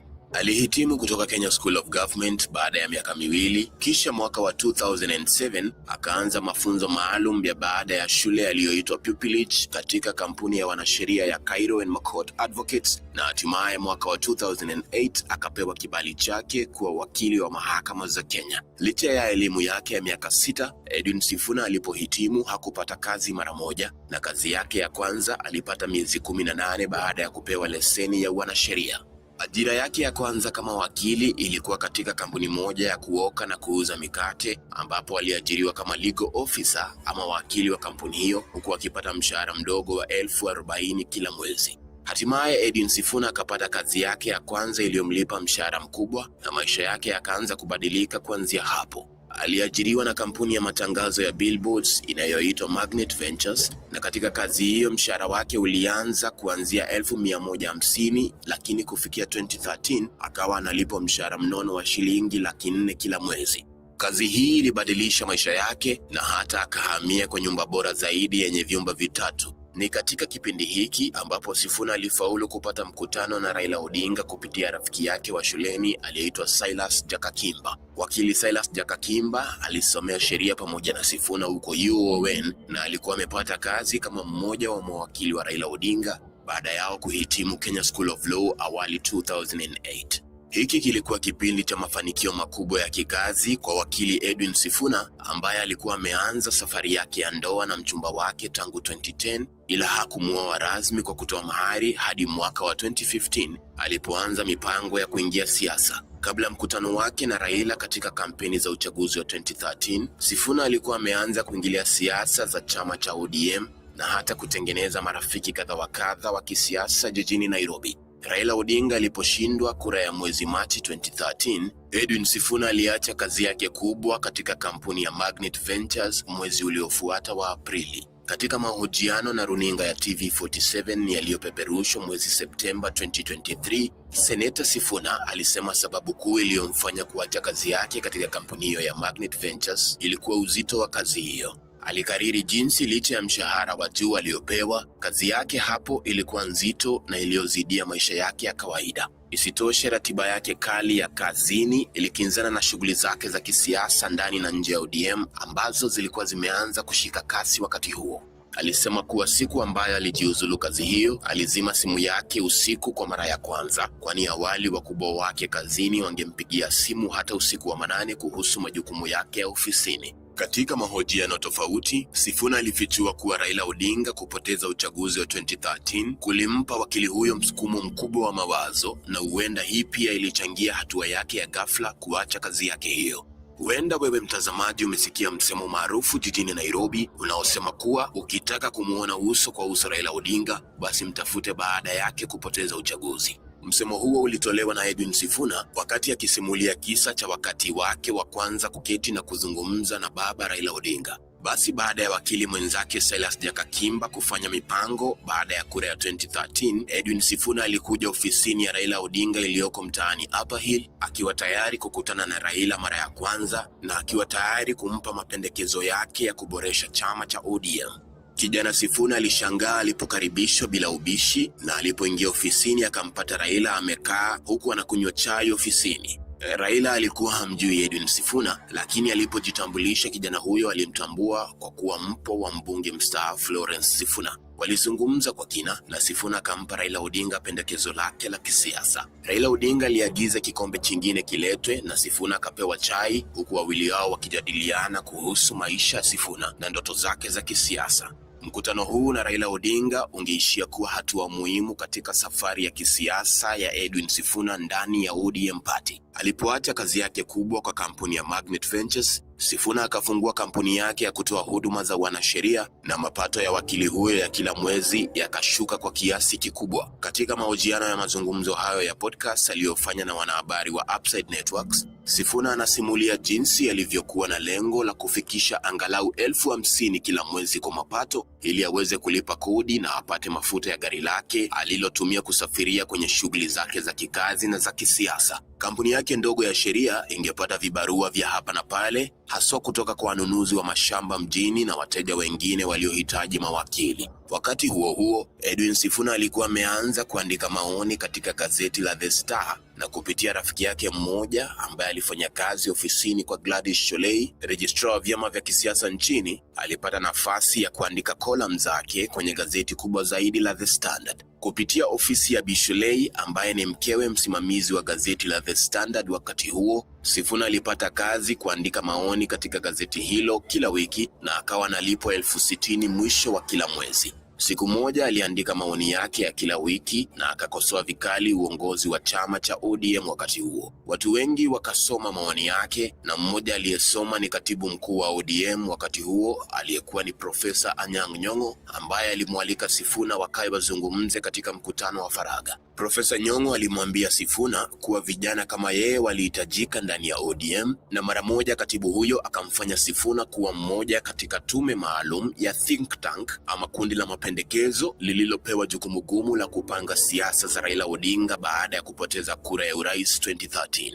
Wengi waliokuwa wanachama wa think tank hiyo pamoja na Sifuna walimzidi kwa umri na tajriba. Walikuwa watu kama John Githongo ambaye alikuwa mshauri wa Moi Kibaki, msomi David Ndii, Profesa Adam Zolo, Profesa Anyang' Nyong'o mwenyewe na wengineo. Mkutano wa kwanza wa ODM think tank ulifanyika nyumbani kwake Raila Odinga, na hii ilikuwa mara ya kwanza kwa Edwin Sifuna kwenda huko. Wakubwa zake hao walipoongea mkutanoni mara ya kwanza, Sifuna aliogopa na ikamchukua muda mrefu na mikutano mingi kutoa maoni yake ya kwanza mbele yao. Leo hii seneta huyo wa Nairobi anasimulia jinsi wazee hao wake ikiwemo Daktari David Ndii walimsaidia na kumshauri katika safari yake ya kisiasa ndani ya chama cha ODM. Milango yake ilianza kufunguka kisiasa na hata akapata mahojiano yake ya kwanza katika runinga ya KTN mwaka huo wa 2013. Ilitokea kuwa viongozi wote wa ngazi za juu wa ODM walikuwa Mombasa wakihudhuria mkutano mkubwa wa Raila, na msimamizi wa mawasiliano ya ODM Dennis Onyango akapendekeza wakili kijana Edwin Sifuna aende haojiwe katika mahojiano hayo ya mchana. Basi mwanasiasa na wakili huyo chipukizi akatokea kwenye televisheni kwa mara ya kwanza, huku dukuduku na wasiwasi umemzidia kuwa mbele ya kamera na kuhojiwa na Yvonne Okwara. Baada ya mjadala huo wa Yvonne Okwara, Sifuna alifanya vyema na akawa anaalikwa mara kwa mara kutetea sera za chama chake na zile za Raila Odinga mbele ya runinga na hata katika mijadala. Hatimaye umahiri wake wa kuongea hewani ukamfanya kuwa sura ya kawaida katika runinga zote kuu nchini Kenya. Kwa upande mwingine, kazi yake kama wakili ikawa imenawiri na hata akawa muhusika katika siasa za chama cha mawakili nchini, Law Society of Kenya LSK. Ilipofika 2015, Sifuna aliamua kufuata nyayo za mjomba wake Lawrence na kutafuta kiti cha ubunge huko kwao. Edwin Sifuna aliamua kuwania ubunge kwa tiketi ya ODM katika eneo bunge la Kandui. Alianza kusafiri mashinani Kandui kuuza sera zake na za Raila Odinga, huku akijipigia debe kama mbunge ajaye wa eneo hilo. Kwa kuwa hakuwa na umaarufu wowote wakati huo, mara nyingi angewahonga wasimamizi wa ratiba za mazishi wampe nafasi ya kuongelesha umma na kuomba kura, kwani alikuwa hajawahi kuchaguliwa. Alipotangaza azma yake ya ubunge kwa mara ya kwanza huko Kandui, wazee wa jamii walimuita kijana huyo na kumuuliza iwapo alikuwa na vitu vitatu muhimu zaidi. Vitu hivyo vilikuwa boma, mke na pesa. Kwanza, alianza kwa kujenga nyumba yake ya vyumba vitatu huko kijijini, kisha akapeleka mahari huko Matungu alikozaliwa mpenzi wake aliyekuwa ameishi naye kutoka 2010 bila kufanya ndoa rasmi. Kwa kinaya, mkewe Sifuna alikuwa amemkataa mwanasiasa huyo alipomtongoza walipokuwa wanasoma chuo kikuu cha Nairobi, lakini hatimaye Sifuna akafaulu na wangeishia kuwa na familia pamoja. Mkewe Edwin Sifuna ni mtaalamu wa misitu na wanyamapori, na mwanao wa kipekee wa kike anapenda kusema kwa utani kuwa babake anailinda ODM wakati mamake akiwalinda wanyamapori. Kitu cha tatu ambacho wazee wa Kandui walimtaka Sifuna awe nacho kabla ya kuomba ubunge ni pesa. Ili kudhibitisha alikuwa na kitita kinene cha pesa, wazee hao wangempa Sifuna mahitaji madogo madogo awasaidie kulipa. Udogo wa mahitaji hayo ungechezea kati ya shilingi 20,000 na shilingi 30,000. Hatimaye, wakati kura ya mchujo ya ODM ilifanyika mashinani Kandui, mshindani wake mkuu Bwana John Makali alimpiku Sifuna na kupewa tiketi hiyo ya ODM. Alipokosa tiketi ya ubunge wa Kandui, Edwin Sifuna alirudi Nairobi kabla ya uchaguzi wa 2017, kwani alikuwa amealikwa na viongozi wa ODM kuwania useneta wa jiji kuu. Alipokea simu kutoka Nairobi akitakiwa kuhudhuria mkutano wa dharura wa majadiliano. Alipofika akakuta jopo mkutanoni lililohusisha watu kama Winnie Odinga, mwanabiashara bwanyenye Jimmy Wanjigi, Odur Ongwen na Profesa Adam Zolo, wote viongozi wa juu wa ODM. Winnie Odinga alimuahidi kuhakikisha kuwa Sifuna angepata tiketi ya ODM ya kuwania useneta Nairobi, huku Jimmy Wanjigi akiahidi kumpa pesa zote za kuendesha kampeni yake. Profesa Adam Zolo na Bwana Ongwen waliahidi kumsaidia kuchora mpango na mwonekano wa kampeni yake na kumpa sera ambazo angeuza kama seneta mtarajiwa. Jimmy Wanjigi alimwambia Sifuna aketi pamoja na timu yake na waandike bajeti ya pesa zote alizohitaji kupiga kampeni ya useneta, na bajeti hiyo ilipochorwa ikawa shilingi milioni 54. Basi Edwin Sifuna akapeleka bajeti hiyo yake ofisini kwa Bwana Wanjigi katika jumba la ABC Place, lakini mwanabiashara huyo alikataa kumpa pesa alizoahidi awali, na badala yake alimpa tu 1,100 peke yake ya kuweka mafuta kwa gari lake. Ijapokuwa Raila Odinga na viongozi wengine wa chama cha ODM walionekana kumpendelea Sifuna kuwania useneta wa Nairobi 2017, aliyeshinda kura ya mchujo alikuwa mtu aliyeitwa Bukachi Chapia. Winnie Odinga pia hakuweza kutimiza ahadi yake ya kuhakikisha Sifuna angepata tiketi hiyo ya useneta ya 2017 bila mpinzani. Basi Chapia aliposhinda tiketi ya nomination, mkutano ulifanyika wa uongozi wa chama ikiwemo Raila Odinga mwenyewe, na Chapia alipoulizwa wamwachie Edwin Sifuna tiketi hiyo, alikataa baada ya mkutano, huku akisema hilo halingemfaidi yeye Chapia. Kesi ya kuamua nani angeishia kupeperusha bendera ya ODM kuwania useneta Nairobi iliishia mahakamani. Uamuzi wa mahakama ulipotoka ilikuwa wiki 6 peke yake kabla ya uchaguzi mkuu, na Bukachi Chapia akashinda kesi hiyo dhidi ya Edwin Sifuna. Hata hivyo, Johnson Sakaja wa chama tawala cha Jubilee alimshinda mgombea huyo wa ODM debeni na akawa seneta mpya wa Nairobi. Edwin Watenya Sifuna alikaa kimya na akasubiri zamu nyingine ya uchaguzi ajaribu bahati yake tena.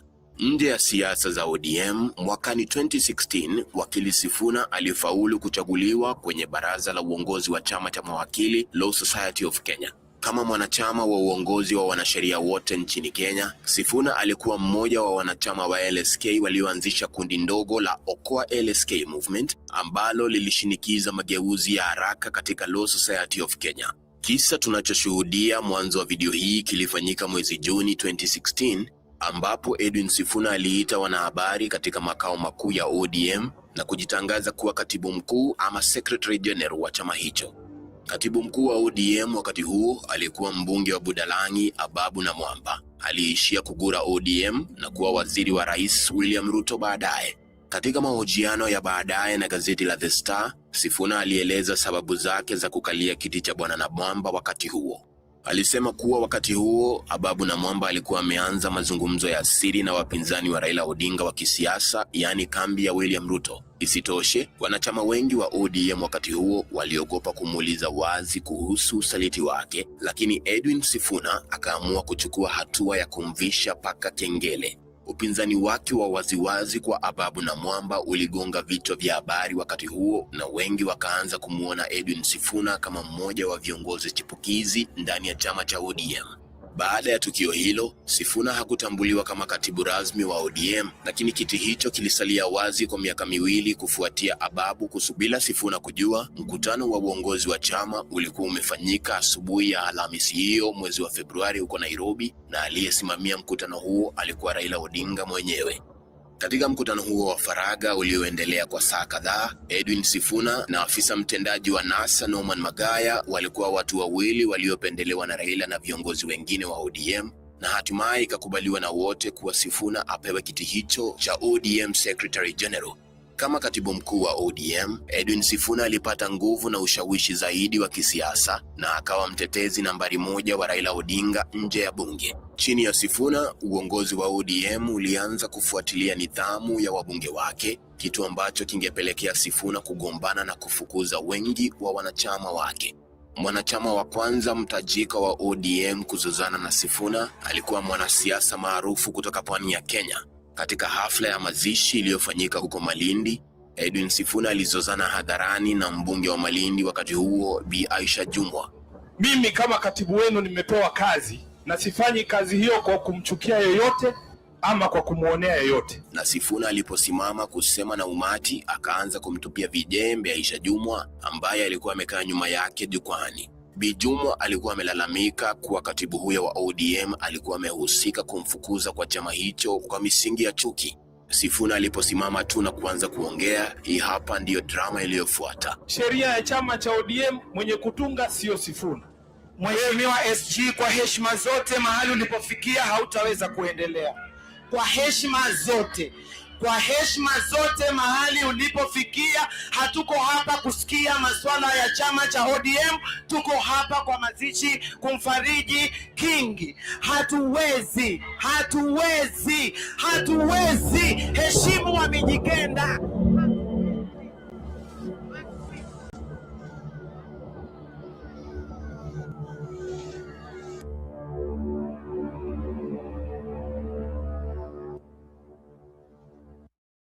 All right, you got to stop buying generic Viagra. If y'all over 40, you can get 9 pills of 100 milligram generic Viagra for just $7 with free shipping from Friday Plan. If you think it's a scam like I did at first, peep this. No doc visits, no phone calls, nothing.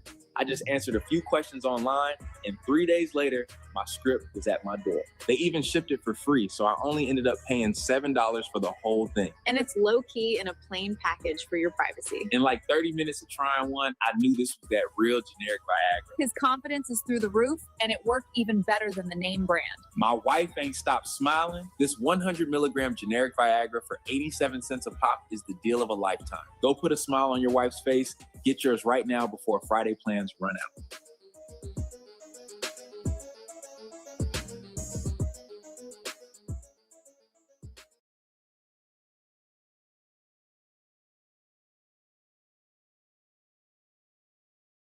Baada ya kizaazaa kuisha, Edwin Sifuna aliulizwa na wanahabari kwa nini hakufanya chochote baada ya Jumwa kumpokonya kipaza sauti, lakini akajibu kuwa katika mila yake ya Kibukusu haingefaa kwake kama mwanaume kupigana na mwanamke. Kufikia 2019, ilikuwa wazi kwa wote kuwa Edwin Sifuna alikuwa na ndoto za sio tu kuchaguliwa bungeni, bali hata kuinuka kama kiongozi wa jamii ya Waluya katika siasa za usoni za kitaifa. Umaarufu wake kama mwanasiasa wa kitaifa ulipozidi kubobea, Sifuna alianza kwa kushambulia vikali kiongozi wa chama cha ANC Musalia Mudavadi, ambaye wengi wanamchukulia kuwa kigogo wa jamii hiyo ya Mulembe. Ikiwa Septemba 2019, Edwin Sifuna aliwaambia wanahabari kuwa chama cha ODM akingesikiliza maombi yoyote ya kuunga mkono Mudavadi kuwania urais mwaka wa 2022. Katika hafla tofauti, Sifuna alimtaja Mudavadi kama kiongozi bila msimamo, kitu ambacho kiliwaghadhabisha baadhi ya wafuasi wa kiongozi huyo wa ANC. Alisema kuwa Mudavadi hakuwa na uwezo wa kuwaongoza Waluya kusimama kwa msimamo wao, bali alisubiria wanasiasa wenzao wachukue misimamo ili naye afanye maamuzi yake ya kisiasa. Neno na umahiri wake wa mjadala, wanasiasa wa serikali waliokuja kupinzana naye katika mijadala hii. Zaidi, Seneta Edwin Sifuna amekuwa mkosoaji mkuu kabisa wa gavana wa Nairobi Johnson Sakaja. Mjadala mkali uliibuka katika bunge la Seneti mwezi Aprili pale seneta huyo alipomtaka gavana Sakaja kujibu maswali tata kuhusu utendakazi wake kama gavana wa Nairobi. Malumbano ya wanasiasa hao wawili washindani yakaibua hisia nyingi, na Sifuna alipoulizwa iwapo alinuia kuwania kiti cha Sakaja debeni, alijibu kuwa yeye hakutamani kuwa gavana wa Nairobi, bali alikuwa anafanya kazi yake kama seneta wa kuchaguliwa. Sasa hivi Edwin Sifuna na mwenzake Babu Owino ndiyo viongozi wawili vijana wanaoshikilia ushawishi wa ODM hapa nchini, na inasubiriwa na wengi kuona iwapo Raila Odinga atampendekeza mmoja wao kuwa mrithi wake wa kisiasa inapoelekea 2027. Hata hivyo, huenda Sifuna na mbunge huyo wa Embakasi Mashariki Babu Owino wakakutana debeni kutafuta ugavana wa Nairobi, kitu ambacho kinaweza kuleta mgawanyiko mkubwa ndani ya chama cha ODM.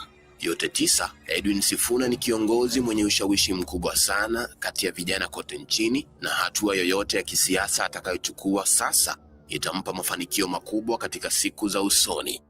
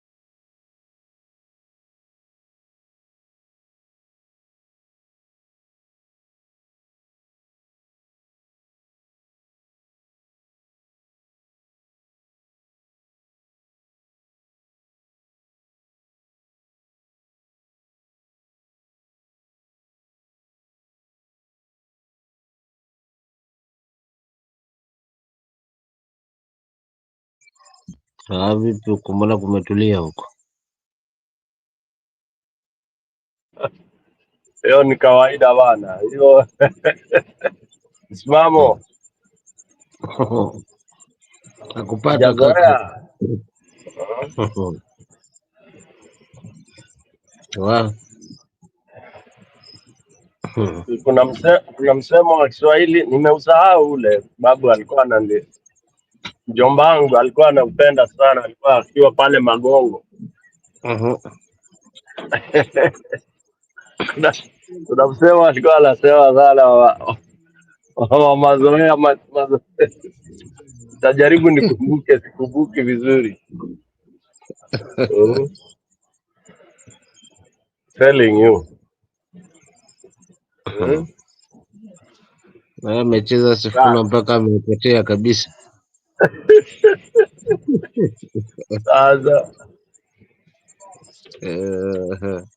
Sasa apate muda apumzike akili ndo. Nakana na overwork zaidi. Amna, saa 3 mapema sana huku mapema, saa 3 saa 4 utakuwa umechoka kweli.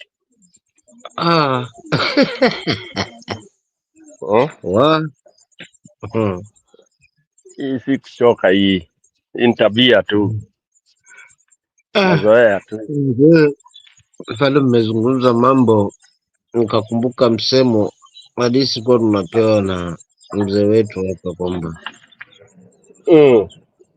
bwana mmoja alikuwa na bibi, lakini mlimaji mzuri, akalima mahindi yake na miogo.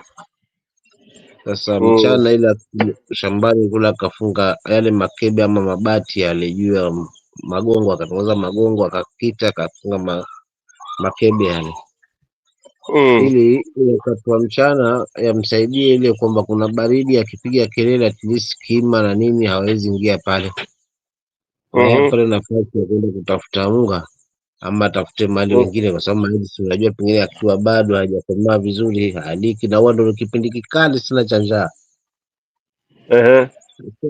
Wiki ile ya kwanza alifaulu, maana akienda akirudi kutoka kwenye vibarua vyake mahindi hajaliwa kwa sababu zile kelele ambazo zinapigwa na yale mabati pale shambani. Siku moja kima nao wakawa wanajiuliza ni nini, mbona leo kumetulia? Kwa sababu kulikuwa na ubaridi, so yale makebe akawa hayapigi kelele tena.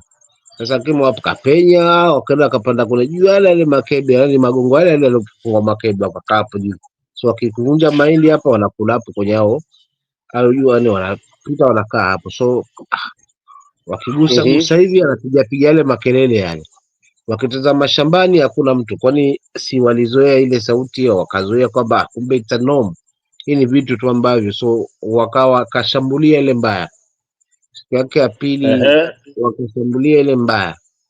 So ni kama mlikuwa mnazungumza hapa kwamba this time around watu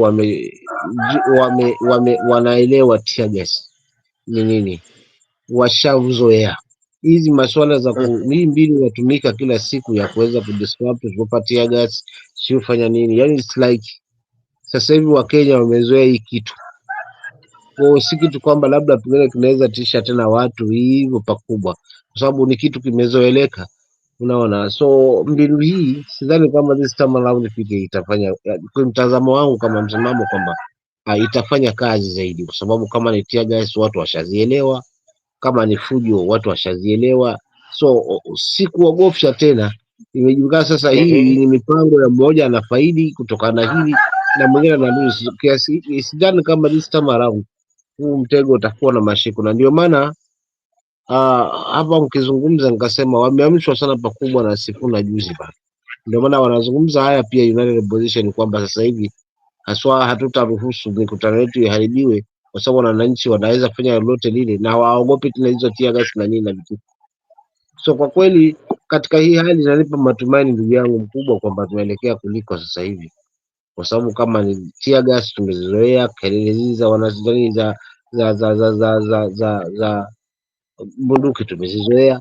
So it's like hii haitakuwa na nguvu ya kuweza kumzuia Mkenya kuweza kusimama mahali ambapo anaona kwamba pana tija.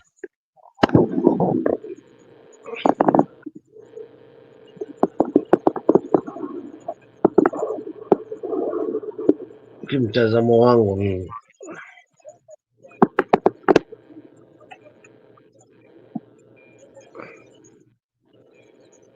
Si kama unanipata kaka mkubwa. Okay, you can react. Go ahead.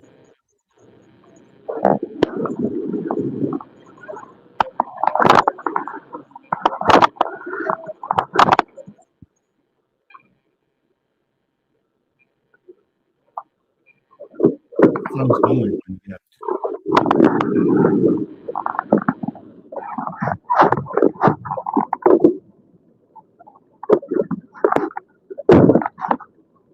Mama, mbona sikukuu bana?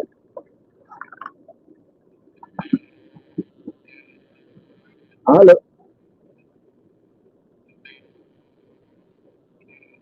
Sawa, endelea. Go ahead.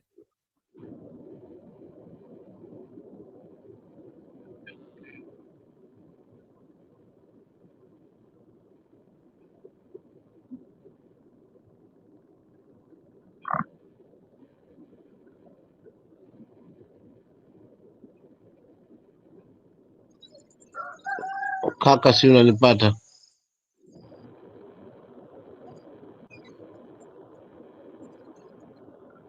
Uko sawa kabisa, endelea. Nilikuwa nashangaa nasema huyu kakaangu ameenda wapi huko, maana kuna kumekimya sana, lakini vyema umerudi. Na ila Sifuna kwamba unisikii? Kwaje? Nakupata lakini kwa mbali kweli. Labda Njiro akonfirm kama pia yeye anakupata.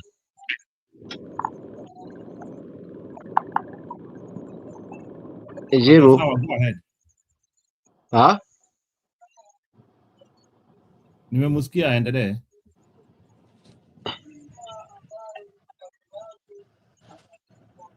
Msimamo. Nakupata kaka. Sijui kwa nini simu yangu imekuaje sauti iko chini. Haya, endelea. Naona. So Ila Sifuna, unajua hii ni nyota ya uongozi. Nyota ya uongozi huwa ina tabu sana. Ikikuandama kwa kweli kila kitu kinakuwa si wote wanajaliwa na hii. Kama kutokana na historia yake umefuatilia tu mara nyingi tu. So huyu jamaa ana nyota ya uongozi, ana nyota ya johari. Huko kwetu tunasema nyota ya johari, nyota ya uongozi. So wakipalilia vyema na dalili vyenye ziko, basi kwendako atakuwa mtu ambaye pia atakuwa tajika hasa katika anga hizi za kisiasa, kwa sababu misimamo yake, misingi yake, uongeaji wake, ni mtu ambaye ametilia heshima, lakini vile vile kutilia maanani haswa jukumu lile la uongozi na matamshi yake na matendo na tabia. So kwa kila pande yupo, hakuna yale majivuno mengi, lakini amekuwa mtu ambaye akiuliza anauliza vitu ambavyo ni vya uhakika. So for real, mimi sina mashaka na huyu ndugu yangu, maana hata nimegundua kwamba ni mdogo kiasi kwangu, nimemzidi kumbe Sifuna bwana. Wewe ni urefu tu, lakini bado Sifuna ni mchanga. Sifuna ni last born wetu kwetu. Dadangu ndio wamezaliwa the same time 82. Ni huyo ni dad kwangu, our last born sister ndio age ya Sifuna. Unaona? Na wajua, for me age is not the issue, is not a problem. Okay? Manake age utaweza kuwa mzee uwe uko mpumbavu tu, unaweza kuwa young useless, unaelewa bana? Ya unamaanisha kwamba kuna mtu wa zamani na mzee? Kuna mtu mzee ni bure tu, ni bungu tu, hana lolote. Naona? Ndio unasema mtu wa zamani sasa. Mtu wa zamani. Huyu jamani mtu wa zamani tu. Kwa hiyo ana lolote mumumbu, maana mzee anaweza kuwa hata kijana mdogo, lakini akizungumza unajua hapa kuna mzee. Unajua kuna mzee ya, kuna mtu amekomaa, mtu ameelewa, mtu na anajua kufata. Unajua ni akili tu, brain. Yeah. Na ulivyolewa, alafu experience ni vile unaweza kuwa experience yako ni ya miaka 20, hamna. Mwingine ana experience ya miaka 5 kwa jambo lile lile tu na ana perform. Naelewa bana. Na ana perform. Yeah. Kama sasa watu ukitoka darasani utakuta mmesomea uwakili nyote, mko mawakili 40, lakini utakuta kuna 10 ambao watakuwa very good na 30 ambao watakuwa tu ni shahada walipata tu ya nini, yani hakuna lolote lingine lile. Sasa ndio vizuri tunasema you look at the character, unaangalia character za watu ndio uweze kujua ni vipi kiongozi watakuwa, uongozi uko vipi. Unaona sasa. So na tena mimi uongozi ngazi yoyote ile, mtu kama sasa Sifuna akitaka kujaribu urais, mtu asimzuie. Kwa nini azuiwe?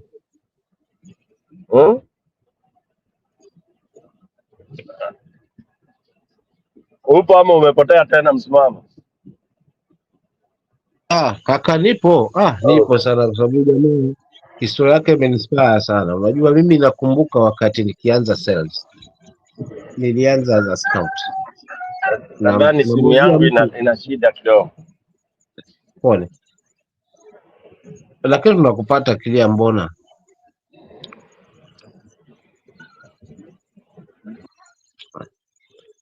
Nakupata clear kabisa kaka. Ni speaker yangu ilikuwa inaleta shida. So katika hili swala la uongozi, so I started as a scout on sales. Nikana muuzia mtu, yeye ndio agent, ndio mwenye account, ndio anayelipa, lakini yeye sasa kila kilipo na analipa kidogo. So nikaanzia hapo, nikanauza zaidi. Yani najua jinsi ya kupitch, najua jinsi ya kukaa na watu, na jinsi ya kuingia mahali. Kidogo kidogo hivyo na mimi nikaja nikafungua after 1 year kwamba nimemtengezea portfolio. Anakula collection on weekly basis. Kubwa tu, almost anakula 25k on Monday mpaka Monday anakula 25k. Through sales zangu za nimeuza, but as a scout hakuna kitu kwa sababu sina account, kampuni hainijui. So siku moja nikatumaniwa mzigo, lakini one of the new ABM area manager wa hiyo territory ama kwa hiyo kampuni akaona hii mizigo inaenda Lungalunga. Nani anauza huko? Akaambia kuna jamaa mmoja huko anauza ile mbaya na kile. Akona account, asema hakuna. Akasema okay sawa. So walipopakiza hizo boxes za wakiniletea huko, wakapanda hiyo gari. Akatafuta namba yangu akanipigia moja kwa moja mpaka kwangu. Akampokea. So alipokuja akanihoji, akaniuliza umeanzia wapi bwana? Nikasema nimeanzia mwaka mmoja na nimerekodi kila kitu, wateja wangu wote nimeweza kuwa record, every sales nimeweza kurecord, nimefanya vitu vyangu na such a way hakuamini. So zile nyumba nimefunga 162 zote nimeweza kufunga, na portfolio ni nzuri, yani wanalipa vizuri hata kuliko ni watu wengine. Mpaka nifungulia account. Mimi sikuwa na masuala ya kujibu, nilifungua account tu na nikaanza kuuza. The same day niko na yeye ABM, your area manager, nikamuuzia sales 12. Hakuamini. So safari yangu ikaanzia hapo. Na nikawa kama agent. Nikaja na mbinu yangu sasa mpya kutaka kujiongeza. Nikaanza kutengeneza kama cluster kuweza kutengeneza na mimi nami mascouts wangu. Lakini na kutengeneza hiyo scout na kuweza kuwafungulia account na kuwaleta value haswa katika Lungalunga hii na terms na masuala hayo sasa. Bwana hiyo hatua ilinichukua kama miaka 6, lakini mwisho wa siku nilijipata niko manager. So hii kitu imeni-inspire sana hii ya Sifuna, kwa sababu nilikumbusha wakati nilikuwa nikihold almost karibu agents 106 something, ambao wote hao ni watu wakubwa, ni watu na akili zao, lakini na wamanage Yani hii uongozi ni nyota ndugu yangu, ni kipao unakuwa na Mungu tu, ukweli kabisa. So this historia Sifuna imeinspire zaidi kwamba ana mandate, akitaka kusimama urais ana haki, kwa sababu hadhi anayo, nafasi hiyo anayo kikatiba, na Wakenya wataamua if akifeli wakati huu, maybe wakati mwingine, but for the time being, kwa sababu tuna kubwa ambalo liko hapo, awaungani tu kama alivyokiri yeye mwenyewe kwamba yuko pamoja na wale wengine kwa one term. So wakae meza moja, watupe njia ambayo kwa kweli itaweza kutuondolea huu, lakini situpe mwanya. Wasiwasi wangu waanze kuvutana hapo kwamba mimi nataka niwe hapa, mimi lazima niwe hapa. Mwisho wa siku huyu anajitema haswa, tena wakati wa mwisho, basi itatupiga pakubwa zaidi. But hii nguvu wako nayo, wakae na mpige mahesabu kwamba Wakenya wapewe nafasi kwamba warahisishwe kazi yao waifanye pale 2027 ikifika, haswa iwe rahisi, haswa isiwe na mvutano, ili kusudi tumalize na hili jambo, kwa sababu numbers zimekataa kwa mtu mwingine. Mabao haya kufungwa na mkono ndio haya mianya inaanza kuziba mapema. So we are hoping, Gachagua akisema kwamba na muunga mkono akisema kwamba hii itakuwa zaidi ya 2022, mimi sina mashaka nayo, kwa sababu ground ndio inazungumza. Mimi acha niachie hapo ndugu zangu, kidogo leo nitawaga kwa mapema tu. Kuna mahali nirauke kidogo, ufanye shughuli kidogo za nyumba za mji hapa kidogo, ama nitakuwa nawasikiliza tu nikienda hivi, nitaweka earphones. Kuna watu bado wako ndani hapa kweli? Simama. Hapa naona PK na ndugu yangu Njiru na msimamo. Na hili ni Njiru hayupo. Njiru bwana achukuliwa mapema. Ni kiwiliwili pale, ni kibudi hapa kiwiliwili. Njiru ana overwork, anafanya kazi mingi. Unasema hivyo. Haya, kumbe yuko karibu bwana, na tuenjoy na tusikiza hapo kwa leo amesema silali na wasikiza, mtasemaje nikiwa nimenyamaza, mtareact namna gani? Amka tu sasa, alikuwa amelala kabisa. Itabidi tu na kiboko, ningekuwa naye karibu sijui, ningekuwa mara na mtwanga kidogo, anaamka. Unaweza tuache hapa bwana. Amelala kabisa. Lakini leo hajalala leo. Leo anatuchora hapo pembeni, anasema watasemaje jamaa. But anyway, yote tisa, mimi niwaage tu ndugu zangu, nimeshukuru kuweza kuwa join. Hata mimi nawaaga tu, manake sasa sidhani kuna ziada, labda Njiru awe yako nayo, sijui. Njiru amechoka, kila mtu amechoka. Vizuri, tuende tu zetu sasa.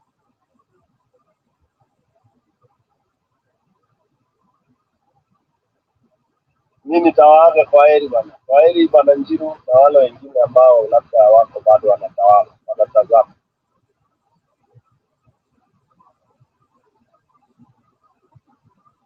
haya ni sawa. So unaweza peana your final comment, tufunge kituo, tutakuja kesho. Hata mimi sana sina comment, ni good night tu. Haya ni sawa, kesho.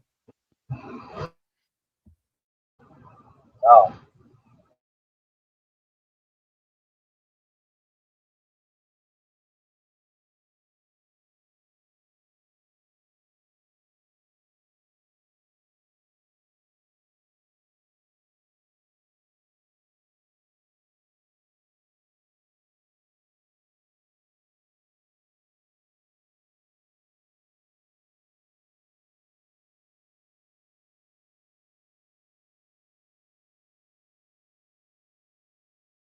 Nyinyi mtuambie mnataka tufanye nini na chama cha baba Raila Amolo Odinga.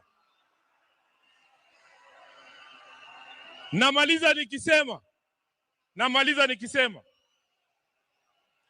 baba Raila Amolo Odinga alizungumza wazi mbele ya nchi nzima tarehe 22 mwezi uliopita mbele ya hawa wabunge katika hoteli ya Agile pale Nairobi. Baba aliongea kwa kinywa chake mwenyewe, na waomba viongozi msiingize maneno kwa mdomo ya mtu ambaye amelala. Alisema yeye mwenyewe, akasema kama chama lazima tujiandae kwa ajili ya uchaguzi wa mwaka 2027. Na wale ambao wanaeneza mambo mengine hapa, baba alisema who has told you? Who has told you? Who has told you? Kwa hivyo sisi tutafuata the last standing instruction ya baba ambaye alitoa chini ya siku 23 ambazo zimepita kabla afariki. Kwa hayo mengi, ni jukumu langu pia kama katibu mkuu wa chama.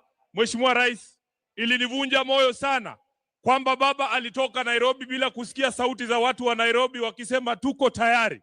Sasa ni jukumu la hawa ambao wamefika hapa leo. Nataka mseme chant ya chama cha ODM mpaka baba ajue anazikwa na wanachama wa ODM. Nikisema ODM, tunasema tuko tayari. Muko tayari? Muko tayari? ODM! ODM! ODM! Asanteni sana, Mungu awabariki.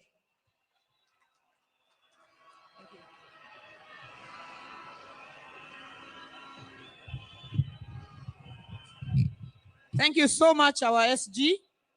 Our party leader, when we were saying members of the Central Committee, you did not rise, but I want to recognize you.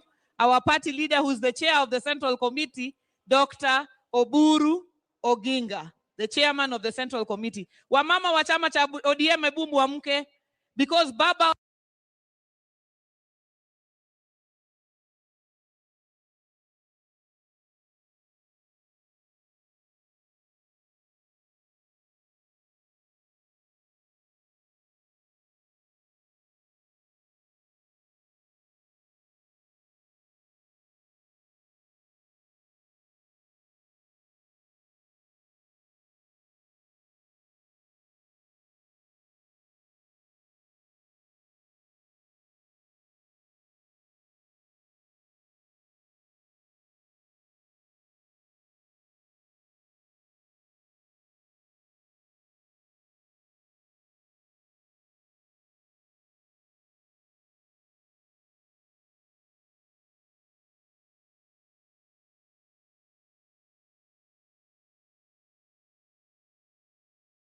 Atera is the IT painkiller. Remote monitoring and management, remote access, help desk and ticketing, smart.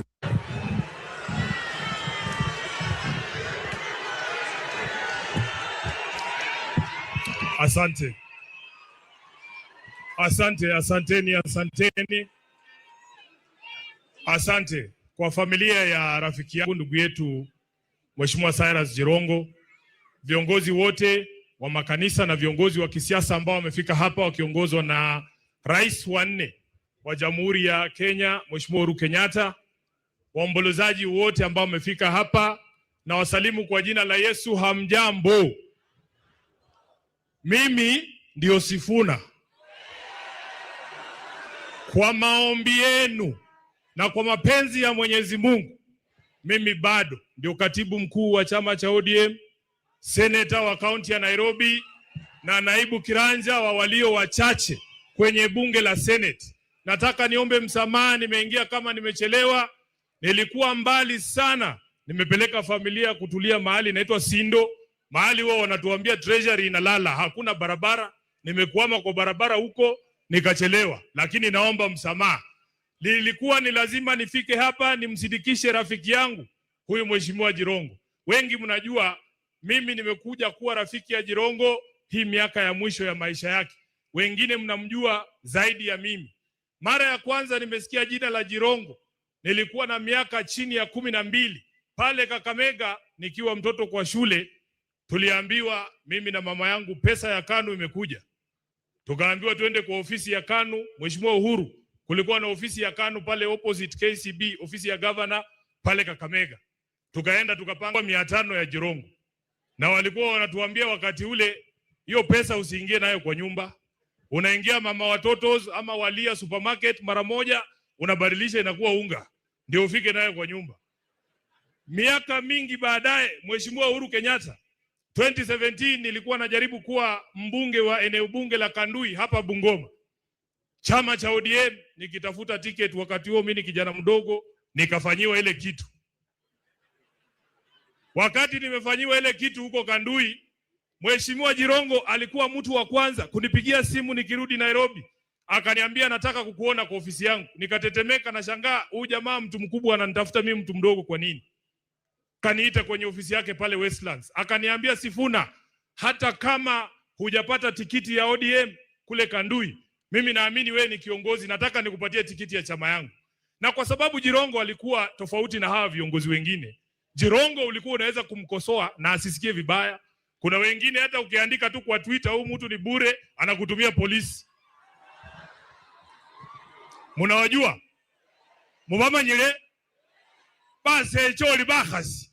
Mtu akisema kitu kidogo tumekasirika. Jirongo nikamwambia mimi, wacha mimi nikae hapa nyuma ya Raila Odinga.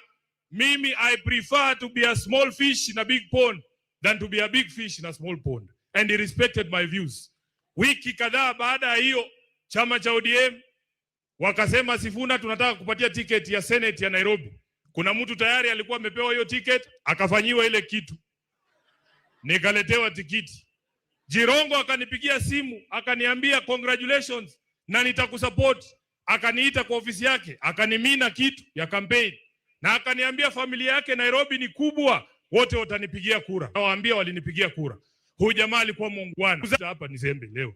Kuna wengine hata tuliwafanyia campaign wakituahidi mambo paka leo ukimuuliza ati ngoja tu. Hati ngoja tu, bado na ngoja. Jirongo alikuwa mtu tofauti sana. Na nataka nichukue fursa hii kwa niaba yangu, kwa niaba ya familia yangu, watu wa Nairobi, watu wa Bungoma, Kenya nzima, niseme pole sana. Kwa niaba ya chama cha ODM, makao makuu, tulikuwa hapa na party leader wetu Mheshimiwa Oburu. Na hakuweza kufika leo lakini tuko pamoja. Mimi nitakuwa mfupi sana Mheshimiwa Khaniri, ni kushukuru kazi ambayo umefanya na kamati yako kumwandalia ndugu yetu hafla yake ya mwisho. Kitu ambaye sitafanya ni kujiunga na hawa ndugu zetu hapa ambao wanauliza maswali atiwajibiwe. Huwezi kupata haki. Huwezi kupata haki katika hii serikali. Mnamaliza wakati. Wewe ukiwa kondoo unaenda kutafuta haki kwa mahakama ya fisi, ole wako. Hakuna majibu tutapata kwa ajili ya maisha ya huyu ndugu yetu huyu ambaye amelala hapa. Sisi tunawaachia ndugu zetu watiriki. Nilisikia umeshafanya hiyo kitu. Niseme nisiseme bwana? Niseme nisiseme? Hakuna haki tutapata kwa serikali ya William Ruto juu ya maisha ya huyu ndugu. Sisi tuko nyuma ya hawa watiriki bana befwe. Batiriki mlio. Mukhole bibyenye khabi kholwa bibenye kha. Paka Jirongo mwena akwe kese mundu wa muira. Malaifu kummanyile. Sisi tunajua hawa watu hakuna kitu watatuambia hapa leo. Wanajua ukweli, wamekaa wamenyamaza hapa.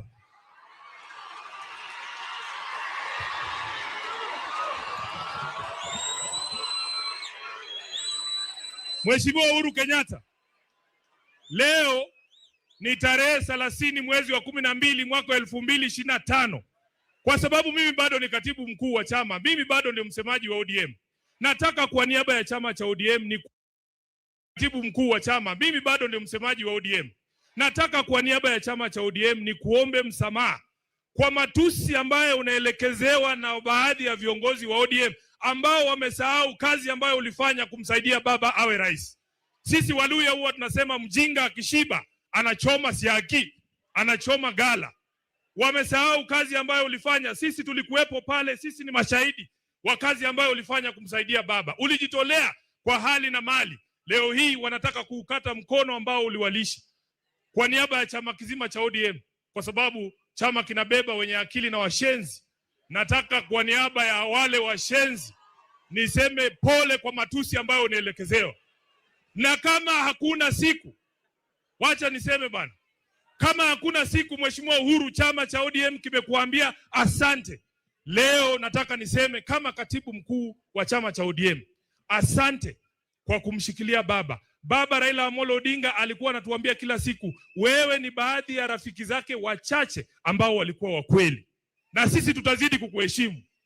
Kwa sababu tuliwamulika wanaenda mikutano ya siri kule Kilgoris kuuza chama kwa Mheshimiwa William Ruto. Tukawamulika, unajua Nairobi, Aladwa yuko hapa. Nairobi unaweza ona mtu amekuibia simu Ukisema mwizi, yeye anageuka anasema mwizi, halafu wanaanza kukupiga. Kwa sababu tuliwamulika wanajaribu kunadi chama cha ODM kwa Ruto. Wanakuja wanatuambia sasa ati pia sisi tunataka kukuuzia chama. Mimi mmeniona wapi na Uhuru tukidance kwa podium vile watu wanadance na Ruto kila siku? Tunakutana na wewe saa ngapi kuzungumza haya maneno? Na mimi nataka niseme ODM ni chama cha makabila yote. Hata Waluya wako ndani ya ODM, Wamijikenda wako ndani ya ODM, Wasomali wako ndani ya ODM. Hiyo si chama ya mtu binafsi. Na kwa sababu ni chama cha kitaifa, uamuzi wowote ambao utatolewa lazima utolewe baada ya mazungumzo na kila mtu ambaye anajiita mwana ODM. Wengine wanadanganya Oburu. Nilikuwa na yeye hapa nikamwambia the thing that used to make Raila a great leader, he used to consult everyone. Hata wale watu ambao walikuwa wamedharauliwa. Unaona mama hapa anajivuruta, unafikiria ajui Raila, kumbe yako na namba yake. Anapiga simu direct. Mimi nataka niseme uamuzi wa jinsi ambavyo chama kitaenda 2027 hautafanywa na hawa viongozi hapa juu. Itisheni mkutano wa National Delegates Convention, wacha wana ODM wakuje waseme wanaenda kwa Ruto ama tusimamishe hata huyu Sifuna. Kwani na sisi tunataka kusema Mheshimiwa Weta, Mheshimiwa Mudavadi, mimi nimewaheshimu siku hizi hata huwa siwasemi, lakini niko sine ukweli. Omwamwe tangula nekhulo manga lero umboe. Ese ekhulo manga ta. Lakini ninaombi kwenu 2027 hii jamii ya Mulembe hii jamii ya Mulembe tunataka kukua kwa debe ya urais. Na kwa sababu nyinyi mmesema mnangoja 2032, sisi ambao tuko na mayuba kidogo, tukiamua 2027 nataka kuingia, tafadhali mtuunge mkono. Nataka mtuungeko sisi wenye tunataka 2027, 2032 ikifika ndakuunga wewe. Wacha nione wa 27 ndio hawa. Nyinyi mtatafuta wa 32. Jambo la mwisho jambo la mwisho, Mheshimiwa Mudavadi, nataka nikutume kwa rais. Nilifikiria atakuwa hapa nimwambie yeye mwenyewe. Nataka nikutume kwa rais umwambie chama cha ODM hakimdai kitu chochote isipokuwa kutekeleza mkataba ambao alitia sahihi yeye na Raila Amolo Odinga. Kuna watu hawajui hiyo mkataba haikusainiwa na Sifuna ama Ososi, iko na signature ya baba Raila Amolo Odinga. Ukisikia mtu mwingine anakuja na kuambia kuna kitu kingine ODM wanataka, ati sijui mkae kwa meza. Mnakaa kwa meza kuongea na watu mkataba ingine na ile walisaini na baba bado hawajatekeleza. Mheshimiwa Musalia, ambia rais kuna mabroka huko nje wanakuja kumwambia ati kuna kitu tunamdai. Hatumdai chochote. Tunataka atekeleze mkataba yetu na baba. Tulisema mambo kama hii ya watu kuuawa extrajudicially iishe. Mtuambie hii ni nini? Mtuambie hii ni nini? Hii ndio tulisign. Hii kama ni hii ndio tulisign, mtuambie. Kwa hayo mengi, mimi naomba ndugu yangu Jirongo alale mahali pema peponi. Hii vitu inafanyika kutisha sisi, ati tunyamaze. Baka kuiresa fuesi. Lakini hatunyamazi bana. Asante sana. Mungu awabariki. Asante sana. MCS. Viongozi MCS, naomba muinuke. Imagine being able to build anything just by thinking about it.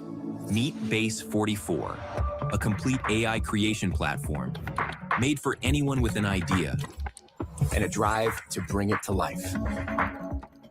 Describe what you want and watch it take shape. You can plan, customize, and expand in any direction. From tools built for one to platforms ready for many. From passion projects to enterprise-grade systems. Everything is built in and ready to launch. It's a new world of creation where you can go as far as your imagination takes you. Can you imagine it? Let's make your dream a reality right now.